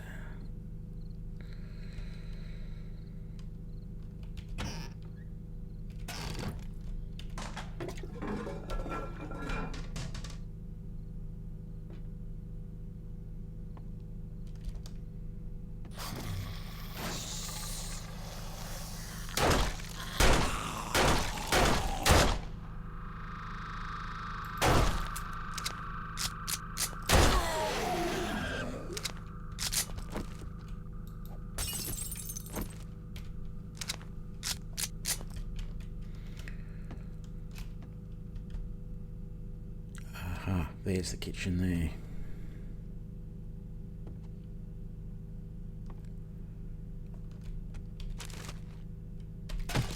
At least I'm starting to find some 9mm ammo. You guys are obviously improving my luck. I don't know how much 7.62 I've found over the last couple of days of this playthrough. I've made most of the 9mm ammo that I've used, because I just cannot seem to find much ammo myself.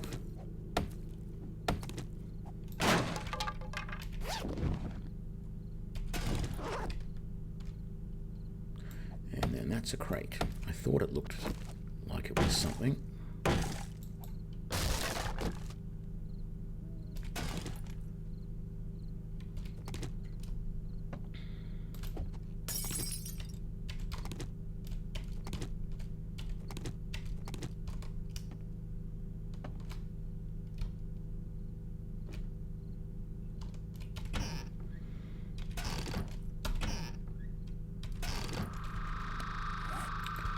Scrap all of that, scrap all of that, don't want that, don't want that.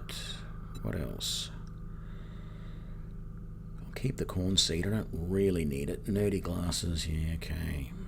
Tempted to throw away the bottles, but I think glass bottles, but I think I do need them. Let's put those mods into something. There we go. Don't know if I really need the headlight, but I probably don't need the leather either. One pipe is not worth keeping. One candle is not worth keeping at this point. And apparently I'm thirsty, so let's have a drink of that.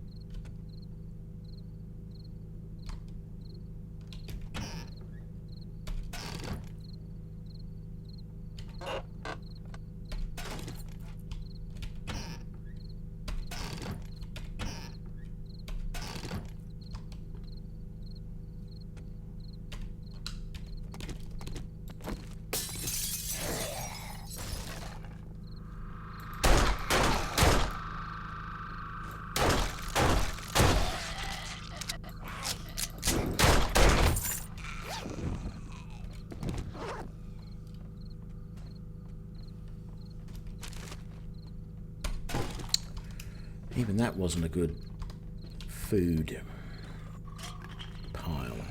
Whatever.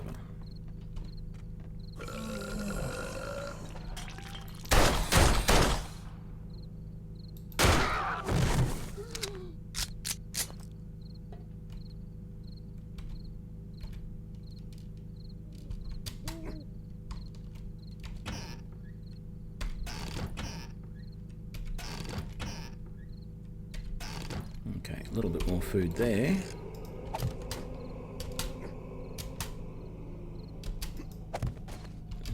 What's going on there?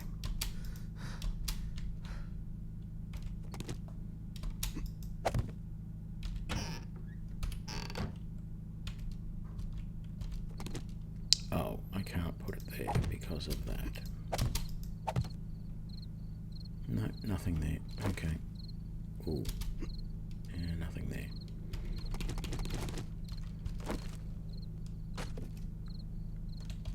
Actually, while I'm here in a reasonably secure place, I might actually wait the night out here, but let's see. Do I have points I can spend? I do. I feel like I'd love to have more in Lucky Looter, but I should probably also put more... Oh, actually, I was going to put the next point into that. That's right. And then that. Okay. Because if I can make the mini bike, I can get around even better. Then, from now on, I need to put some more points into fortitude so that I can bump up my heavy armor.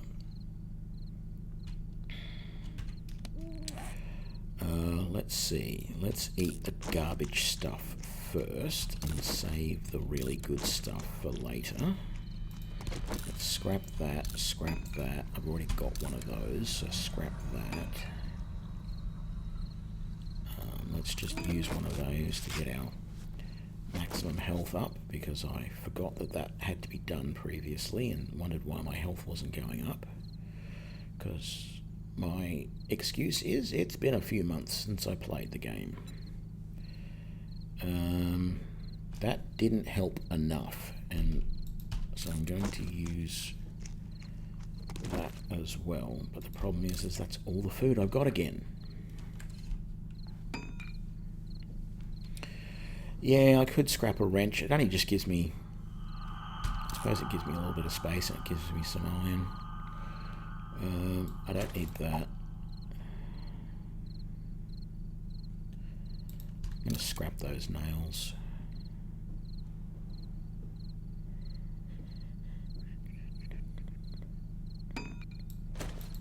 Throw those away.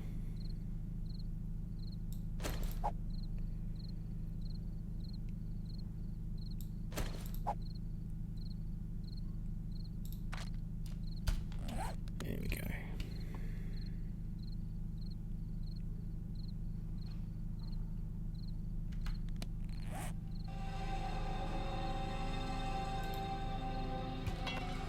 Don't have any stone to repair that. Oh, I need to repair that. I might as well do. Oh, I'm out of repair kits. Got to go home and get some more. Oh well, that's fine.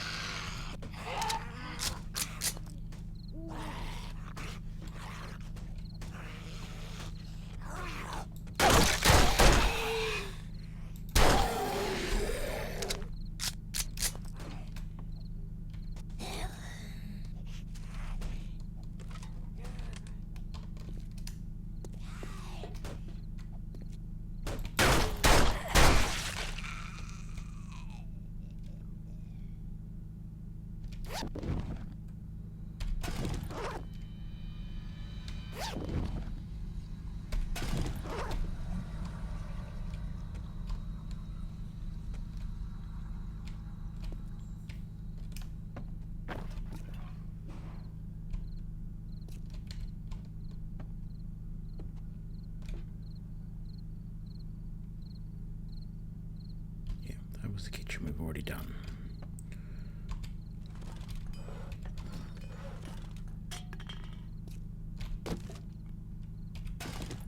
Good, more 9mm.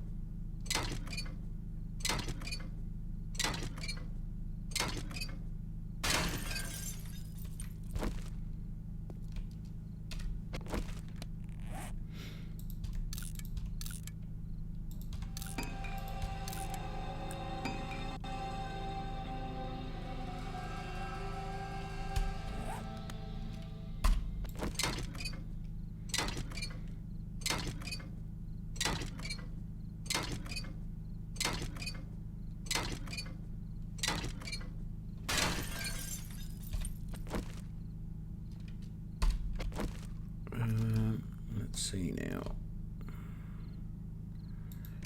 You can actually get up there. It's very considerate of them. Oh, I forgot about that little section right there. Done all of those.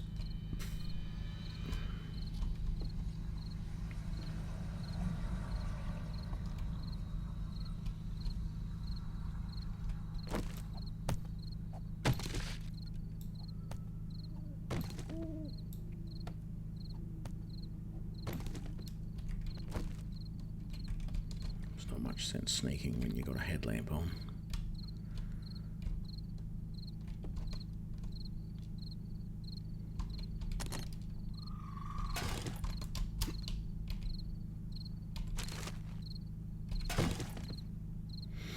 You guys have definitely brought me luck.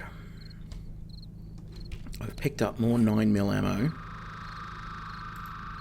in the last couple of hours than I have in the previous 7 hours before that.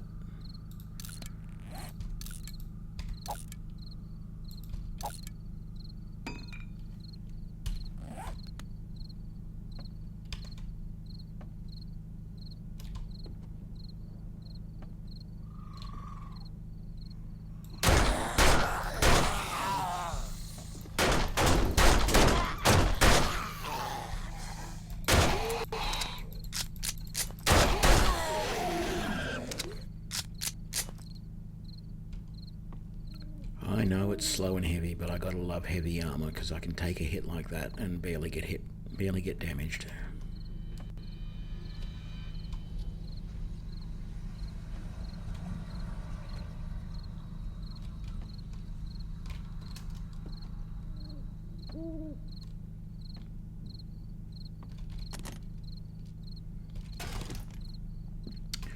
Oh yes, I'm such an OP streamer that yeah, I get extra special loot.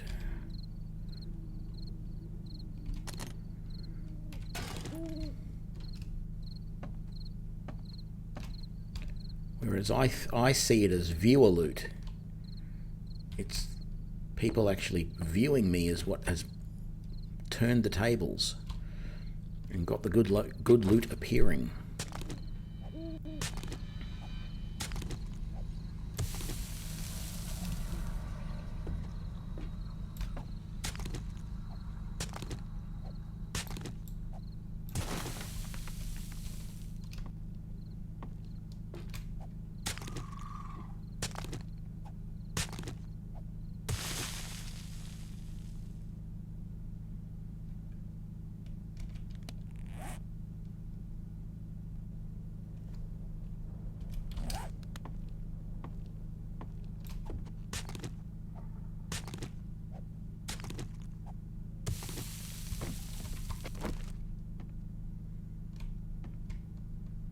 I don't think there'll be anybody in here, but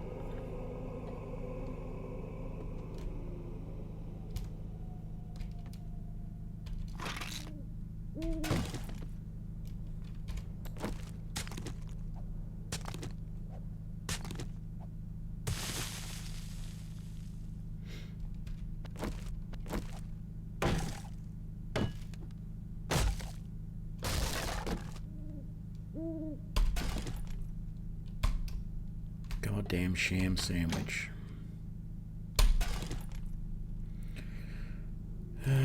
Let's use that so that hopefully we can eat this without getting sick.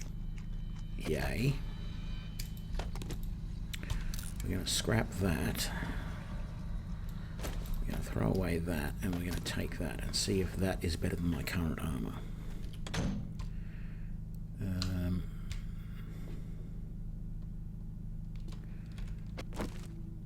Oh, and there's more here. What do we got? Please, no. Scrap that. I'm going to drop that. I did want to keep it, but I'm going to get rid of it. I'm going to scrap that door too. I can make another one. And I'm tempted, very tempted to... No. One pipe? No, thank you. Even the oil really isn't worth it. Let's get this.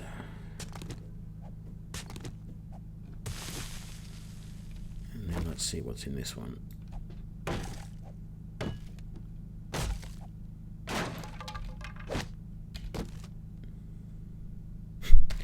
The door I just scrapped, I got back. Well, I did actually need some doors, there's no doubt about it, but is this back into the room I was just in, or one of the rooms?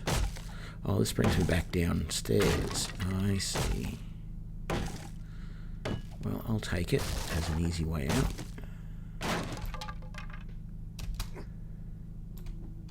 Maybe.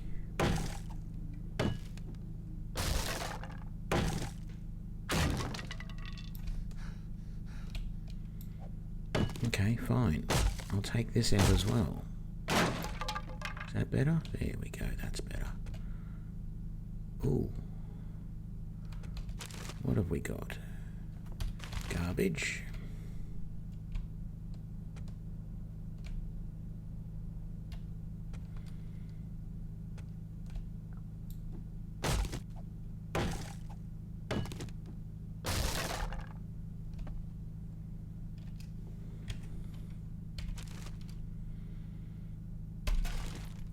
Garbage, but maybe more useful garbage than not.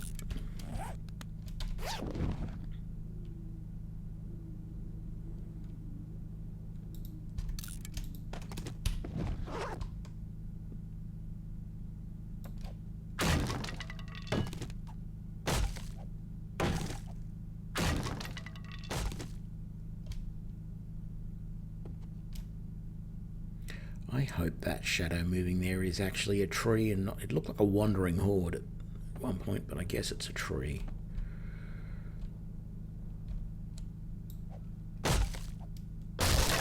Okay, nothing there. Please be some... a beer. I'm not even going to take it. Scrap those.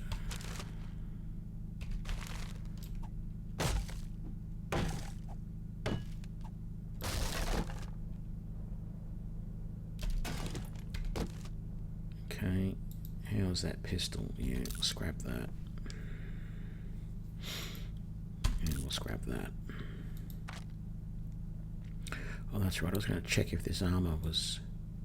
No, it's not as good. I think that's what it means. Yeah, it's not as good, so we will scrap that. Oh, I can't yet. Okay.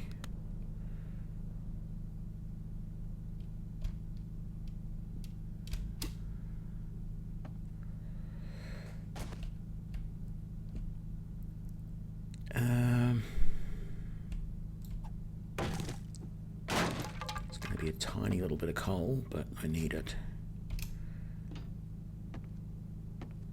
I didn't check. Oh, I don't think I checked any of these bookcases. I didn't.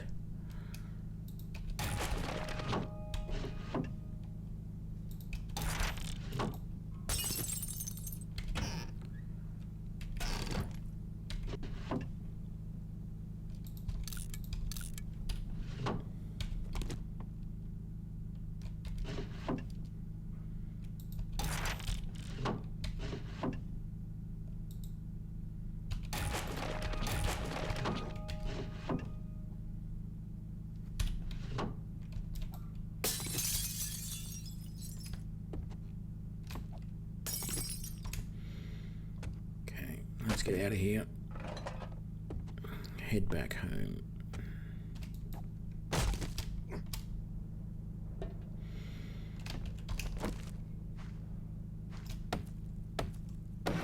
And mark that one as done. And I still feel like I've got to drop all this stuff home and continue looking for more loot, because while my food and water is now at 100%, it's not going to last long.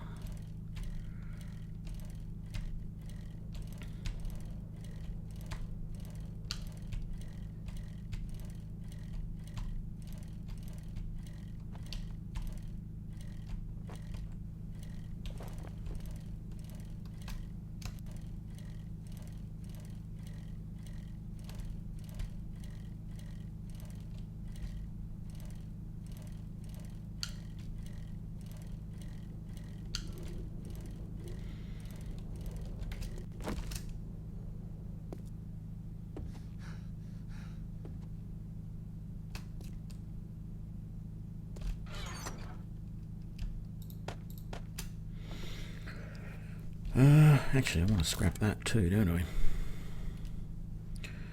And that, and that. Okay. Let's put as much of this stuff away and then might do another quick tradey run.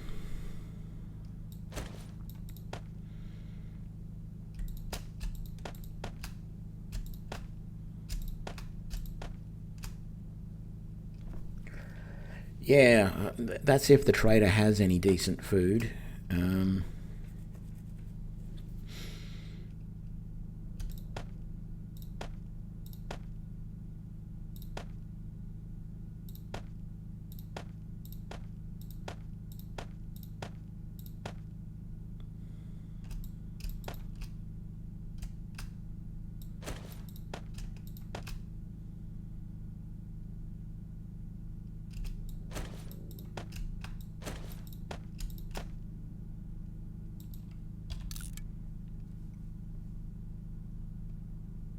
Vending machines will take the gold and silver, will they? I thought they only took tokens.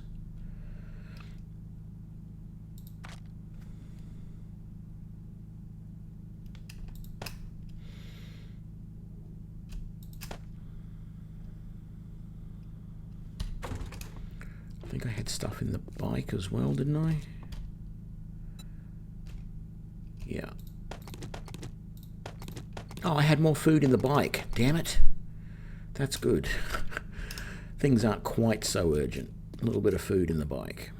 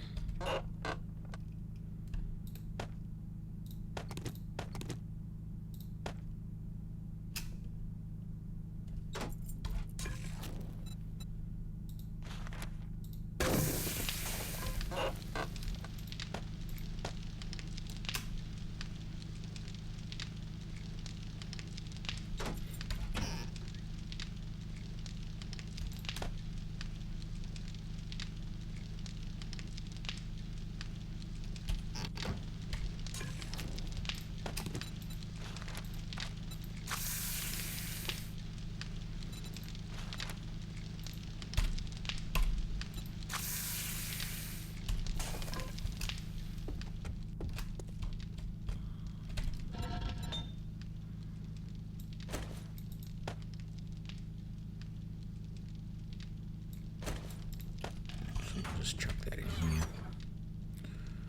That goes in here. That's going to go in here. That I'll put there. Selling that. I'm keeping that with me. Selling that. Let's grab all this that we're going to sell.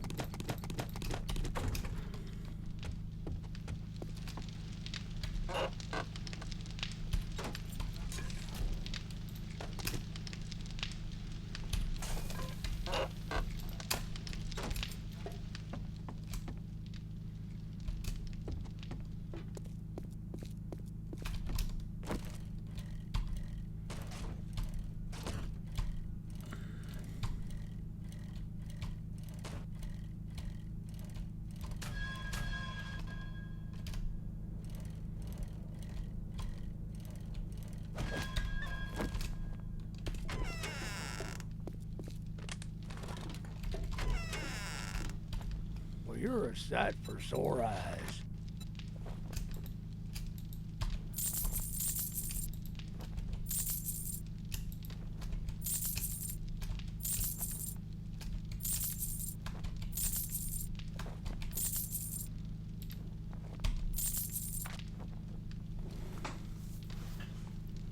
Okay, what's he got? Gunpowder. I'll come back and probably get that.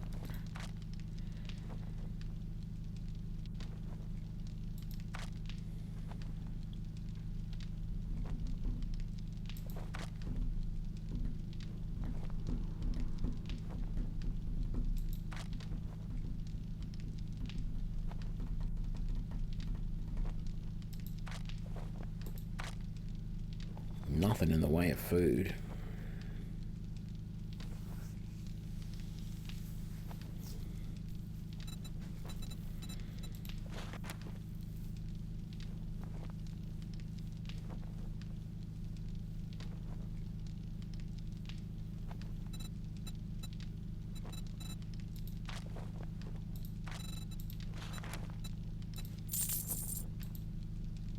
Gratitude and safe travels, friend. Okay. What have you got in there? You probably don't have anything because I bought everything. Oh, no, the salmon. Buy those. Won't bother with the yucca juice. I can do all that. There was the other vending machine out at the fire station over here.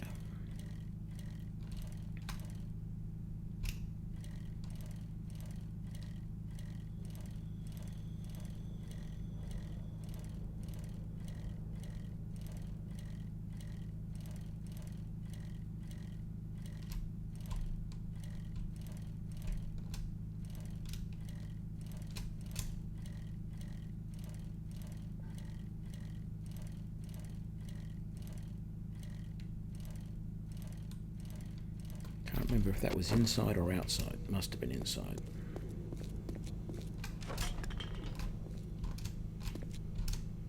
Where was it? Was it this one?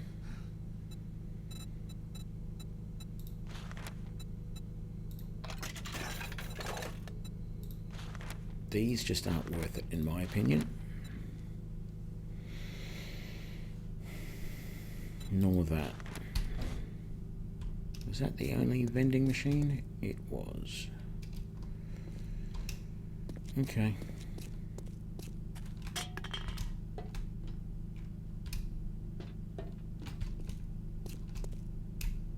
There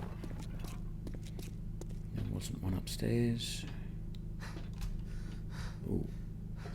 What's in that one? Here we go. Some chili. Some salmon, some lamb rations. That's the good stuff. That's the good stuff. G'day, Ghostface. Yes, you missed day 7. Sorry, I've been streaming for about the last 5 hours. We're actually on day 12. In a couple of hours, we will be at the next horde. A lot has happened, which I will get on my bike and relate to you. Because I now feel I have enough food that I might be able to do a bit more work on the base. So, the problem, Ghostface, was that the horde went perfectly fine. I had no real issues. I don't think I even got hit once by a zombie, so it wasn't a big deal. But the claim block, as you can see, the claim of our base doesn't cover the entire house. So zombies can spawn anywhere outside of those green markers. So we had zombies spawning outside the fence here. You can see they were bashing on the back fence.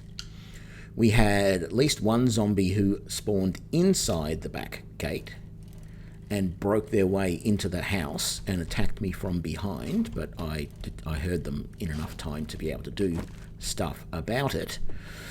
Overall, the section I had here with the turrets worked perfectly fine. It was a perfectly acceptable solution. However, I recognise that this base just is too big to be easily defendable. I might take that with me, and we'll turn that off. Take those extras, put those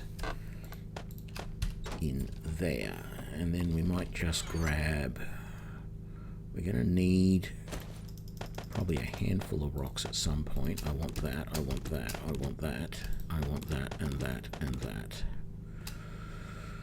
that. All of that.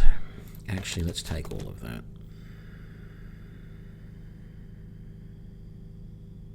That'll do for now, I think. I don't think there's anything else I need to work on the base.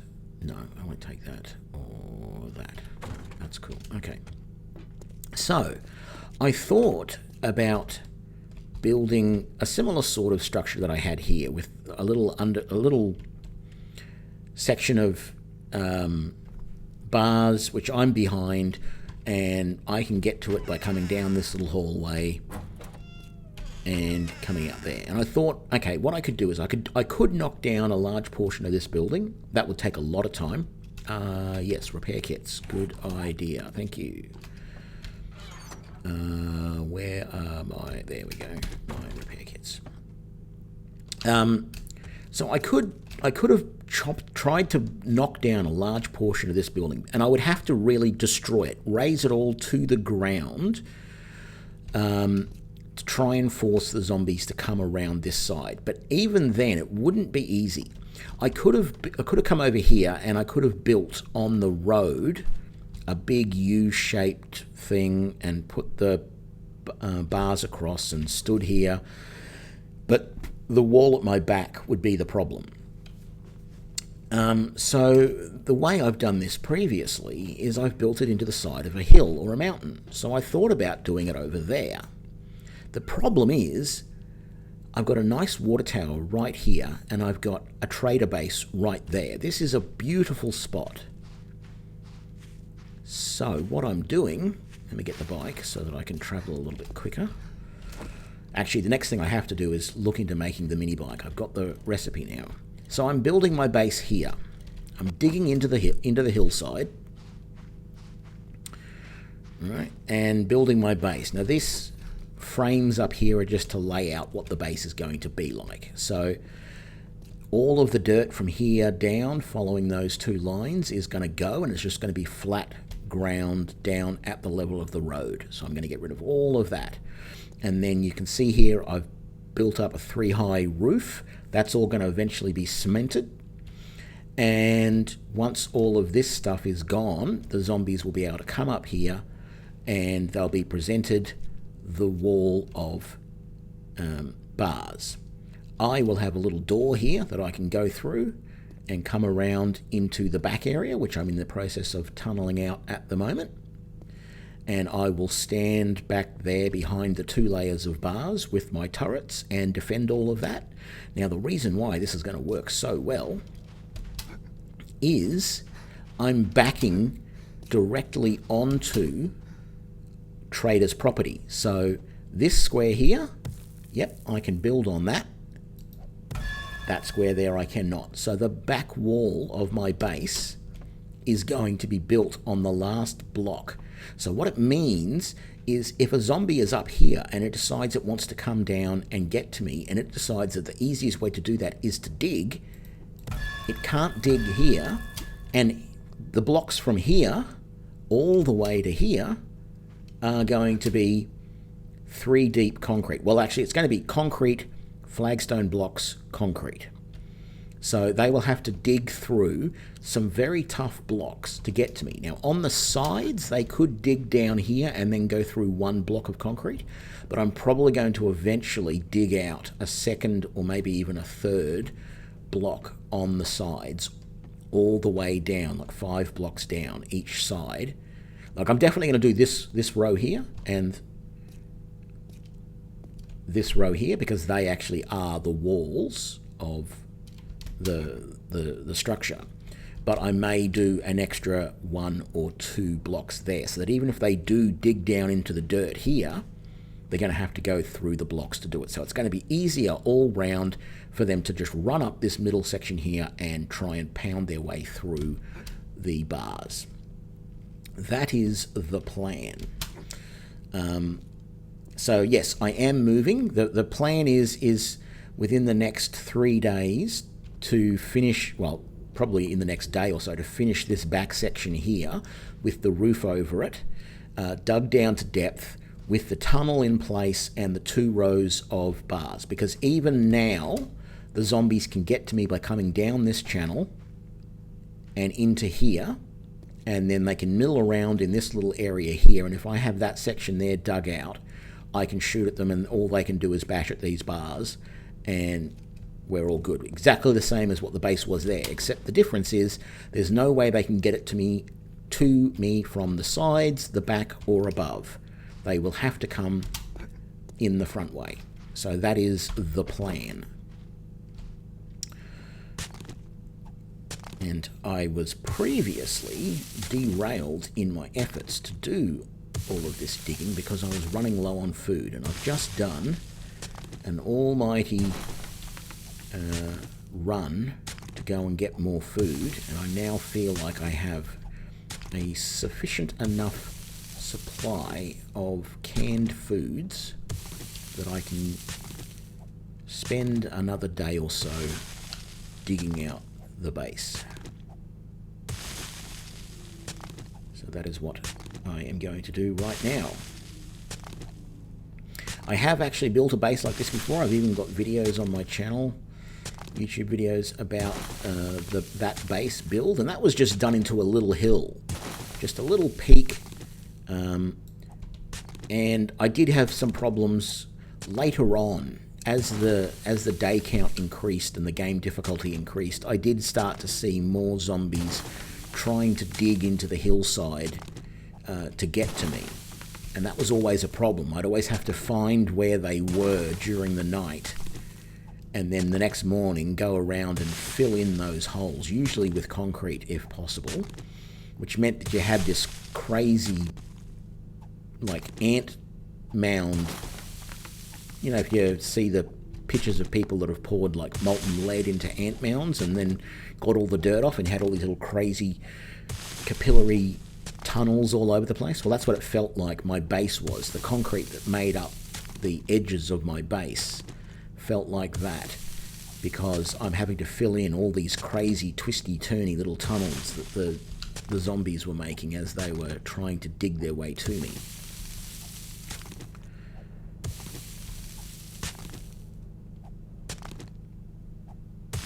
And what I will be doing for so that I can I've only got 17 of those left. I think I have to make a few more by the looks of it. So that I have enough room to put my forges and everything, I'm going to go down. So once I'm at that ground level down there, I will then dig down and build another little area underneath it that comes back in this direction. And what I do is I dig back so that I'm at the level of, I can actually dig all the way back to here if I want. And in this front area, it's actually a good place to put things like your forge, because your forge generates heat, which attracts the zombies. So if you, down at the ground level, if you go down a few blocks and then have another hollow space and there's a source of heat generated there, that's going to bring the zombies in to the front of your area that you want them to congregate around anyway. So it's actually quite a good little mechanism to make sure that the zombies actually follow the path that you want them to, because you're generating heat which will attract them.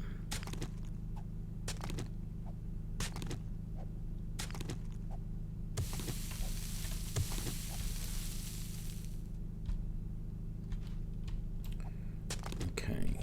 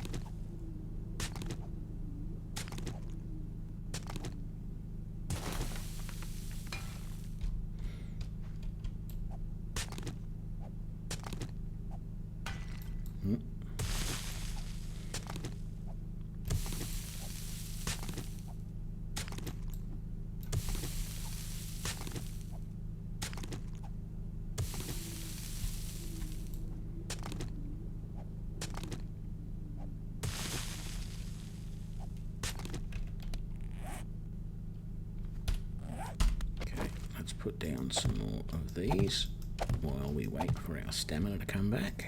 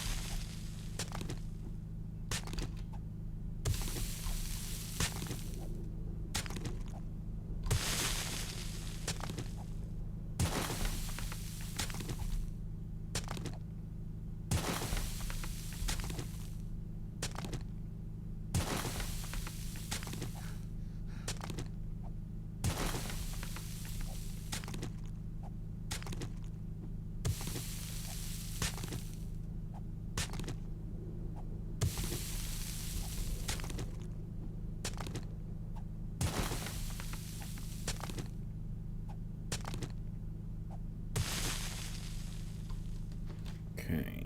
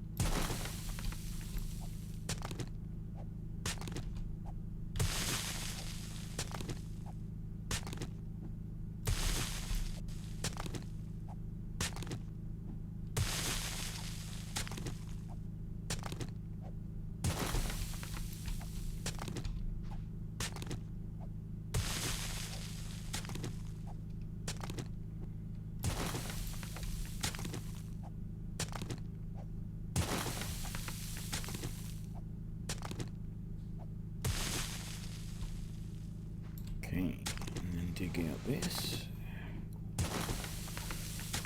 And dig out that.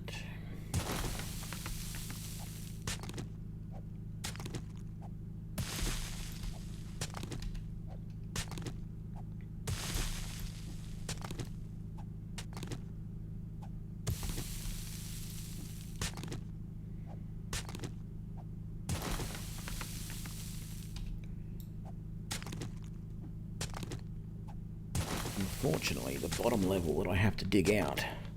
Yeah, this will be finished before day. This will be finished. Not too long actually. At least it'll be. No, it won't be finished before day 14. It will be usable before day 14. To be finished, I want to replace, like that is the wall there, although technically it's not going to be wall, that's all going to be filled in. But if I go down here, this here is one wall of my enclosure going here, and then if I switch back to this,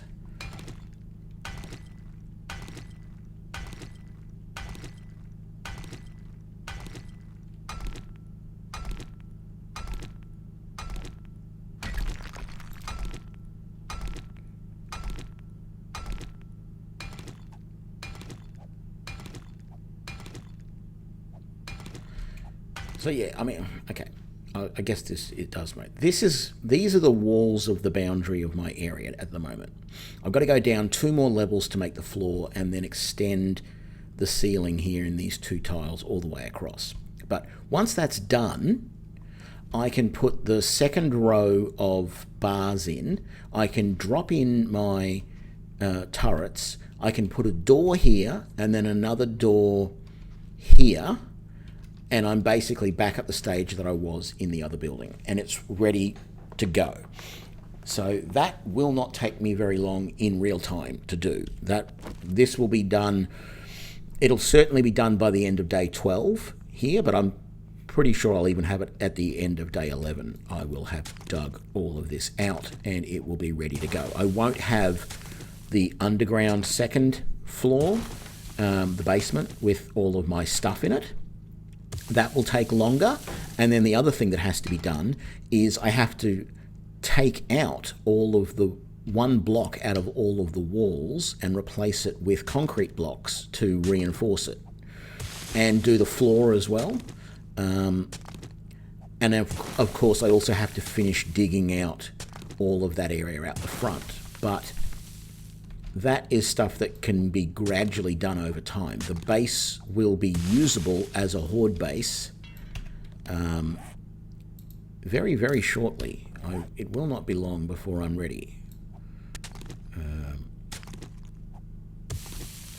15, 20 minutes probably in real time, and I'll be at the point where I can say, okay, I can use this now. I mean, I got to put some candles in here. I need some storage, all of that type of thing. Better door. I've got to upgrade the doors so that they're metal rather than wood. Put the second row of bars in, but all that stuff is just fiddly little things that it won't take very long for me to do at all.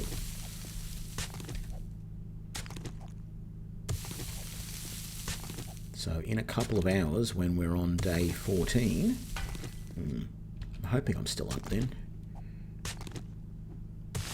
I don't know, it's been a long day and tomorrow's work, so I might, don't know.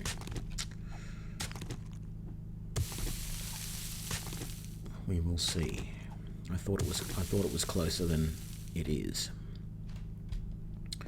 So all I have to do is get rid of one more layer of blocks here, but unfortunately I have to use the pick to do that, so it's going to be a little bit slower going.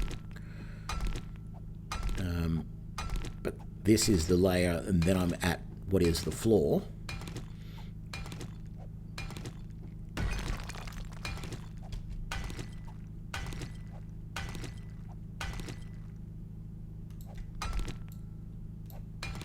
Okay, it wants me to eat and drink a little bit. I probably need to eat both of these actually. And I might even drink a second one.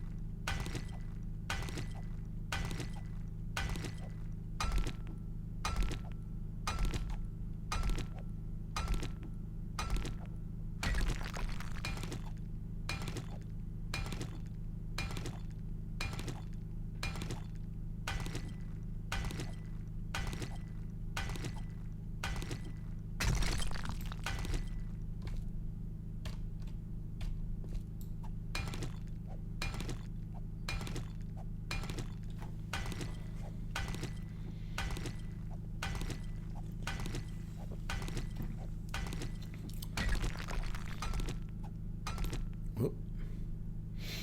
That's what you get when you're not paying attention.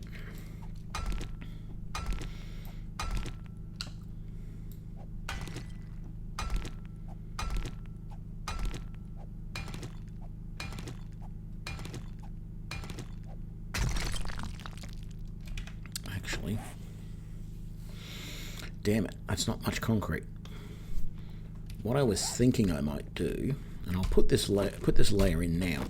Ultimately, there's going to be 3 layers here to make the roof. The problem is that middle layer there, if I put all 3 layers in, I can't upgrade that middle layer to concrete. So it's always just going to be flagstone. So what I might end up doing, at least in this back part, is not put the bottom layer of the ceiling in, actually have it higher. So leave it at this height rather than going all the way down. That means that I can upgrade it and then later add the last layer, so that we have, at least over this back part where I'm going to be spending most of my time, we will have 3 actual layers of concrete. Eventually it'll be 2 layers of ring-enforced concrete and 1 layer of standard concrete. But that will be good to have that extra protection.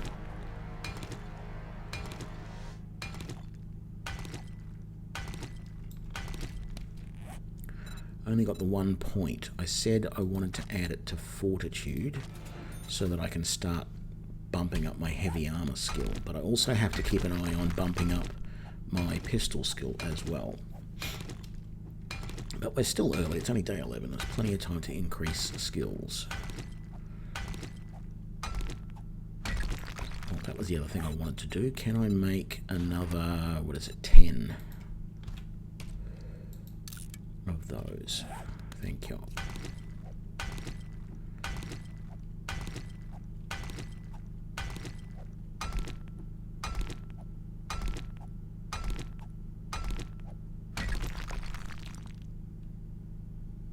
I'm not sure if I have to take 1 more block out here or not. I guess we'll find out later.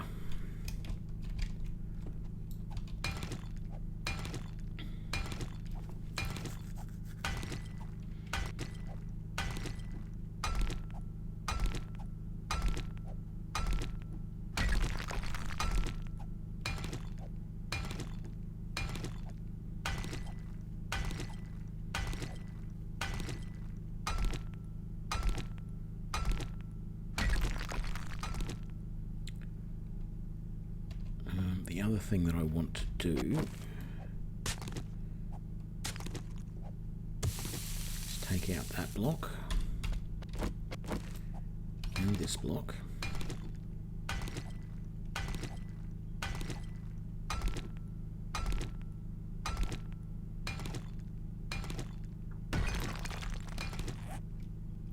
Oh, I only had 1 more rebar frame? That's annoying. That's really annoying. Okay, I guess the rest of these are going to be those blocks. Because what I wanted to do was make sure that the side blocks here that the bars are anchored into are as strong as possible, so that they can't dig their way sort of around the bars by breaking the blocks. If I left those as the dirt, like the wall there, the zombies could just obliquely attack that block there and go around the bars without having to go through them. So I'm going to upgrade those blocks. I mean, I'm going to upgrade all of the blocks in the wall eventually anyway, to make the walls as strong as possible. And as I said, I'm probably going to increase the thickness of the walls as well, so that they can't go off a little bit to the sides and dig down and come in. But by doing it now for these blocks, which are going to have the bars attached, it means they are going to be just that little bit stronger. There we go. We need that.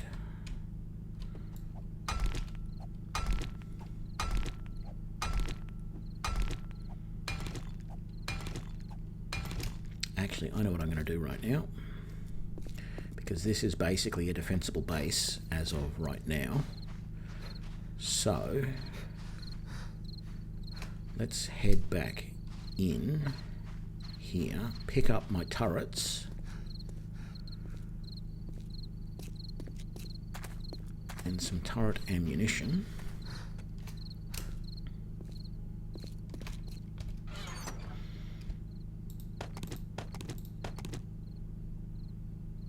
I have a level 4 turret. I didn't realise I have a level 4 turret. I shall have to put that mod onto the level 4 turret. I think I need to check and see if I've got any more food, unfortunately. I don't want to use all of that, but I'm going through stamina very quickly.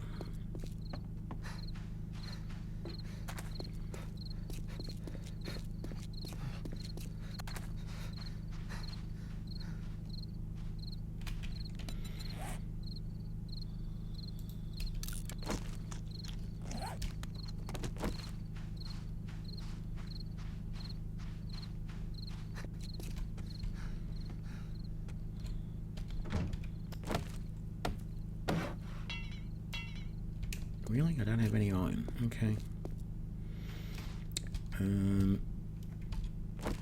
If I dig down these few blocks here, I can place this door. Actually, I probably want to put...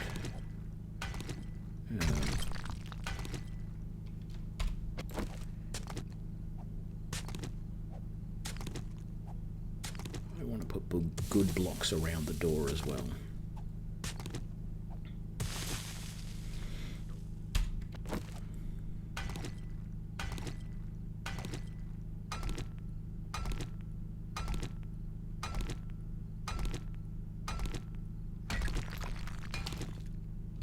Damn it, that's not the block.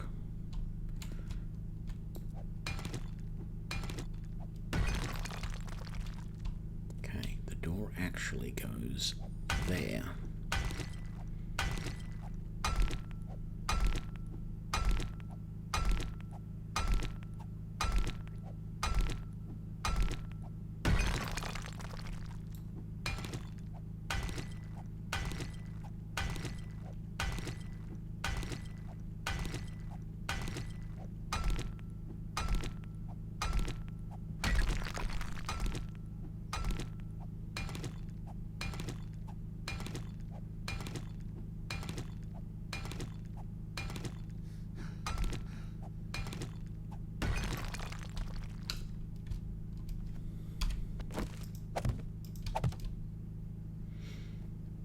And hang on. Yes, there. Okay, so the door, we will just put the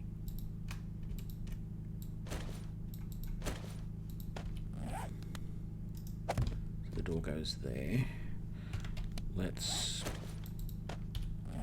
put that block in, and damn it, that block. I didn't want to put that one in, but that's okay. And quite frankly, I might as well just do these as well.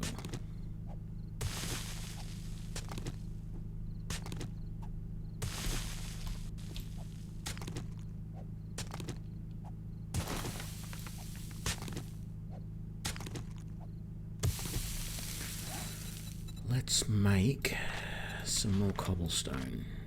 Maybe not quite that amount. Let's just make 1,000.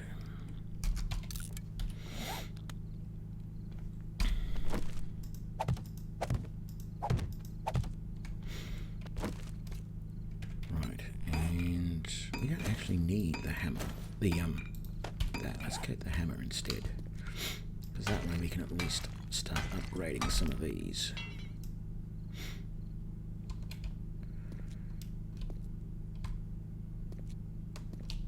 Right, very much taking shape. I'm happy with this.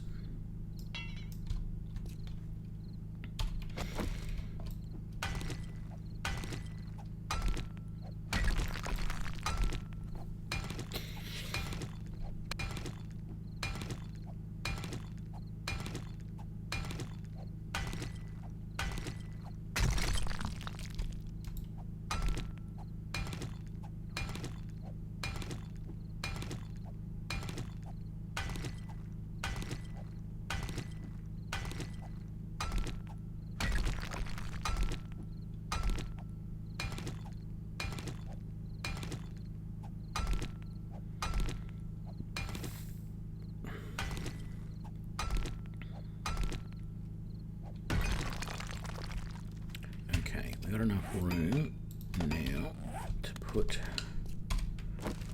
the last of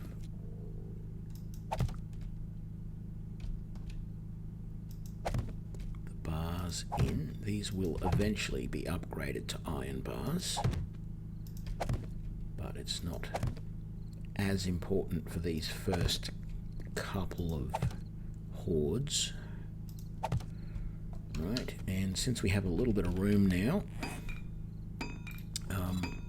that does 17 damage. That one only does 15, but how much did that do with the duck bod taken off? 15. Okay, so what we might do then is modify you and put the duck mod on that one, just because it's a little bit better. Reload. Put you right there. So anything that comes down that corridor gets killed. Reload you. Put you right there. And they protect. Just to let you folks know, the Trader Joel's will be closing soon. Yeah, thanks for that.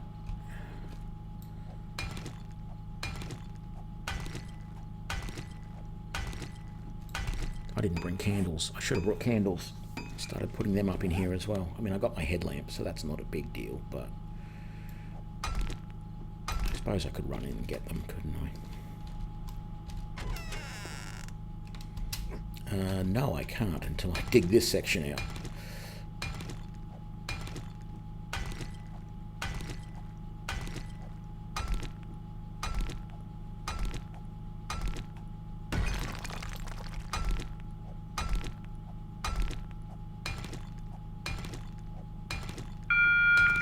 Trader Joel's is now closed.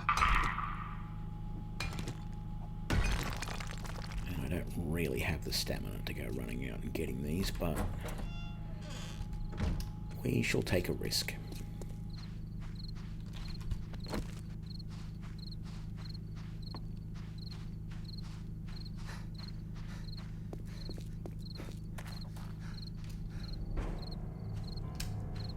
Why is that door open? I don't remember leaving that door open. I mean, I'm glad that it is, because it makes it easier to come in here and get candles, but I only had 2. Well, I'm not going to be spending much time in here anymore, so let's pick up a few candles. Maybe that one as well. Don't think I left any candles out here, did I? And I think I've got more candles out here than I really need, so we can pick up that one. And I don't need quite as many candles in here. I don't need that one there. And I don't need that one there. Let's just close that. Very good. I don't need that one there either. And hell, let's grab that one too.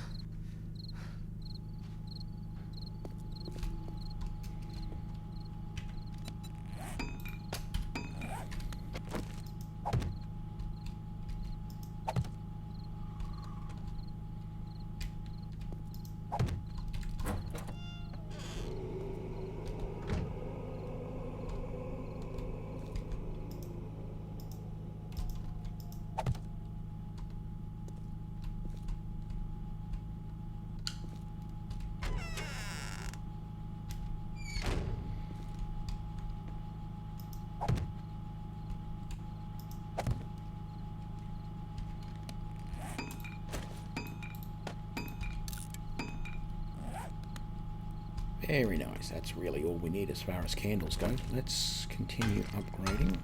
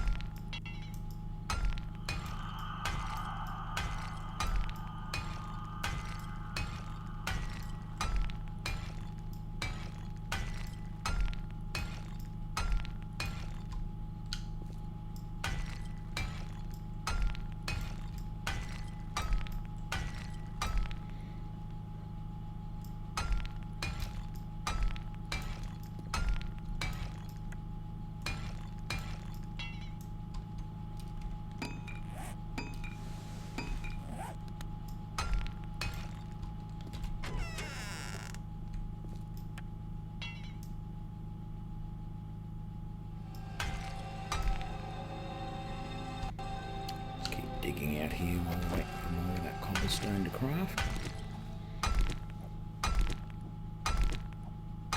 Yeah, it does the same for me as well. That's the only problem with living this close to the trader. Although I'm sure I'll get used to it. I'll get used to the fact that it happens at the same time every day.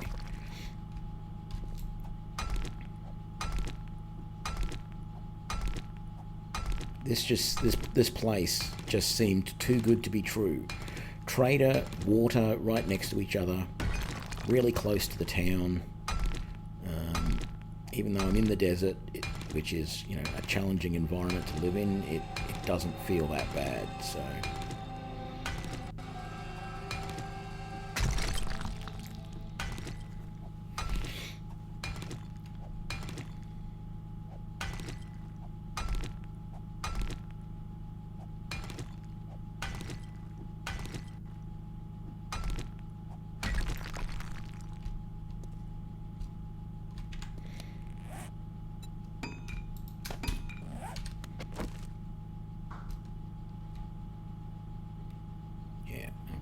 Just using this block to work out. Yeah, I do need to do one more row back along here.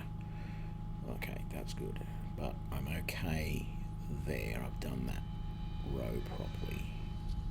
That's really good. Okay.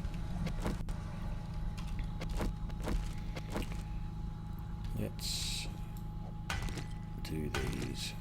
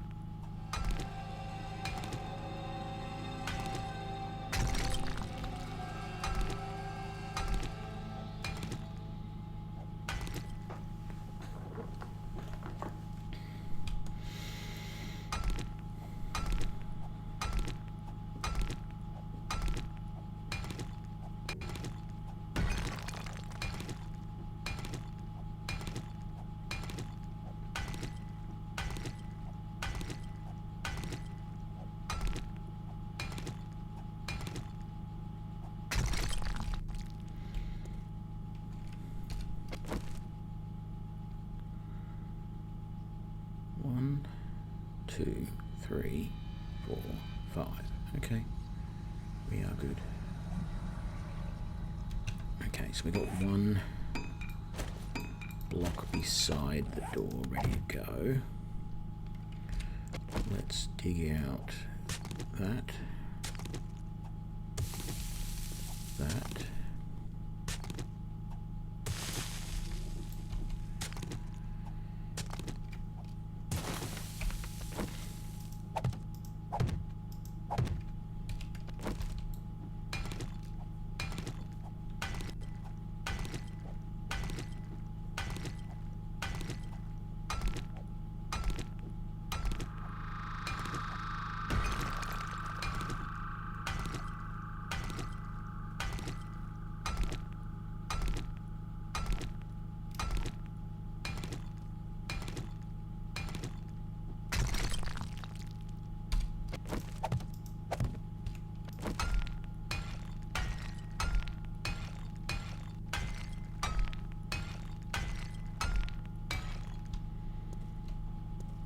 Here we go. As I said, after I upgrade that row of blocks up there, I will put the final row in for the ceiling. I've also got to chisel out, you know, these two walls and replace them with blocks, and the same over there. But now the only task left, and line the corridor here with blocks correctly, and take down. What is the problem there?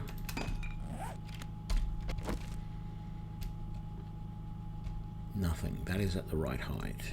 This is all entirely at the right height. It's just the way the blocks go. So if I line all of these walls correctly with blocks for this tunnel, it will work properly.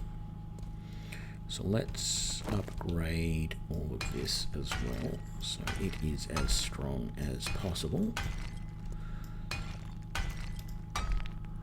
There's going to be another door in here as well. Ooh, look, I can see that block up there, so I can upgrade it.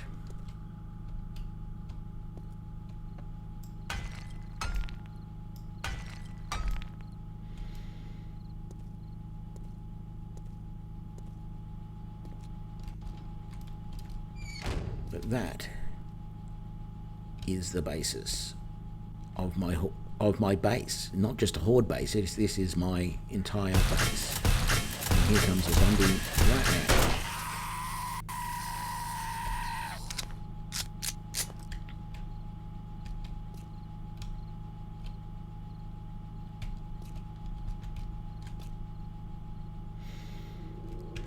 Okay, so we do want some more lights in here, I think.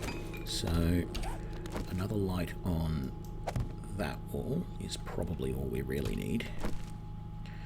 This here is going to be the spot where I'm going to dig down for the second level underneath all of this. So that will happen soonish. I think what I want to do is fix up these walls first. I think the first thing to do is to do the tunnel. Doing the tunnel will make it easier to travel, because at the moment you've got these little slopey bits at the bottom that make it actually a little bit hard to get around. So if we take out all of these on each side and replace them with blocks, and eventually we'll do the floor as well, but the floor is not as important right now.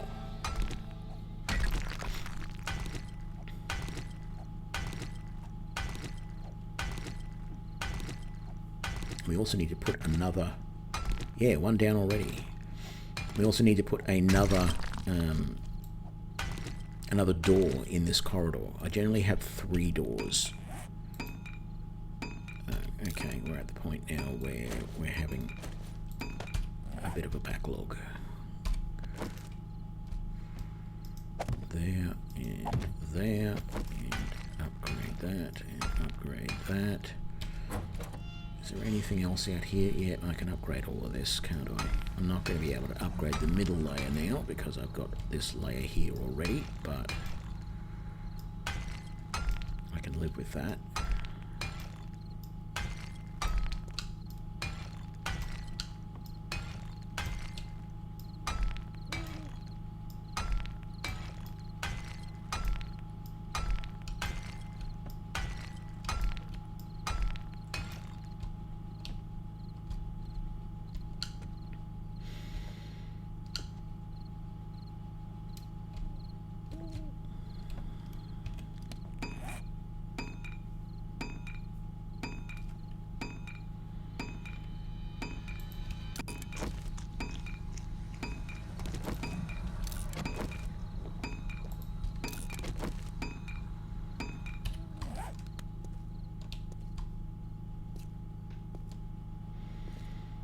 The next major thing I have to do is get a cement mixer going so that I can start making up cement to do all of the upgrades. I mean, it's not super urgent, but it will be nice to get it done sooner rather than later.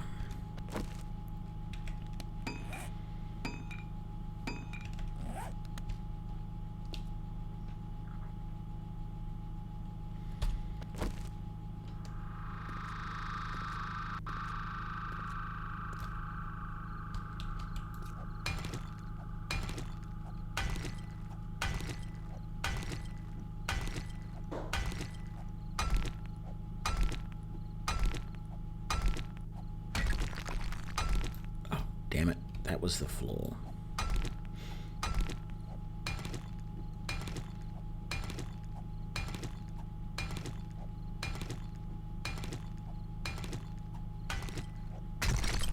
And you know what this means? It means I can go up and remove all of those blocks I've got. No, you can't dig under the traders, unfortunately. There's a video that I've seen by Jawoodle on YouTube where he actually used the debug tools to dig down to the bedrock layer. And he created a moat all the way around a trader using those debug tools. And yeah, there's nothing you can do. You can't get down there at all. But it is actually a good place to dump zombies. Get the zombies dumped down there, and there's no way they can get out, and they can't damage anything while they're down there. So, you know, because they come across the tradie wall, they can't do anything. I was going to put that block in the floor as well, wasn't I? There we go.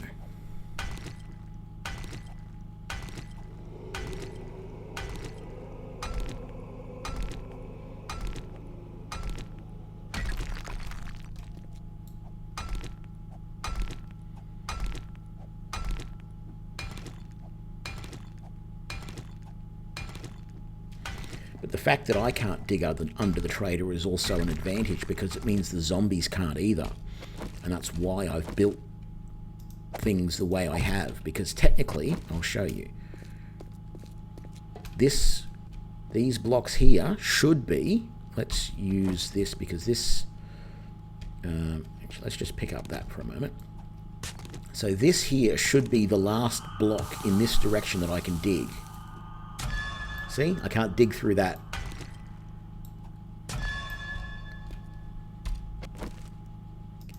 And that's what makes it safe for me to put things right here, because I don't even have to really worry about this wall, this back wall. It can just be one single layer of concrete, because the only way they can do anything is if they burrowed down through that single layer and got into my building. But that still would take them, it's going to be upgraded to concrete, so it would still take them a long time to burrow down through that single block. Everything else is going to be like 3 blocks thick up here. So yeah, I hope that makes sense. But yeah, they can't do it, neither can I, but that works great.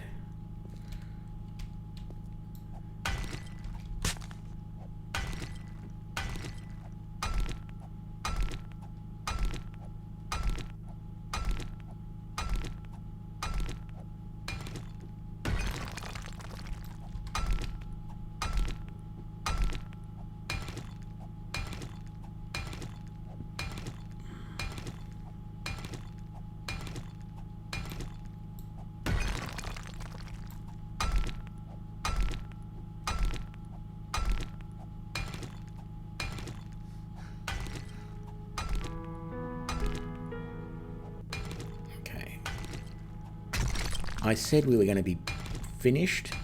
I mean, as I said, it is essentially a workable defensive base right now. But it is going to take a little while to do some of these finishing touches, like fix up this corridor so that it's a little bit easier to navigate. But that way, it's not going to take forever. I need about another...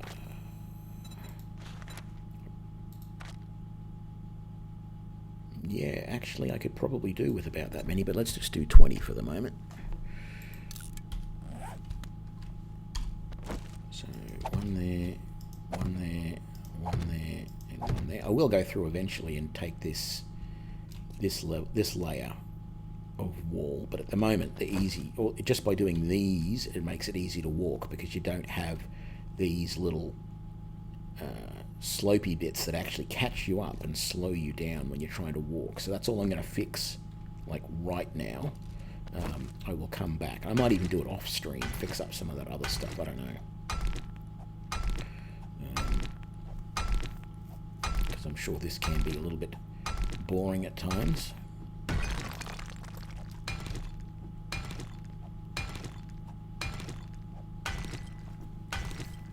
No, it's interesting. I don't mind watching people doing this sort of stuff, and I watch a lot of maker videos on YouTube, and it's strange. I don't know if anyone else knows of Michael Cthulhu, the guy who makes big giant swords. And I've been watching his channel for several years now, And he started off doing just demonstration videos of, here is the final thing that I built. And then everyone said, well, can you show us how he did it? And he didn't understand that people wanted to see that sort of stuff. So he started building these videos, and he wasn't sure how long to make them and everything. And he ended up getting to the point where most of his build videos were actually about an hour and a half long. And I loved it. I thought they were great. But apparently, YouTube had him convinced that if he broke his videos up into smaller videos and made them available as, like, 20 to 30 minute videos, more people would watch them. Quite frankly, I'll watch them whether they're 10 minutes or 3 hours long. I don't mind. I just like watching people build things and do things. Normally I qualify that by saying I like watching experts do things, and I don't consider myself an expert at this game or anything like that. But I don't mind watching people do this sort of stuff. And it's interesting because with the lockdown, he talked to a bunch of his patrons, and they all agree. The patrons, because he had the full-length videos still available for his patrons, right? So if you were a patron, you got to see the full-length video. If you were just a YouTube subscriber, you had to see it split up into multiple parts. Frankly, I don't care either way. I can watch the playlist of the multiple parts, and it's just as good. But, if you want to be a patron, great, you can do that and get the full version. But when the lockdown happened, he must have talked to his patrons, and he re-released several of his more recent builds as full-length videos, like he basically released the Patreon videos to YouTube. And I'd be interested to find out whether he got, what sort of response he got from that, because I've got a feeling he would have had just as many views and just as much, viewership, the amount of time that was being watched, as he would have if he had have released those videos initially, as the full length rather than splitting them up. I don't think he would have had any difference.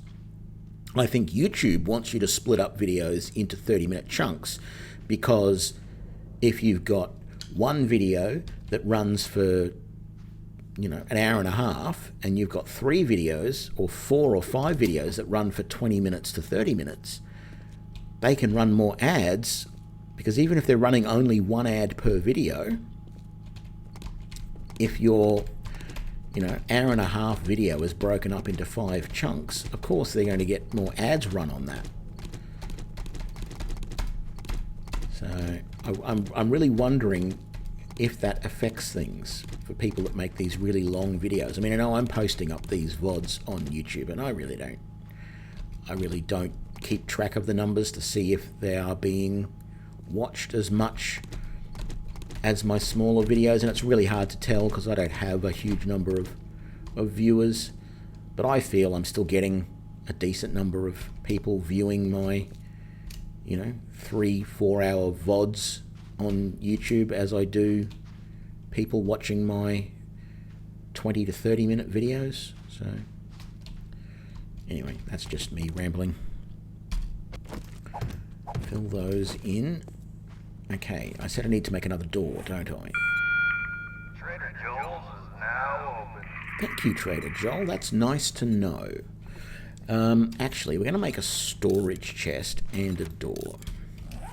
So we can start putting storage in here. Getting stuck on that. It's got to chop that bit out because I'm still getting stuck a little bit in here. But that's not a problem. So we needed another door. That door is going to go right about, yes, there. Okay, and then we have our final door there. Now, what I also want is a storage chest on the wall right there. It doesn't affect the door at all. And that is going to be my ammo chest, where I'm basically going to store all of my ammo. And actually, I might put a second one here, which will store healing supplies. All the rest of my storage is going to go in the vault downstairs, or basement, or whatever you want to call it.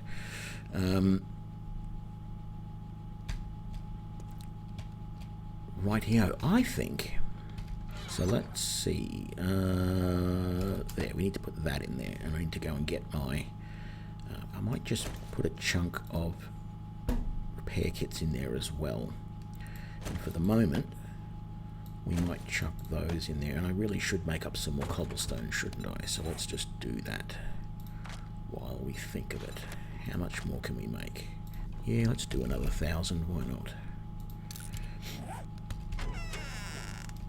Okay. What I'm thinking I want to do now that this is mostly good enough to save me from a horde of rampaging zombies is, I know it's silly to take the bike this far and then jump off it, but it feels the right thing to do. So let's come in here. We want to take all of that, and we're going to put that back in the base in a sec. We might as well take that too. But I want to come here, and I want to see what it's going to take to make the mini bike.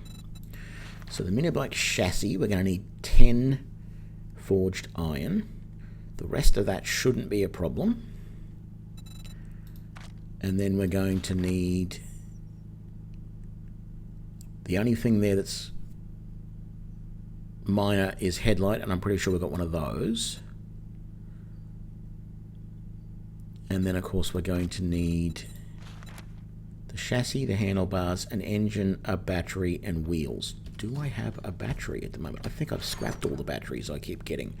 We've got to go, excuse me, and get a battery. Let's get everything else on the craft.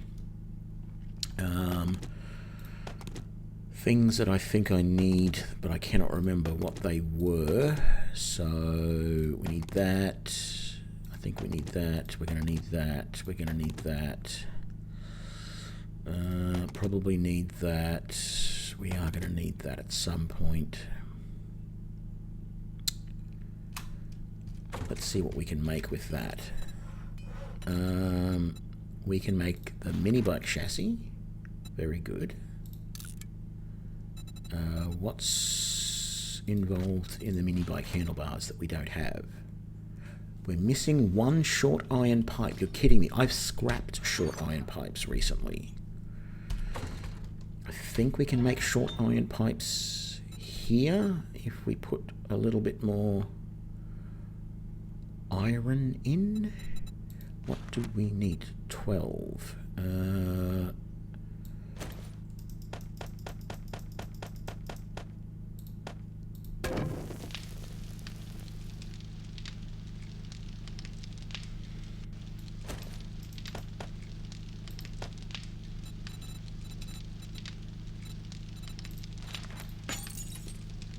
There we go.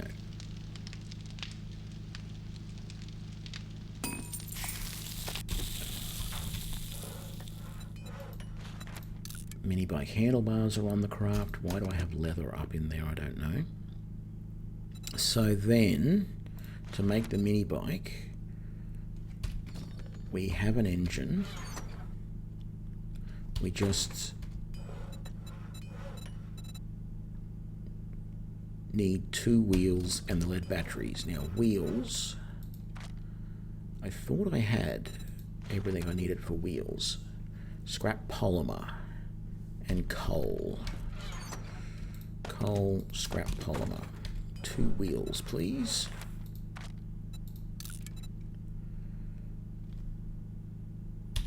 Okay, let's put all of this away.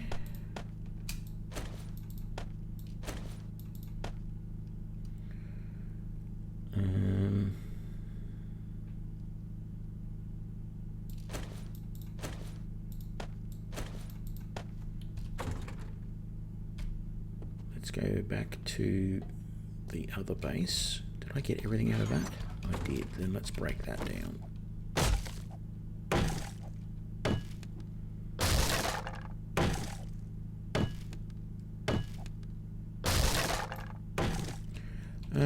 An iron door in storage. I think I used it already. The only place it would have been here. And I don't see it. So I think I used that iron door in the base already, in the new base. Let's quickly dump some stuff in there. And then we're going to go and see if we can find a battery. So we're just going to go and find some cars. And beat them up. So I think the iron... well, maybe not. The iron door I had in storage, I think I just scrapped. Maybe. I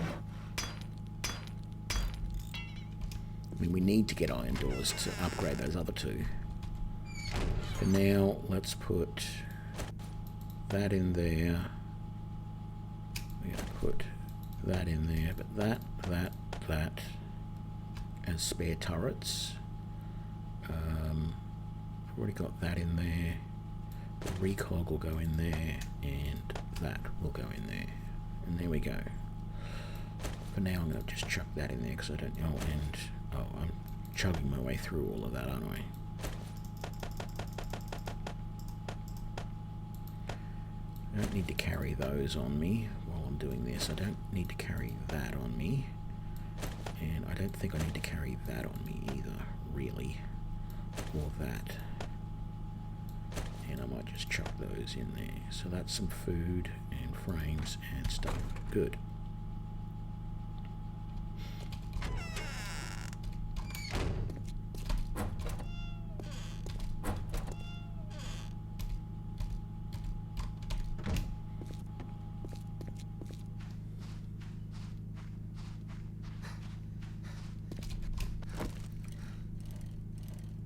So, first place to look for batteries is the most likely place that we're going to get anything,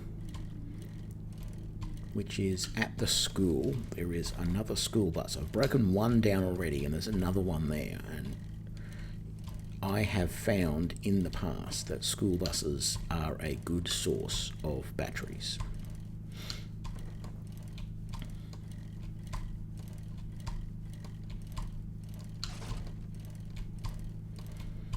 There's a couple of more cars in this area anyway, so we're just going to do all of these and see how we go.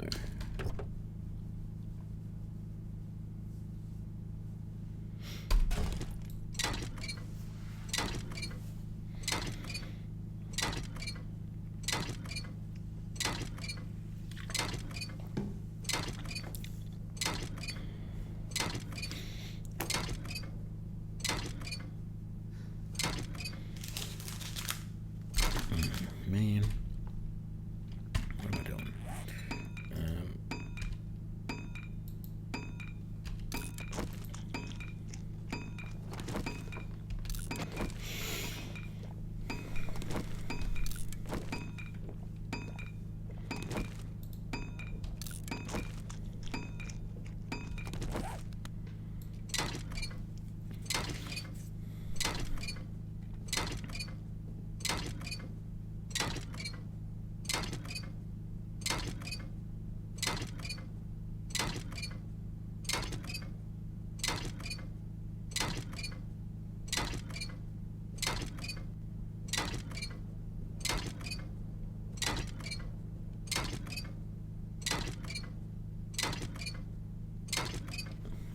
Damn it, we've got an engine but no battery.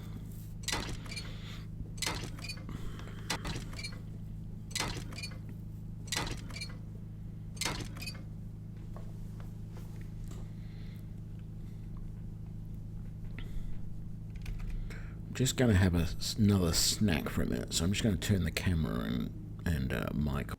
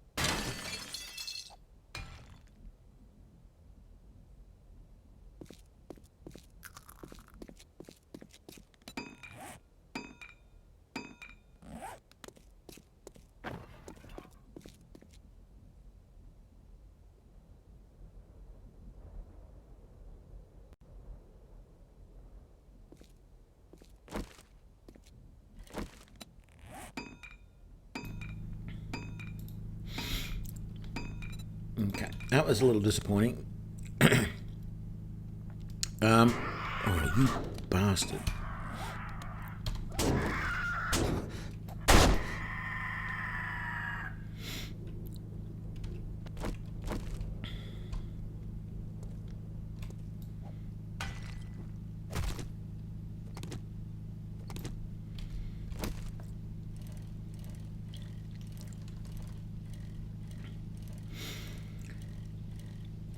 Actually, now that I've... Oh, there's that coyote I was hearing earlier. Where are you?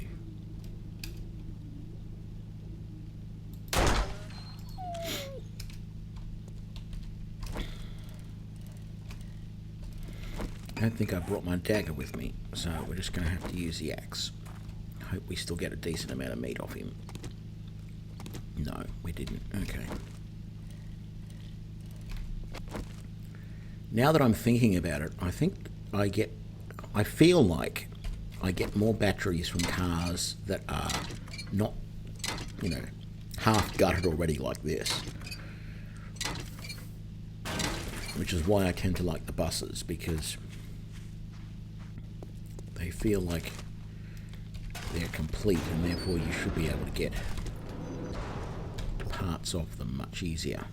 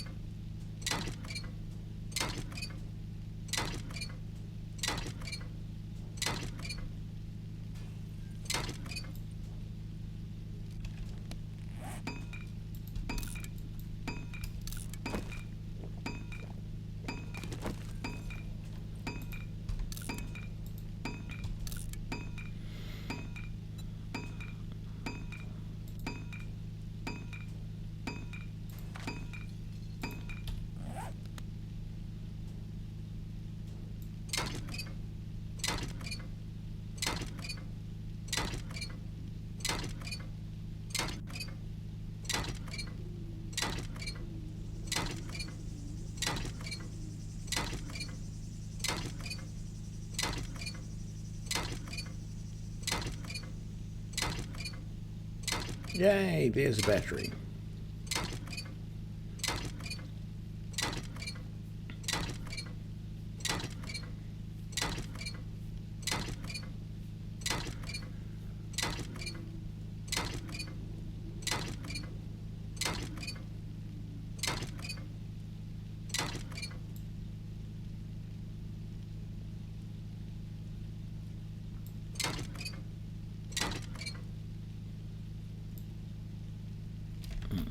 Now that needs to be repaired.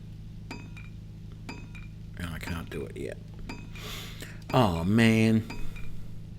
It's a level 6 battery.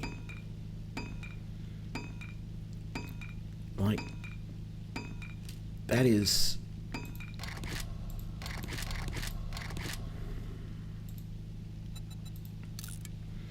That's a kick in the teeth. Because I don't want to use a level 6 battery to make a mini bike. I want to put a level 6 battery into a battery bank and have it last for 1,000,000 years. That's not fair.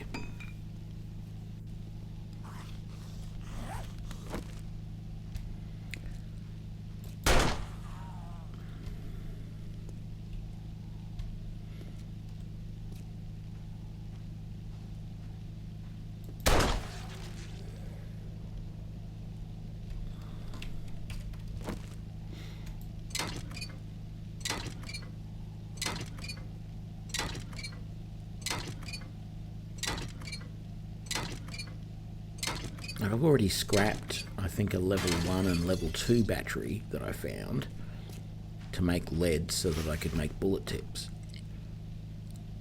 So that's already happened, but I wish I could just find a nice, simple little level 1 battery.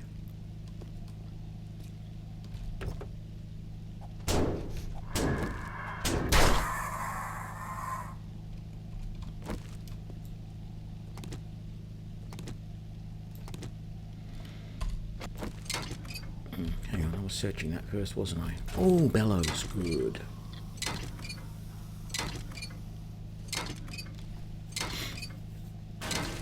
Yeah, that's why I'm pulling this car apart as well. See if I can get a battery out of it.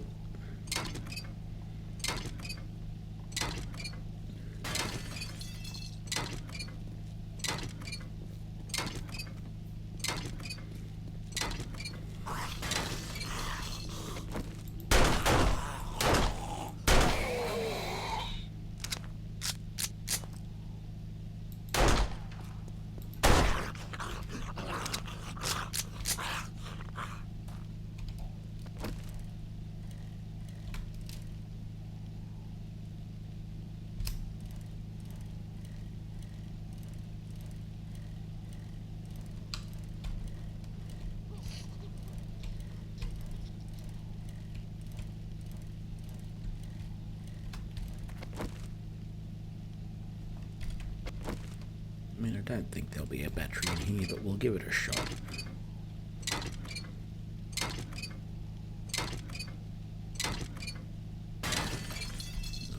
Okay.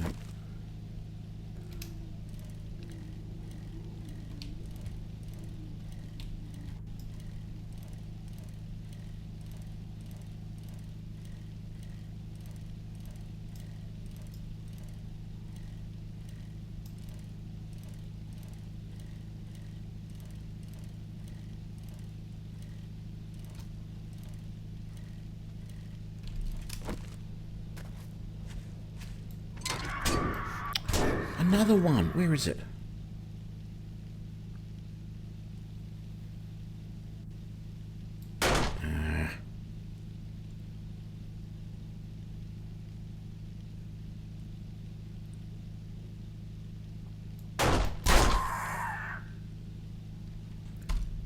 Hate those bloody things.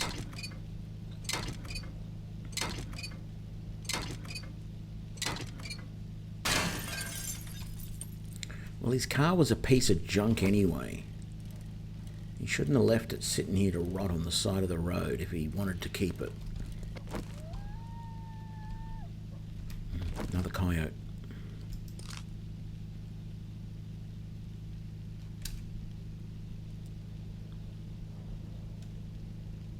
I think before I chop up his body, I'm going to go home and get a knife, actually. Might do that right now.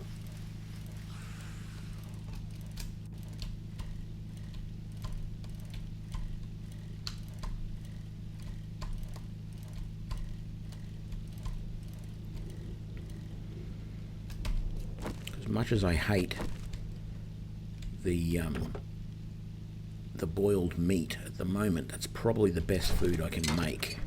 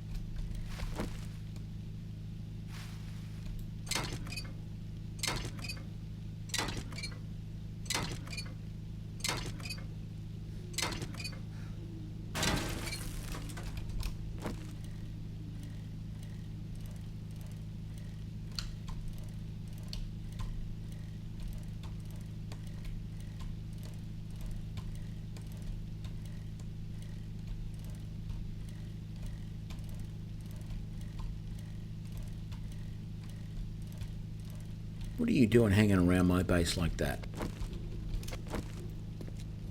Oi! Get away from there.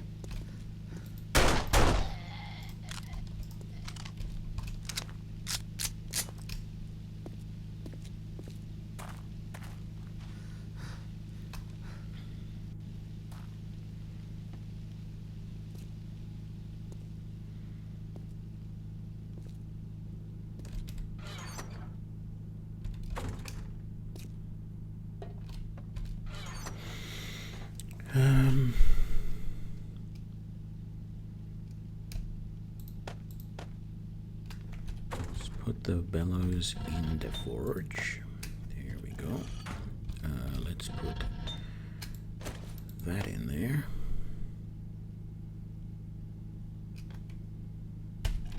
That'll do for now.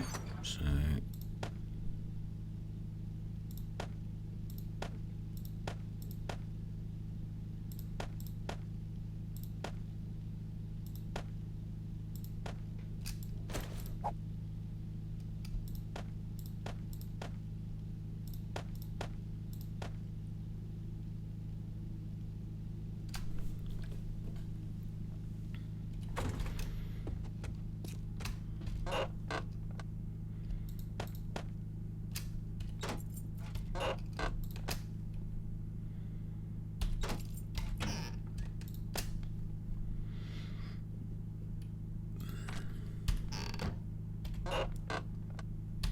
oh no, that is the one.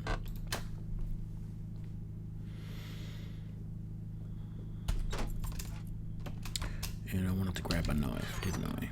There we go.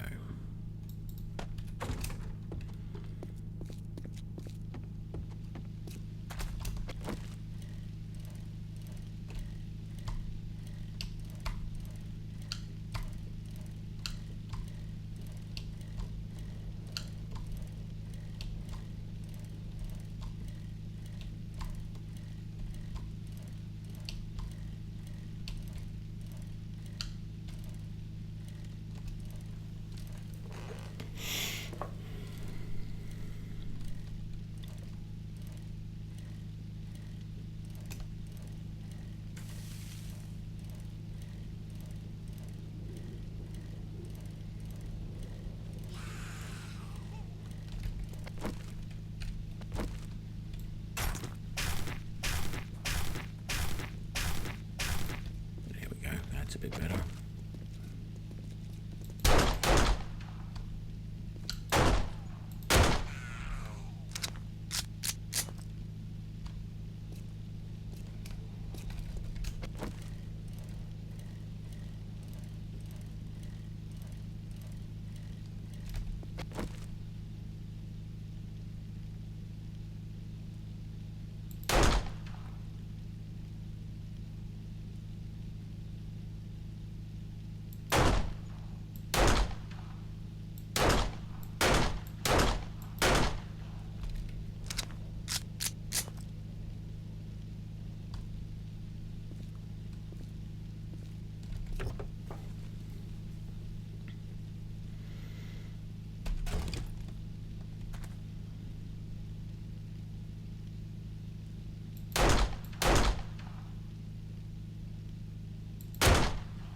Got him.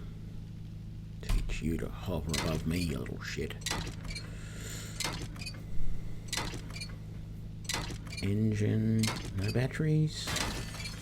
No, I don't think there's batteries in this layer, but we'll see.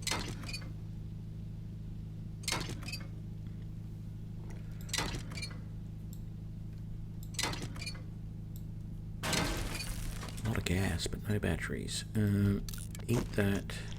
Am I out of drink? Damn it, I'm out of drink. I really want to do that car over there and that car up there.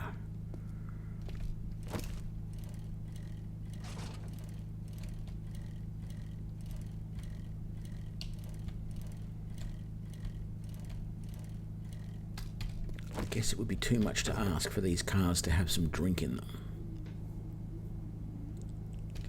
Empty bottle.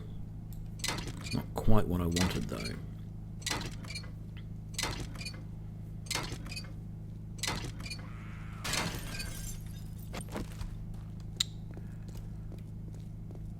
What are you doing? What's with the jukes?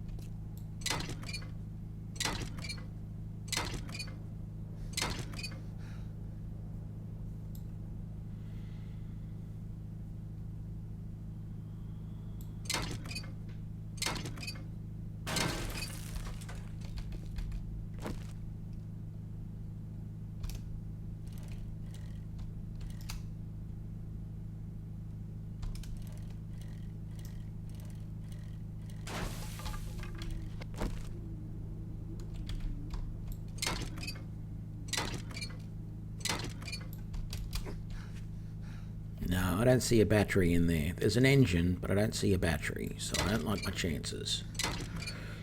Like normally it's sort of usually like there or there. It looks like it's already been taken.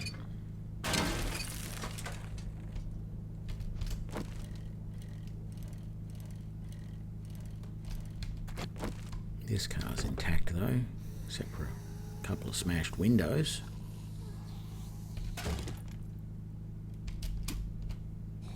Ooh, another good car down that way too.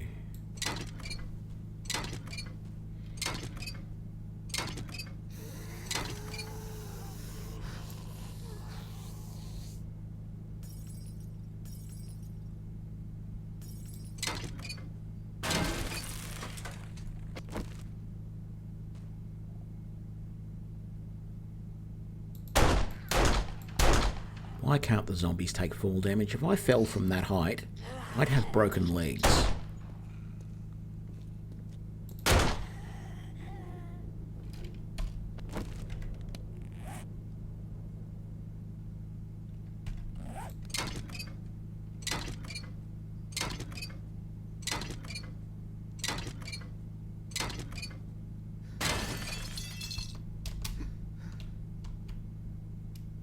Yeah, its battery's gone too. Yeah, I know I'm dehydrated. Just give me a break, will ya? I'll finish this car and then I'll go home.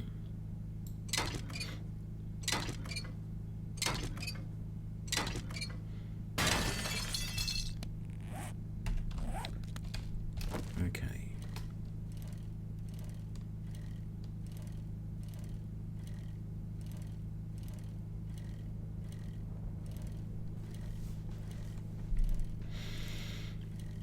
You watch. I'll spend an hour finding another battery and we'll get it. I'll get the mini bike and then I'll go and do a raid somewhere and I'll find like 3 batteries in cars without even trying.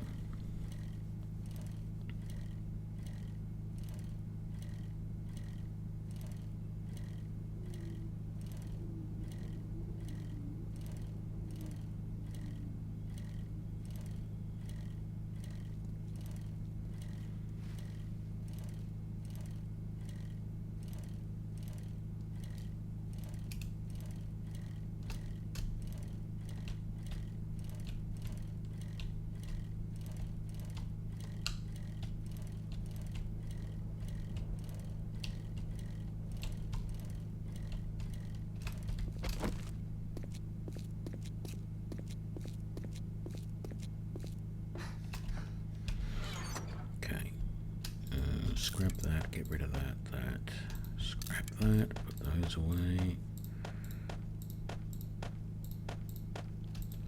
Scrap that. No, keep that on me. Yeah, okay.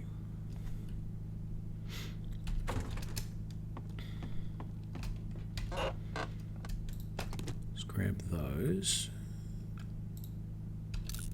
Drink one of those, and then I think I can risk eating that now. No, I can't. Damn it.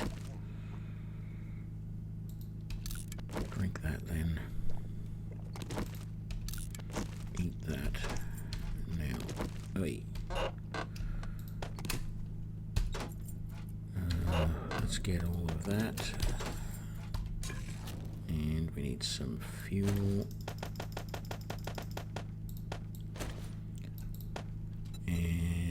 Let's make the boiled meat. As much as I hate it, we need some food.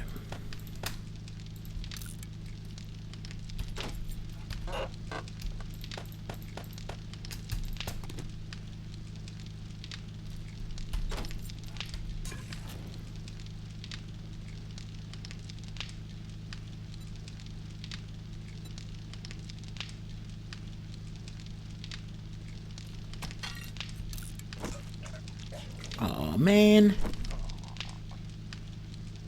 God, I hate that.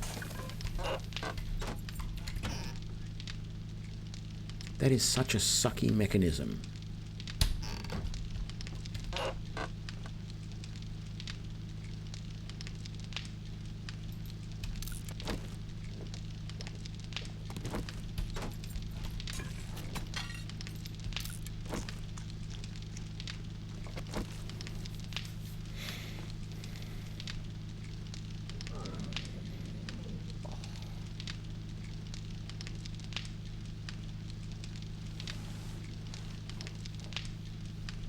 What I feel it should be is if you cook some food, it should be safe to eat for a certain amount of time.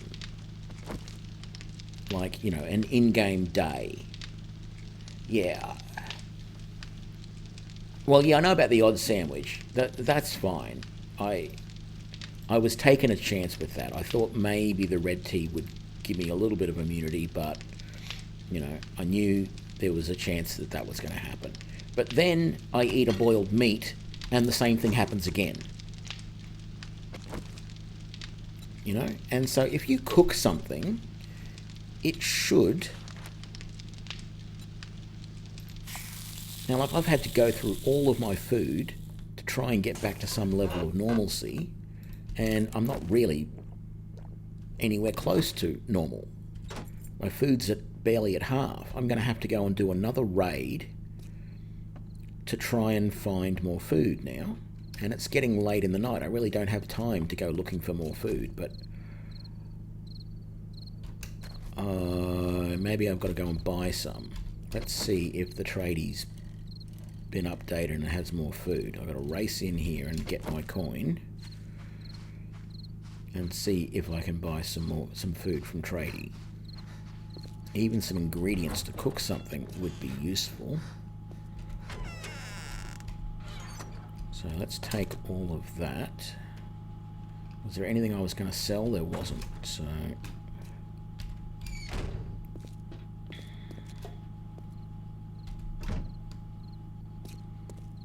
and it's almost tradie closing time, so I doubt I'm going to get a chance to actually do this, because I think it's 1950 that he closes.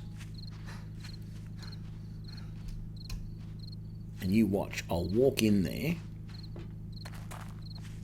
I'll say hello to him, and it'll close and kick me out. You need assistance? That's chemicals. Where's food? Food. Animal fat. You're kidding me.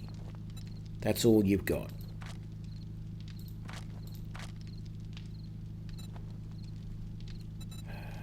Let's sell all of that. You don't have...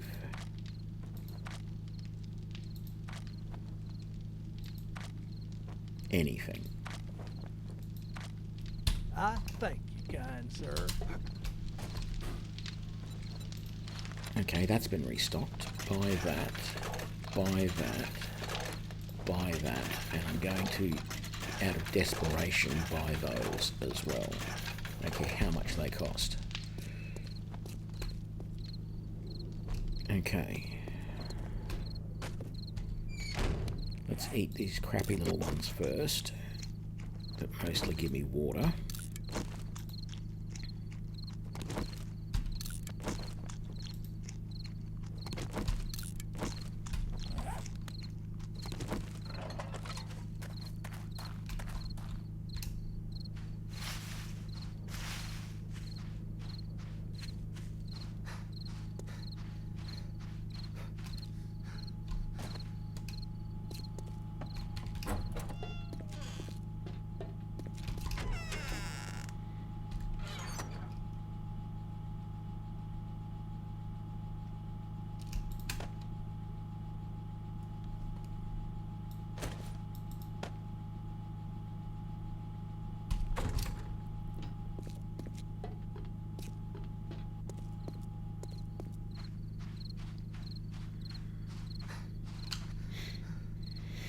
I guess tomorrow we look for more batteries. Is there anything I can do back at the base? I'm not going to bother putting that food away.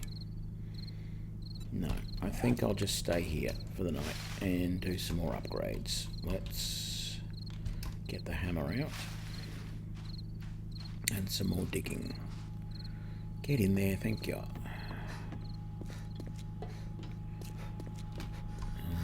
Hammer.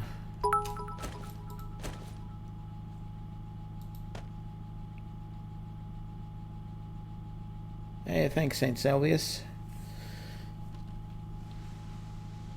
Thank you for the cheer. That and that. And that and that. Maybe that too. We might even put some more lights up. Okay, so first step, let's upgrade all of these.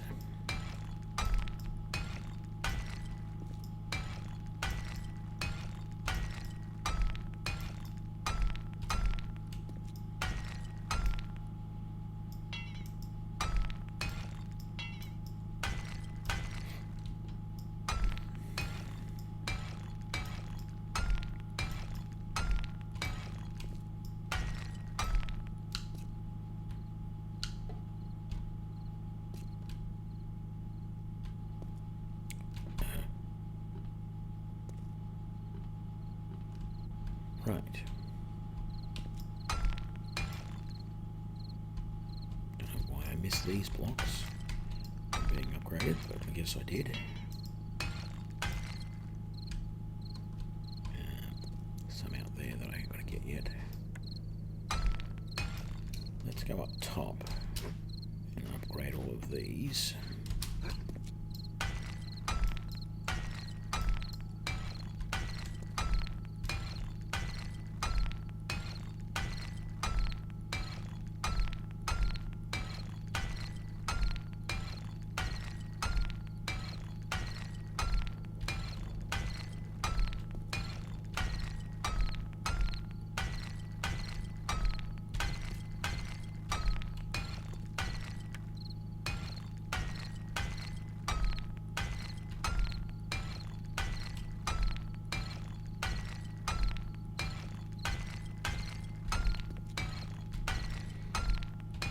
I guess the trader stays open a lot longer than I thought. I thought it was 7:50 that he kicks you out, but it's obviously 9:50, which is good to know.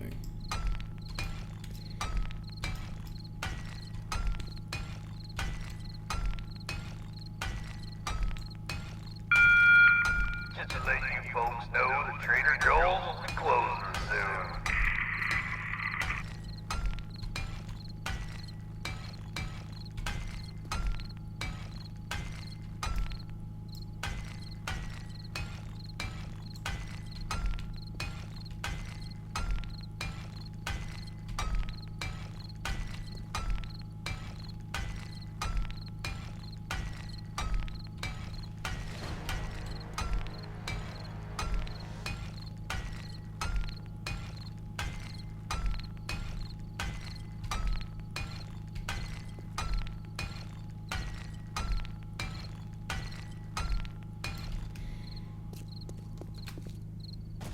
Here we go.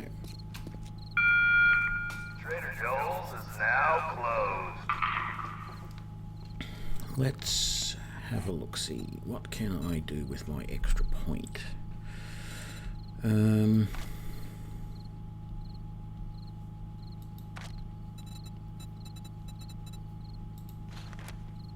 at some point I want to do gunslinger stuff. And I want to do heavy armor stuff as well. So what do I get? What's the next level of bonus? Craft. Reduce heavy armor movement and stamina penalty by 10%. Improve durability by 40%. So I think... So what does that need to be? Level 3 fortitude. So let's do level 3 fortitude and we can take that next level. Let's close that door. Actually, do I want to do that? I think I want to be out there and digging out that section, I think. More than anything. Can upgrade that too. I could dig out this back wall and that wall and replace them with blocks. That might be an idea.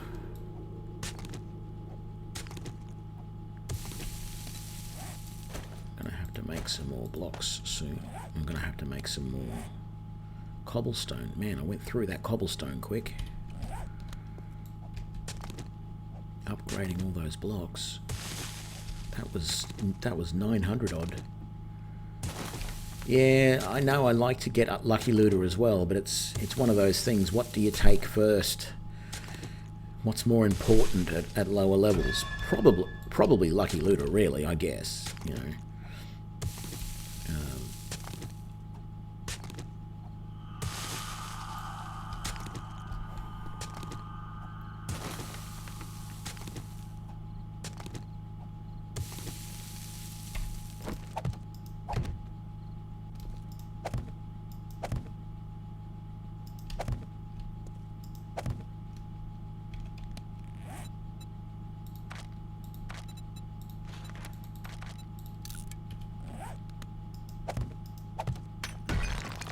God damn it.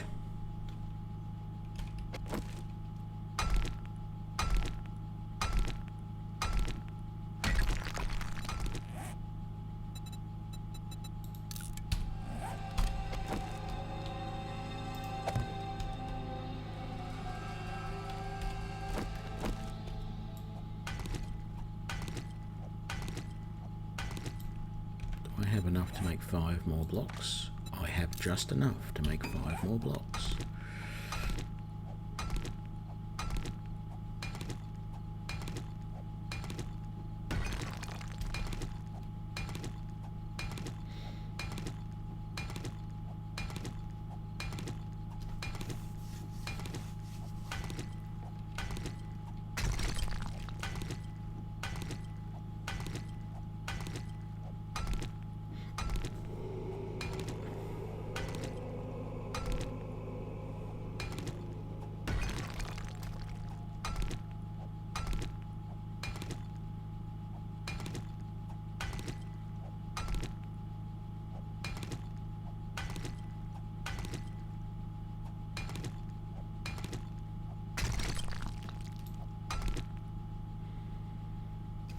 Get some stamina back first, and then we'll hit this section.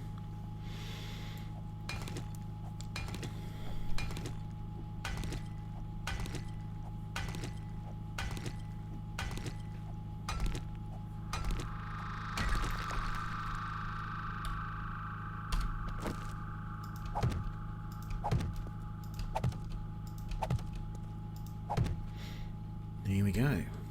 2 walls completely done. How many more cobblestone can I make?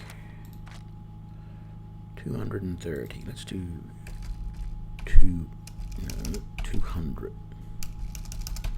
200.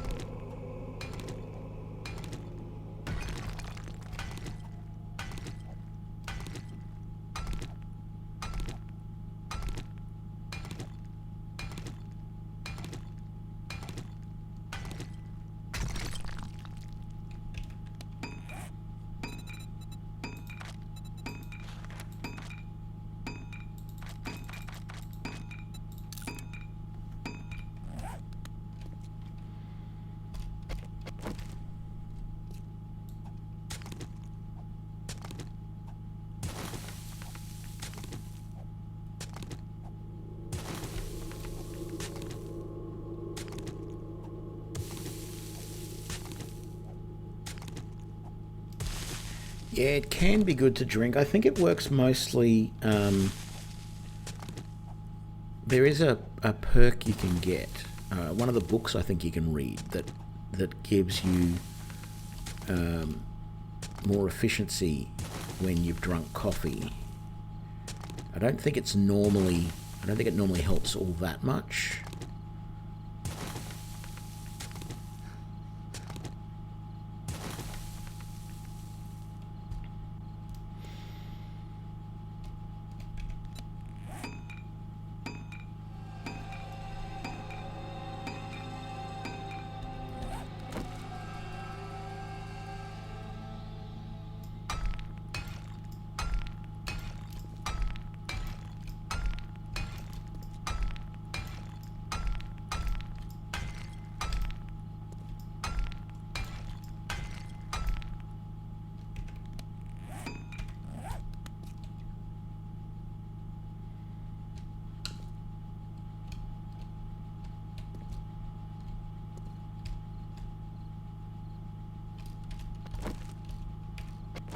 I feel like I might as well just get that block there out of the way as well, which means I've got to make one more flagstone block.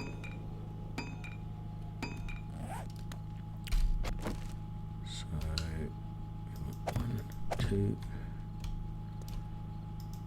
3, 4, 5, 6, 7, 8.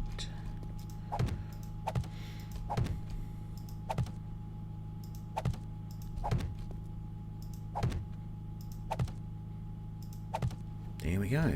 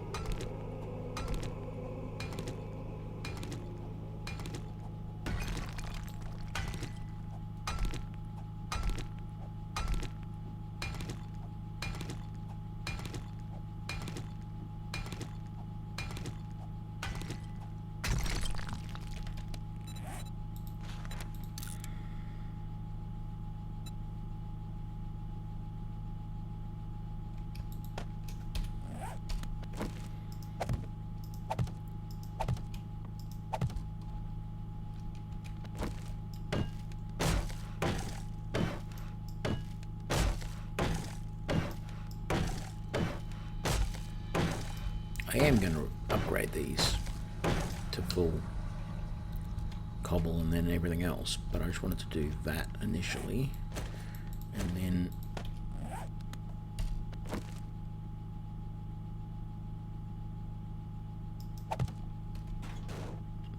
there's our hatch. So we're going to be able to go down to our lower level.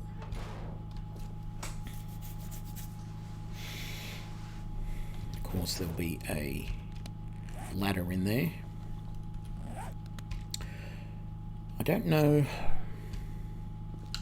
whether I want 3 blocks of, like one block of floor here, another gap block, and then a block of ceiling, and then the 2 blocks gap of the room down there, or whether I want just 2 blocks, 1 block of floor here and 1 block of ceiling down there. I don't want just the one. I don't want to just have this floor here to be the roof of the thing down there. I want to be a little bit, because we're going to have to. We don't want the zombies to be able to break through down here, particularly if a demolisher comes in and explodes in here and breaks up the floor. I don't want him just falling down into the thing down the bottom. Although that could still happen even with concrete.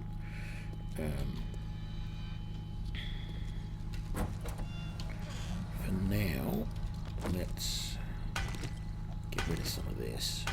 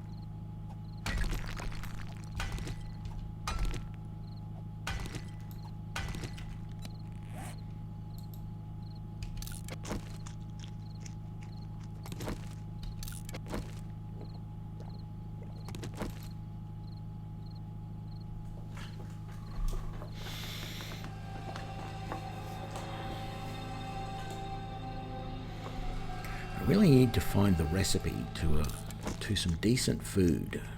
The problem is that most of those good food recipes, though,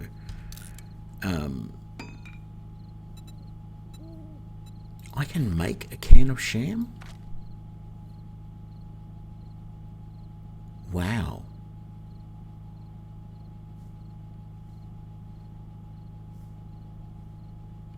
I wouldn't mind that recipe either.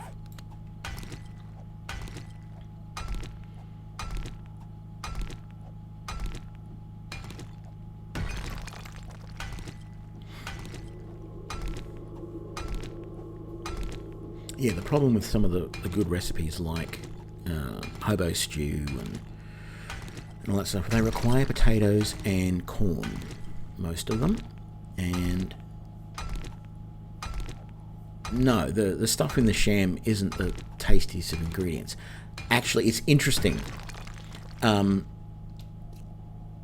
With the lockdown, and because things, were a little bit uncertain there for a while, whether there might be really major lockdowns and hard to get food and all that sort of stuff, I started buying up stuff which I would normally not buy, and that was like tinned food.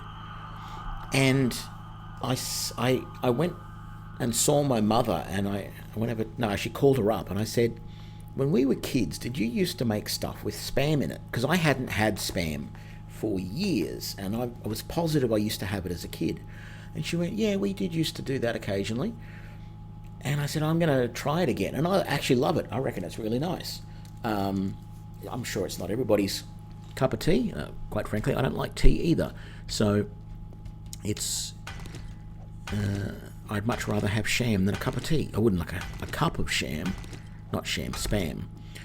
But I just thought it was funny that, the whole spam thing, and that, everyone derides spam. Although I believe it's very popular in Hawaii. They have a bunch of dishes over there made with spam. But I don't mind it. I cook it, of course. I put it in the frying pan and chop it up into slices and cook it, much the way that I would bacon or things like that. So,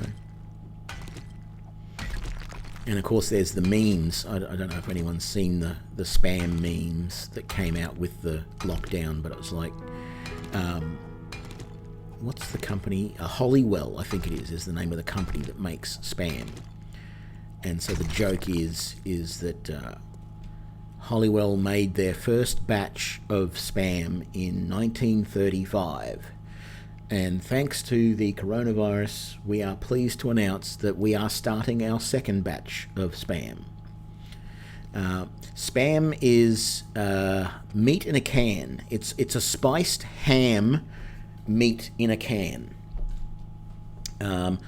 Monty Python had a sketch. The Monty Python guys had a sketch where they were in a restaurant, like a breakfast, like a bed and breakfast place, and they were being served breakfast, and they were being asked what they wanted for breakfast at this. I think it was like a hotel accommodation type thing, a holiday accommodation, and the menu was like spam and eggs, spam, sausage and eggs, and then it was spam, sausage, spam, and eggs, and then spam, sausage, spam, and spam. But that, as I said, that's a story from 40 years ago when Monty Python were first around. I just find it interesting that I haven't touched spam in probably 40 years. My mother used to cook it, used to fry it up. We'd have it, I don't know, but we'd always have a cooked breakfast on a Sunday morning. And it was usually bacon and eggs or something like that, but sometimes she would fry up some spam, and we'd have spam and eggs for breakfast on a Sunday morning. And I quite like that now. I have spam and eggs every few days. And something different. Okie dokie. I was going to start digging some more, but I do feel like I need to A, get a battery so I can make this mini bike, and B, find yet again some food resources. So I'm going to put a lot of this stuff away. Actually, give me that so that I can repair that. And then we'll put that there. I'm going to put those there because I didn't put any more of those up. And quite frankly, I think I'm just going to do this for the moment, and that will be enough. We have, and I'm sure this is in a lot of countries as well, we have more than just spam in a can, ham in a can as spam. You can get, spam, the company that makes spam does a turkey loaf thing in a can, which I don't mind either. But then there's also, you can get beef, you can get lots of different things pre-cooked in a can. Chicken, beef, stuff like that. I've only really tried the ham or the turkey ones. I haven't tried some of the other more exotic, if that's the word, choices. But I don't mind a bit of spam. I feel this is not necessarily the best way to be going to find car batteries.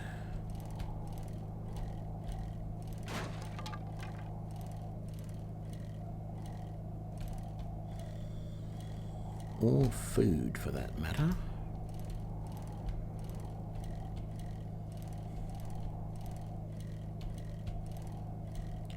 Buddy's Grain, Army Base, which might have some food in it. What's that? Oats. Let's do a quick run through here and see if there's anything of interest. What have we got? Anything outside? Definitely want to search the trash, because you just never know. I'm going to start keeping my cans now. If I can find the recipe for making Spam, that sounds really good. Because unlike everything else, the Spam doesn't go bad, doesn't make you sick.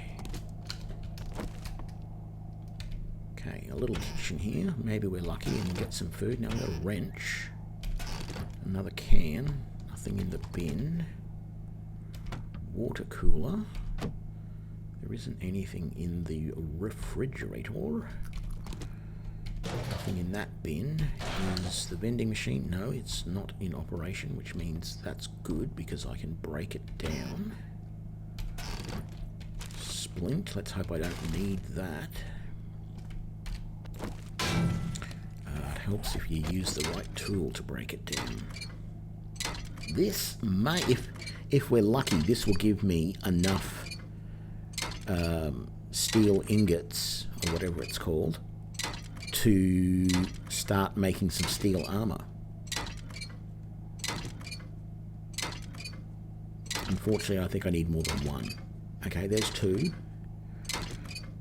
Can't remember how many I need. I think it was only 2 or 3 that I needed to be able to make some armor. I need to reload that gun. Is that the door to the outside? That is. Very good.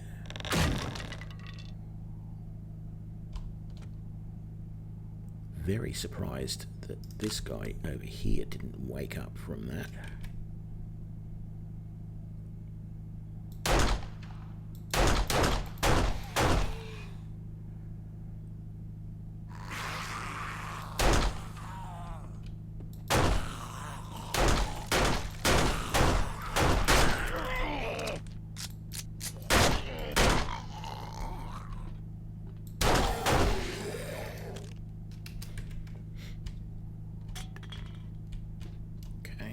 Didn't quite go as planned, but ooh, vitamins, very nice. I can now eat crap again and not worry.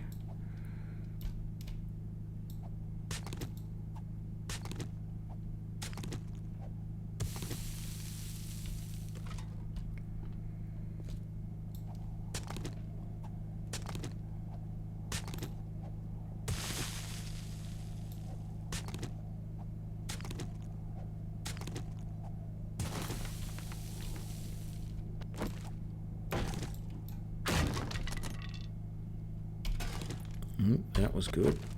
Getting some more spam like that. Was that spam? No, salmon. Let's get this.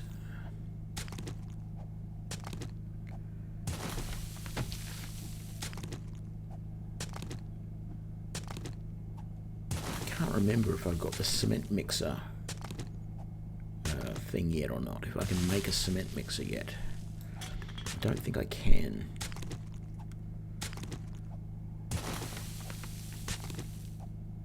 Definitely need one though. No doubt about that.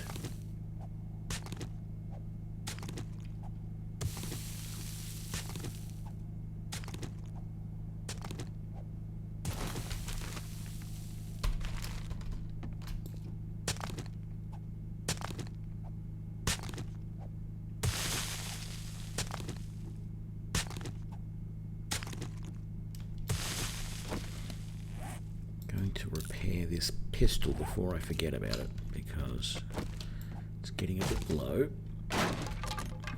Last thing I want is to be... Ooh, a better shirt. Finally. Let's Modify that and get the dye off it because I might want to paint things. And then let's wear that and scrap that and scrap that. Very nice. I do still want a trench coat or whatever it's called though, because I really need that for heat.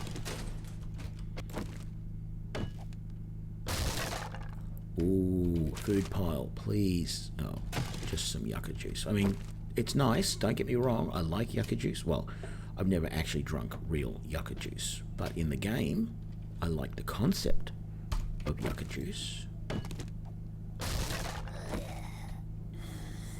Where are you? You got one there. Sounded like one of the women, but I guess not. Oh yeah, here we go.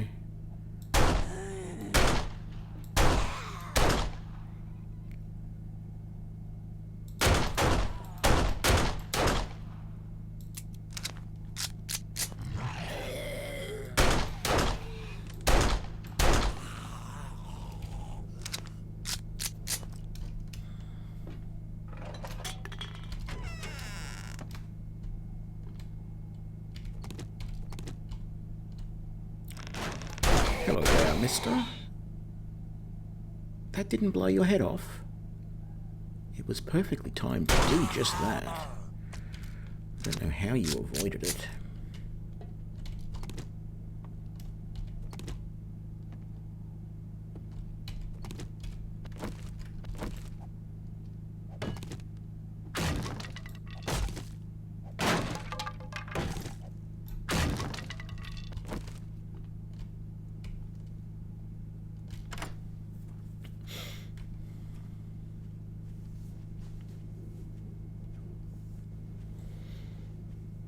Oh, yes, I got the table saw. Yes, I remember that.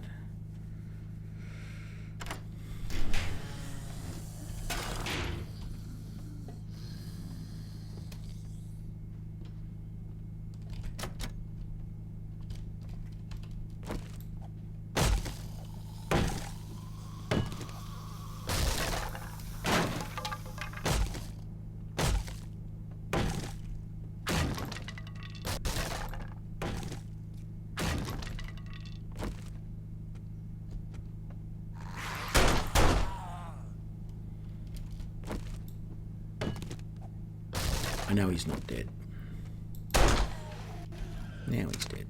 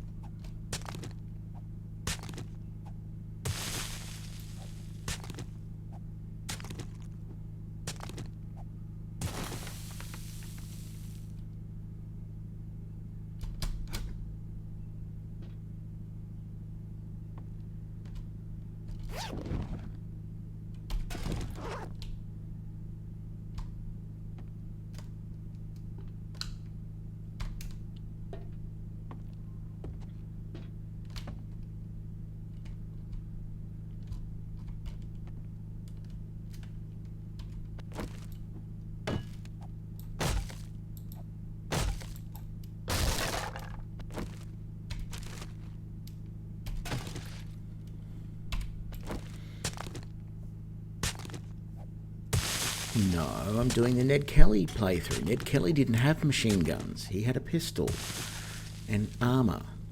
And so that's what I'm having.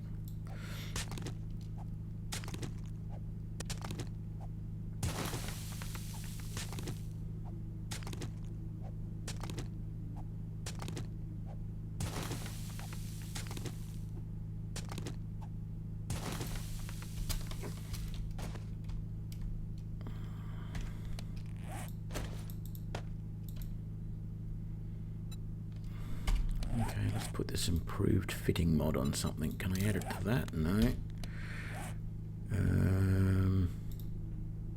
Let's put it on that.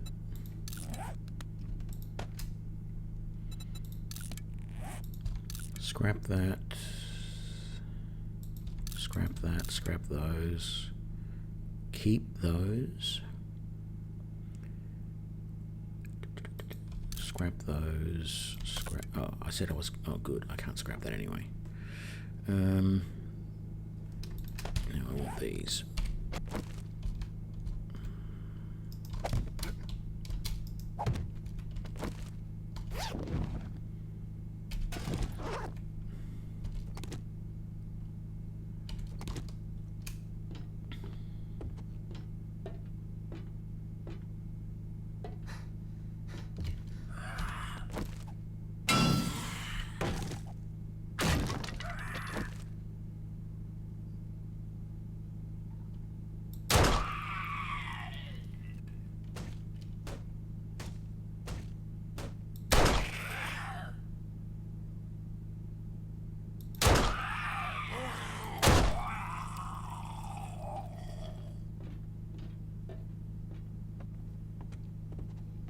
You coming around this way? You are.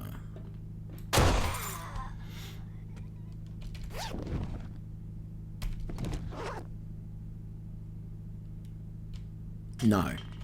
Well, I don't know. I think there probably are some people that do sort of idolise Ned Kelly a little bit, but the historic records are pretty definite that, you know, he was a criminal. There were... Okay. I mentioned this in last night's stream, which isn't a problem, but there was this situation. There were these guys called squatters who were landowners who owned huge tracts of land that they would run sheep on. And they were really powerful. They controlled the government to a pretty significant degree at the time. They were a bit like in the US, they had cattle barons who would, you know, I think some of the story of Billy the Kid was to do with these various cattle barons sort of fighting over control of the rights to graze cattle in various places around the US. Similar sort of thing, but Ned wasn't, you know, he didn't have sheep of his own or anything like that, but his family worked on, I think worked on some sheep stations at one point. But they found it hard to get work because it was not what you knew, it was who you knew. And these squatters, these sheep barons, if you like, really had control of a lot of stuff at that time. And they basically controlled the police as well. So if they thought that something wasn't quite right, then they would just send the police in and that would be it. They'd get their way in the end. So when people talk about Ned Kelly, they talk about the fact that, you know, his family was pretty hard done by this situation with these sheep barons, these squatters as they were called. But in my opinion, it doesn't excuse the fact that, you know, he did a lot of bad things. And it wasn't like he was forced to do it because he had, you know, absolutely no other choice or anything like that. He just did them. So I don't know. There probably are some people that disagree with that and say, well, no, he was basically forced into this life of crime. But there were, you know, thousands of other people living in Australia at the time, and, you know, they didn't all just run off and become outlaws because they found it hard to get a job or whatever the situation was, you know. So I tend not to put much stock in these people that say he had no choice, he had to do it. I just look at it and go, no, he wasn't. And mostly I think that's agreed upon in, you know, by historians and all that sort of stuff. But because there's really no evidence that he gave, you know, stole from the rich to give to the poor. he stole from the rich to give to him. That's pretty well universally agreed that, that's what happened. How can a level 3 not have as much armor as a level 1? Scrap that then.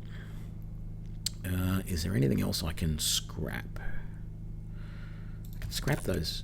No, I can't scrap those nails just yet, but I'm getting out of here anyway. Did we get much food? We didn't really. We got that. Okay. How stupid is it going to be to ride this to the bottom? Very stupid. Okay.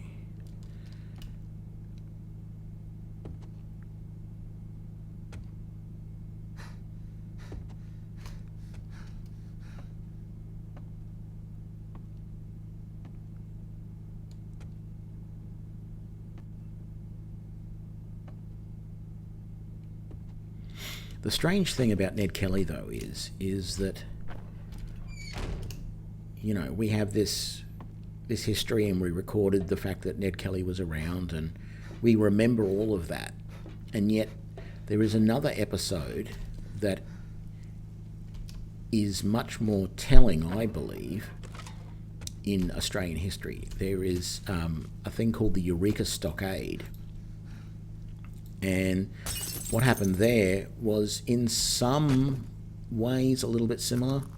And I don't know all the history, so I might be a little bit wrong on it. But that was a situation where there were these people, these miners, that were being hard done by. And they decided to, hole up in this little area that they called Eureka, and just didn't allow the police or anybody else in. And the government ended up just going in and attacking. Was that a snake?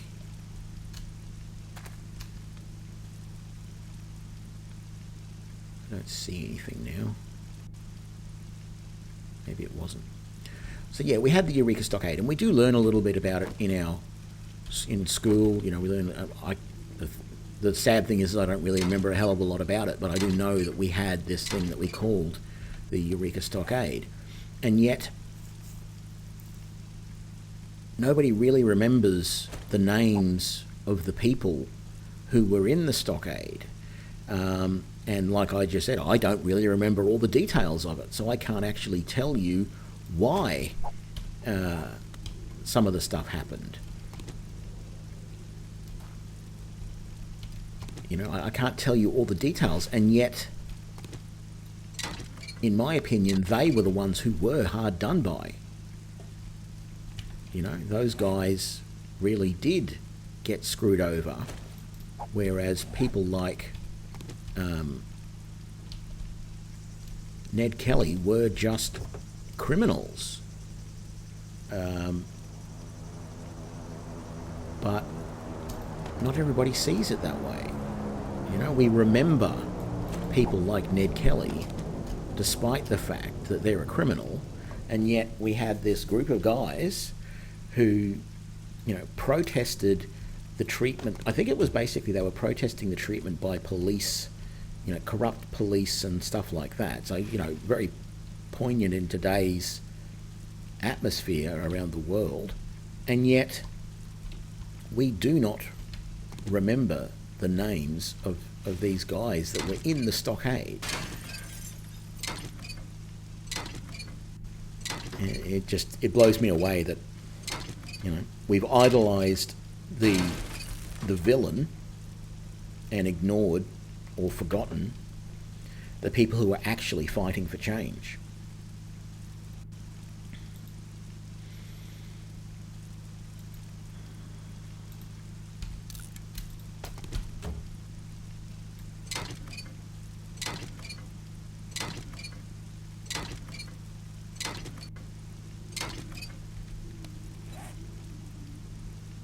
I feel like I've got to free up space in case I find a battery.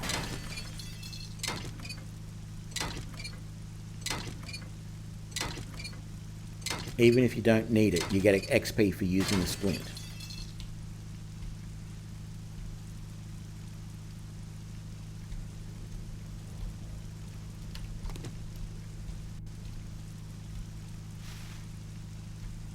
Well, okay. I think I better head back home, though. I'm running out of room. Oh, hang on. No, get off. There we go. What are unique things that I'm not going to get from...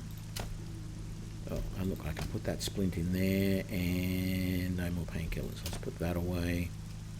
Let's put that away, put that away, put that away, put that away. I might be able to get back... Oh, I scrapped that token. I'm not going to be able to get it back.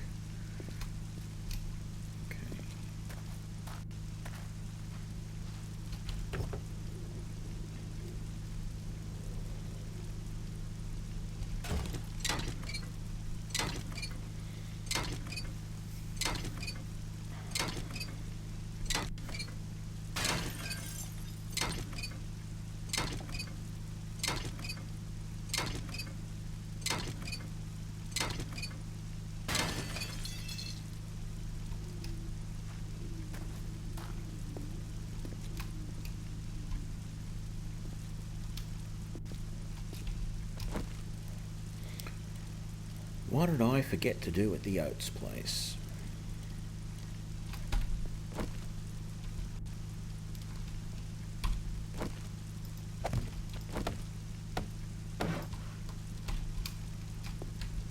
Got to mark that I've been there and emptied it. Because if I don't do that, I'm going to come back later and waste a whole bunch of time.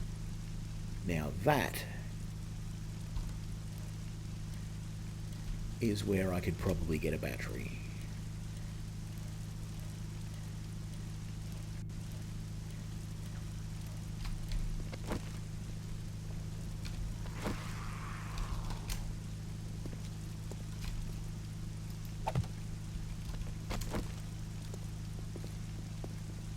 Excuse me, sir.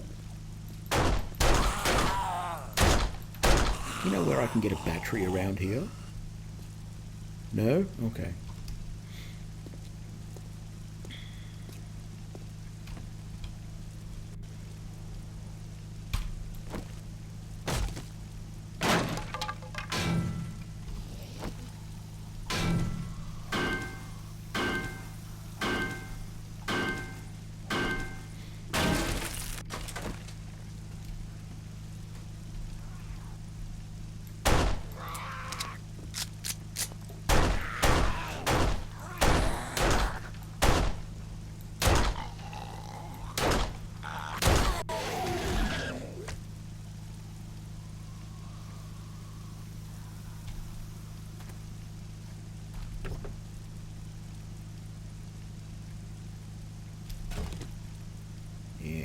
Someone to my left. And then I put a bullet to his brain and he fell down.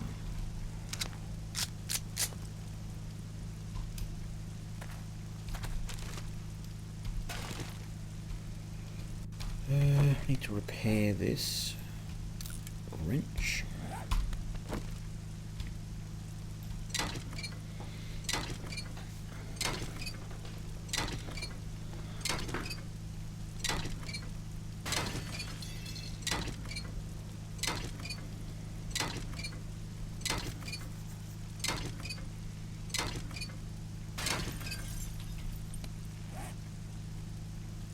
Oh, look at that.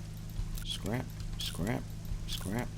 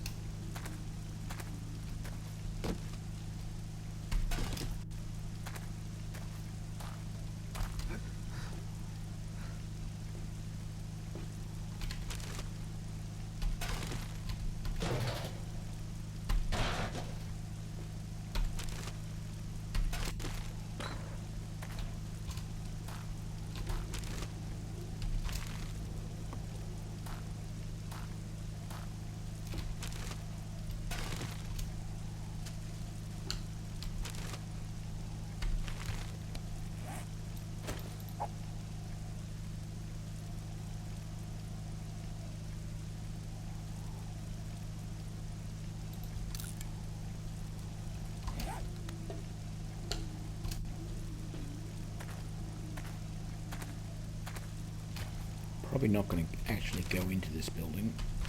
I don't remember what's inside, actually.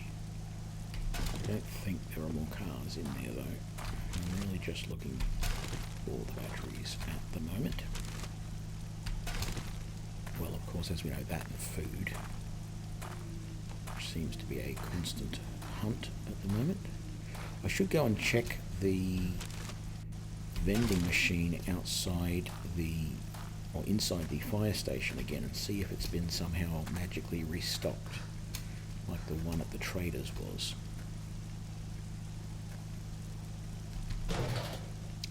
That's right, they do too, don't they? I thought these beams things had steel. Or are you talking about something different? These things have steel in them.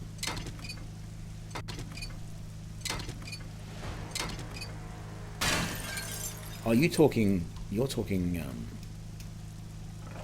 this stuff. Yeah, I know I can do all of those.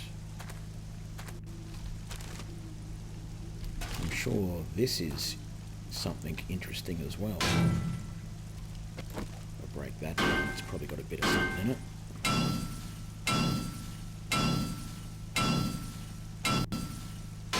Wow, a lot of effort. I bet you, now that I think about it, I'm really not going to get anything. Not much. Certainly not going to be worth the multiple hits to get it. Yes, I know I'm hungry. Just let me finish this block first and then I'll... That was pathetic. It wasn't worth the effort. Have some yucca juice as well. Scrap that and we'll drop that. And we'll scrap that. I feel like scrapping those nails as well because I don't really need them. We'll scrap that and we'll even scrap... No, we can't scrap those yet. Okay.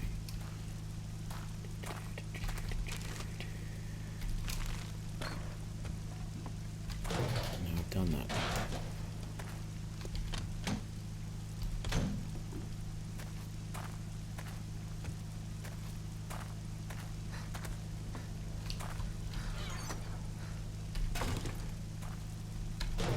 Some petroleum.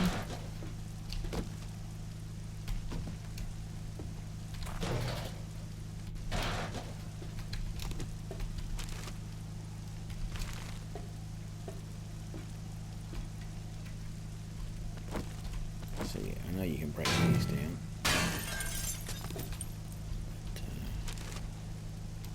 there's actually quite a few of them up on top of these things. I don't feel like jumping up on all of those today. I'm just going to check that car. And then probably leave, I think. 6. Where am I going? That's the number I want. All this effort though, I haven't been getting batteries. I'm not impressed.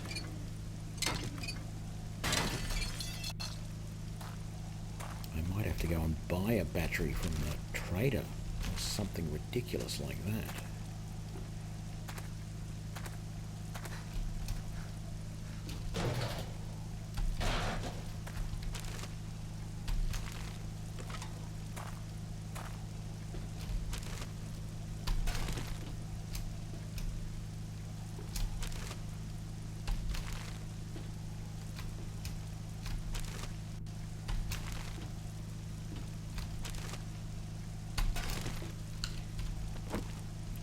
Seeing as it's here.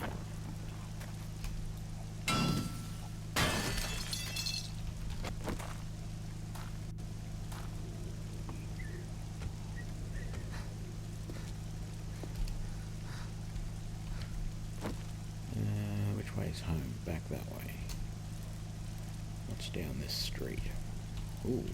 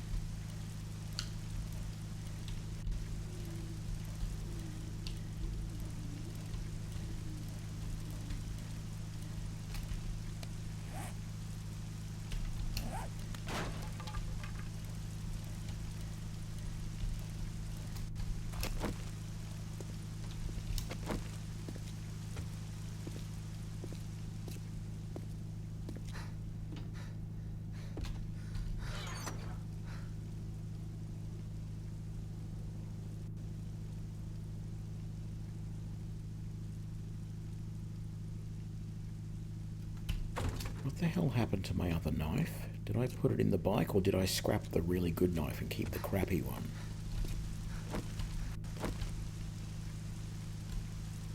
Oh, good. I kept the good knife in the bike. Phew.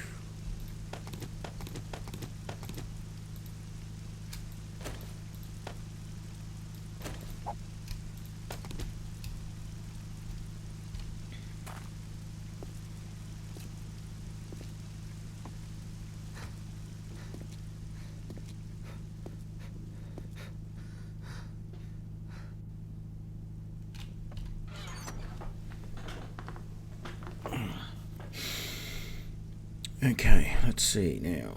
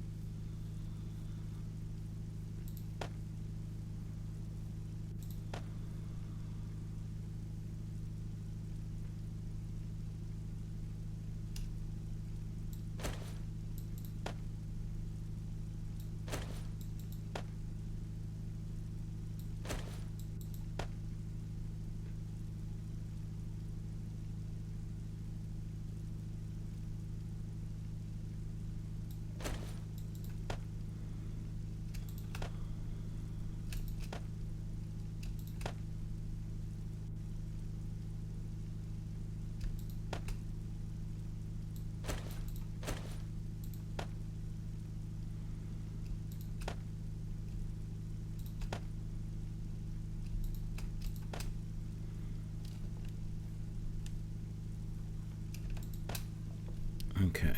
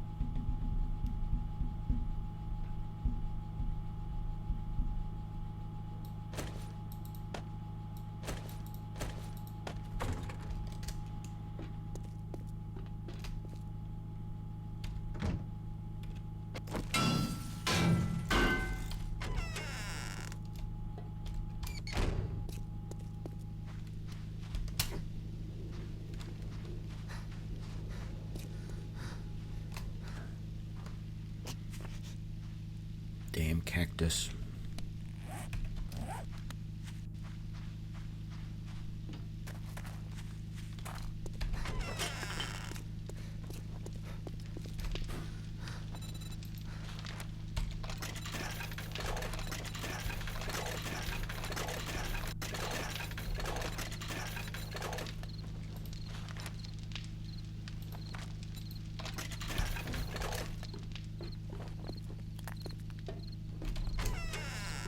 We have great prices.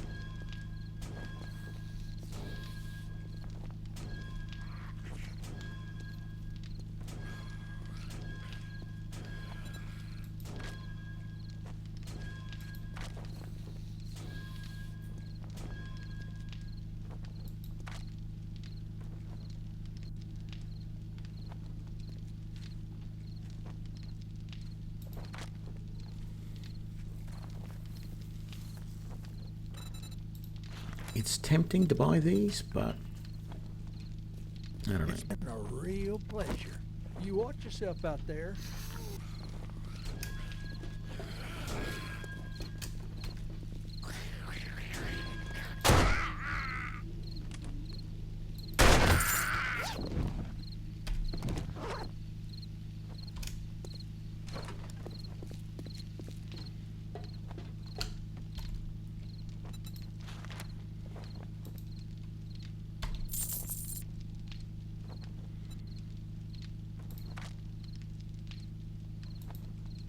Y'all come back now. Let's see. Let's get rid of that first. Then that. Then that. Yeah, you know what? I'm going to buy some of those.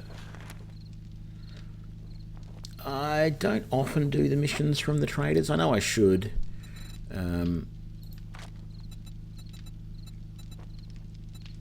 It's just like I've got a bunch of missions I haven't even looked at yet.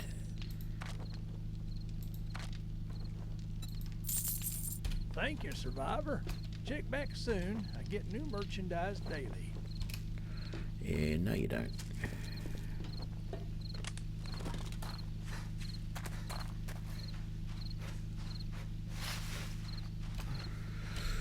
Where is that drop?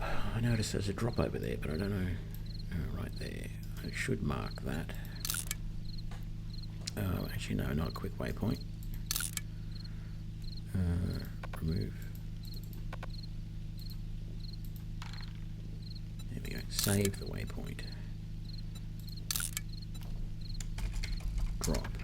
Okay, very good.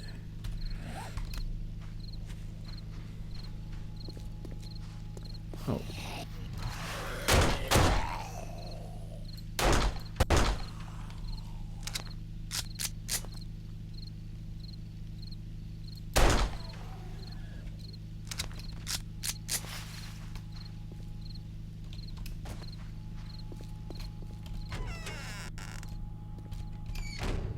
Okay, and we close that. That's where I need another candle.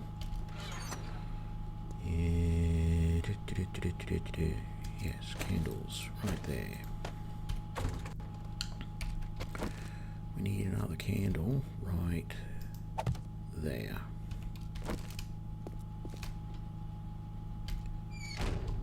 And then we need another one right there. There we go, that lights up this much better now.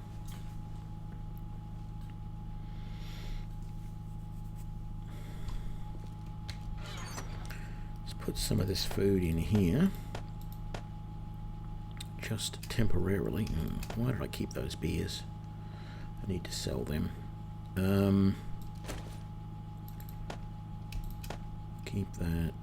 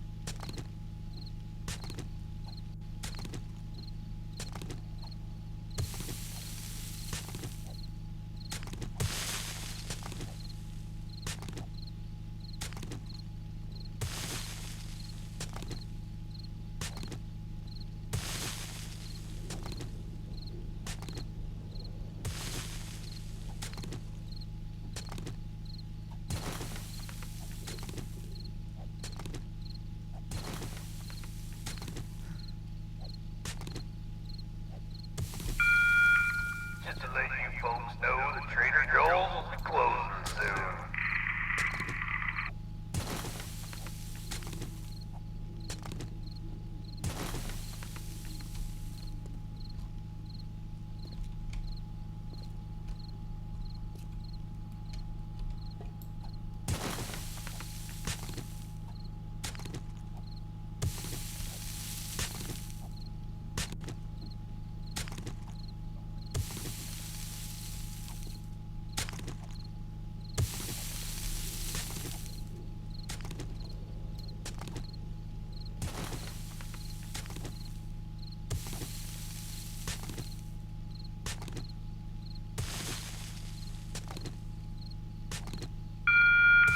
Trader Joel's is now closed.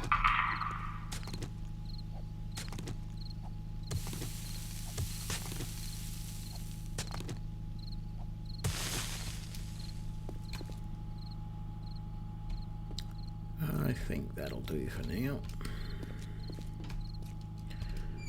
In more ways than one, I definitely think. That's just over 8 hours streaming today. That is probably a new record for me, actually. But before I leave, I want to start creating some more cobblestone. Because I've got to create a lot more blocks. I've got to upgrade all of that and that. Ultimately upgrade all of this and start digging down there. And got to start replacing all that wall out there and and upgrading it all. And the other thing I wanted to check was I can make the cement mixer. Damn it, I feel like I want to rush back home and start crafting the cement mixer now, but it's after dark. What the hell, let's just do it. What's the worst that can happen?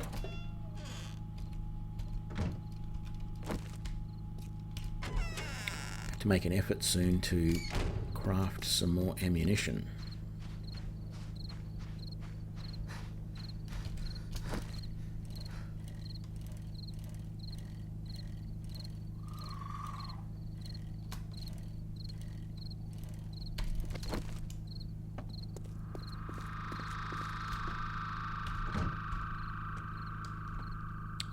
Okay, what did we say we needed for the cement mixer? We need forged iron, springs, an engine, and mechanical parts. Forged iron, springs, engine, mechanical parts.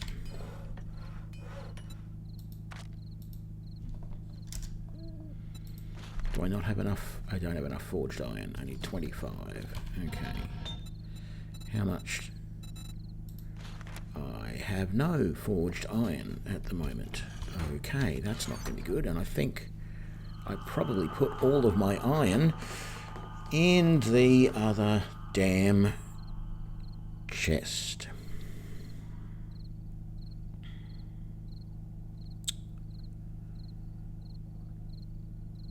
Well, there goes that idea. What was it I needed to make the steel armor? So the steel chest armor, I need 15 forged steel and 6 armor parts. And what was the rest of it?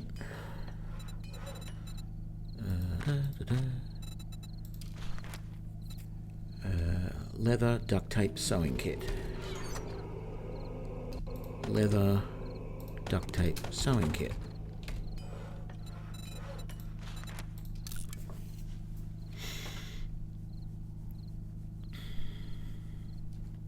Two minutes, eh?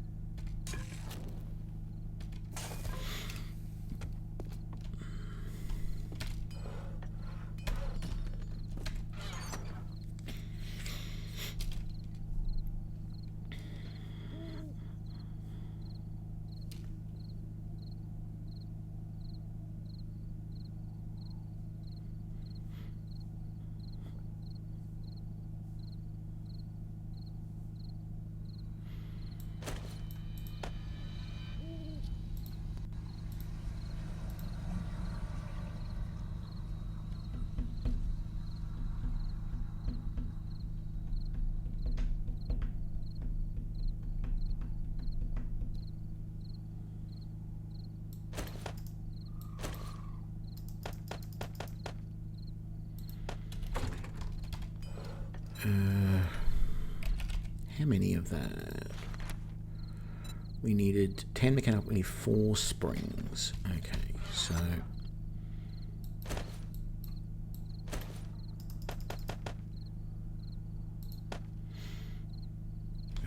what else? We can scrap that.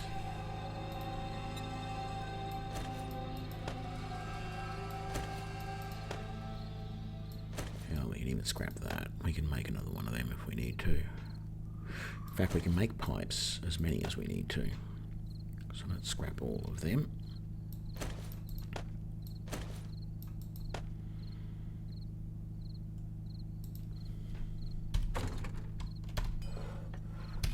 What am I doing?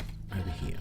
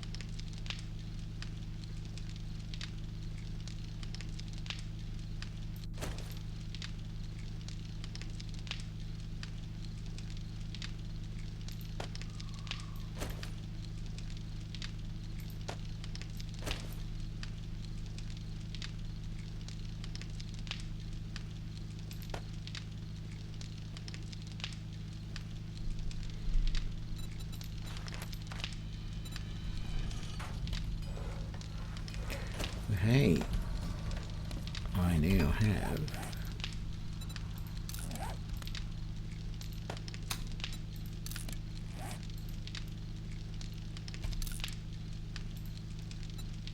the steel body armor.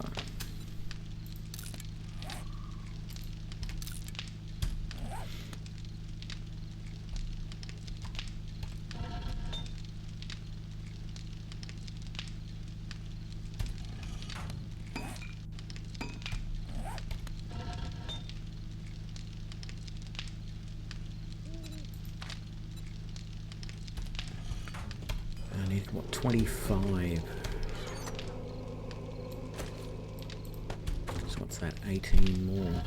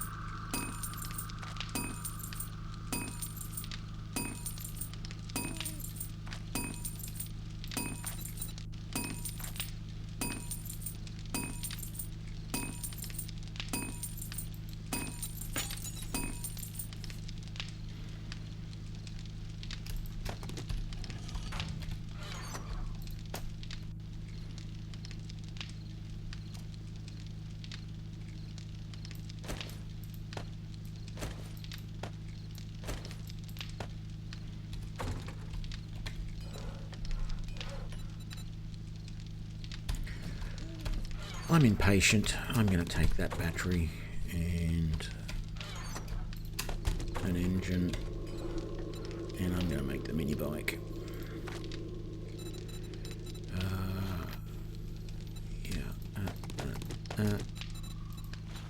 Craft.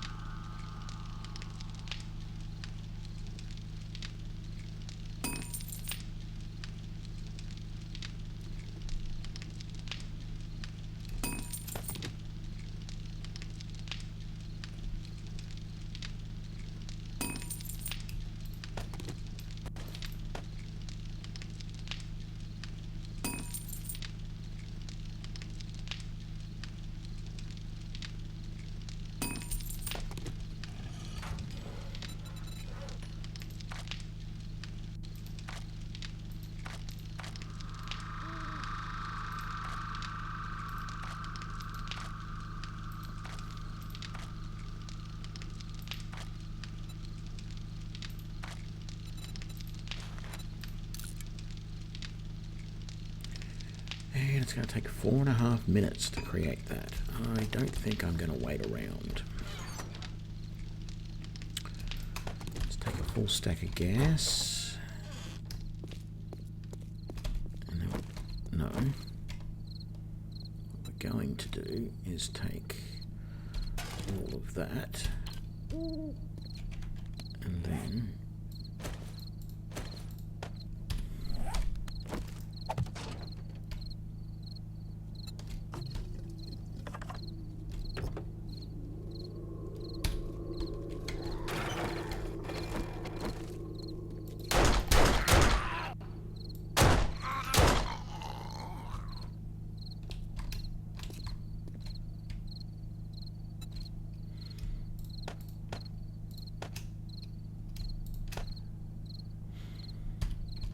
actually, that's something else I need to do.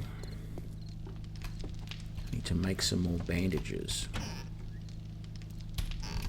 Get my health back to 100%.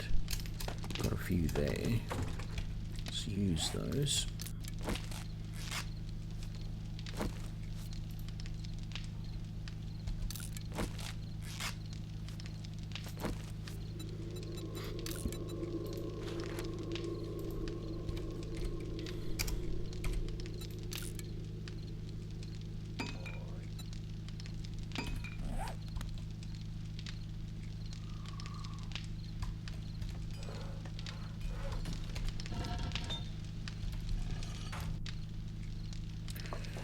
Okay, guys, I think I'm going to call it. Can you upgrade the moped?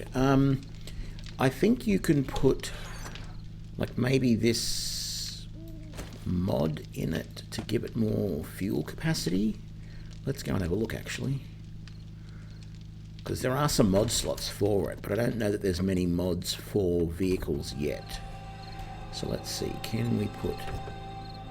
No, we can't. So there are, technically they're going, at some point there are going to be modifiers. Maybe there are modifiers and I just don't know what they are yet. But I don't know which ones it might be, but there might be mods and I just don't know it. Let's put that in there. Put this mod back in here. Put that away, and then I want to put some more of those bandages in there. There we go. And the rest of the bandages will go over here with the other first aid stuff. Okay. That's going to be it, guys. I'm going to leave it here. This has been a very, very long stream for me at 8 hours. But got a lot done. And tomorrow, first thing, when we start streaming, we will end up doing day 14 Horde in our little base. And hopefully survive without too much of a hassle. So thanks for joining me, everybody. I hope you had fun. Stay safe, play games, and I will see you all later. Bye now.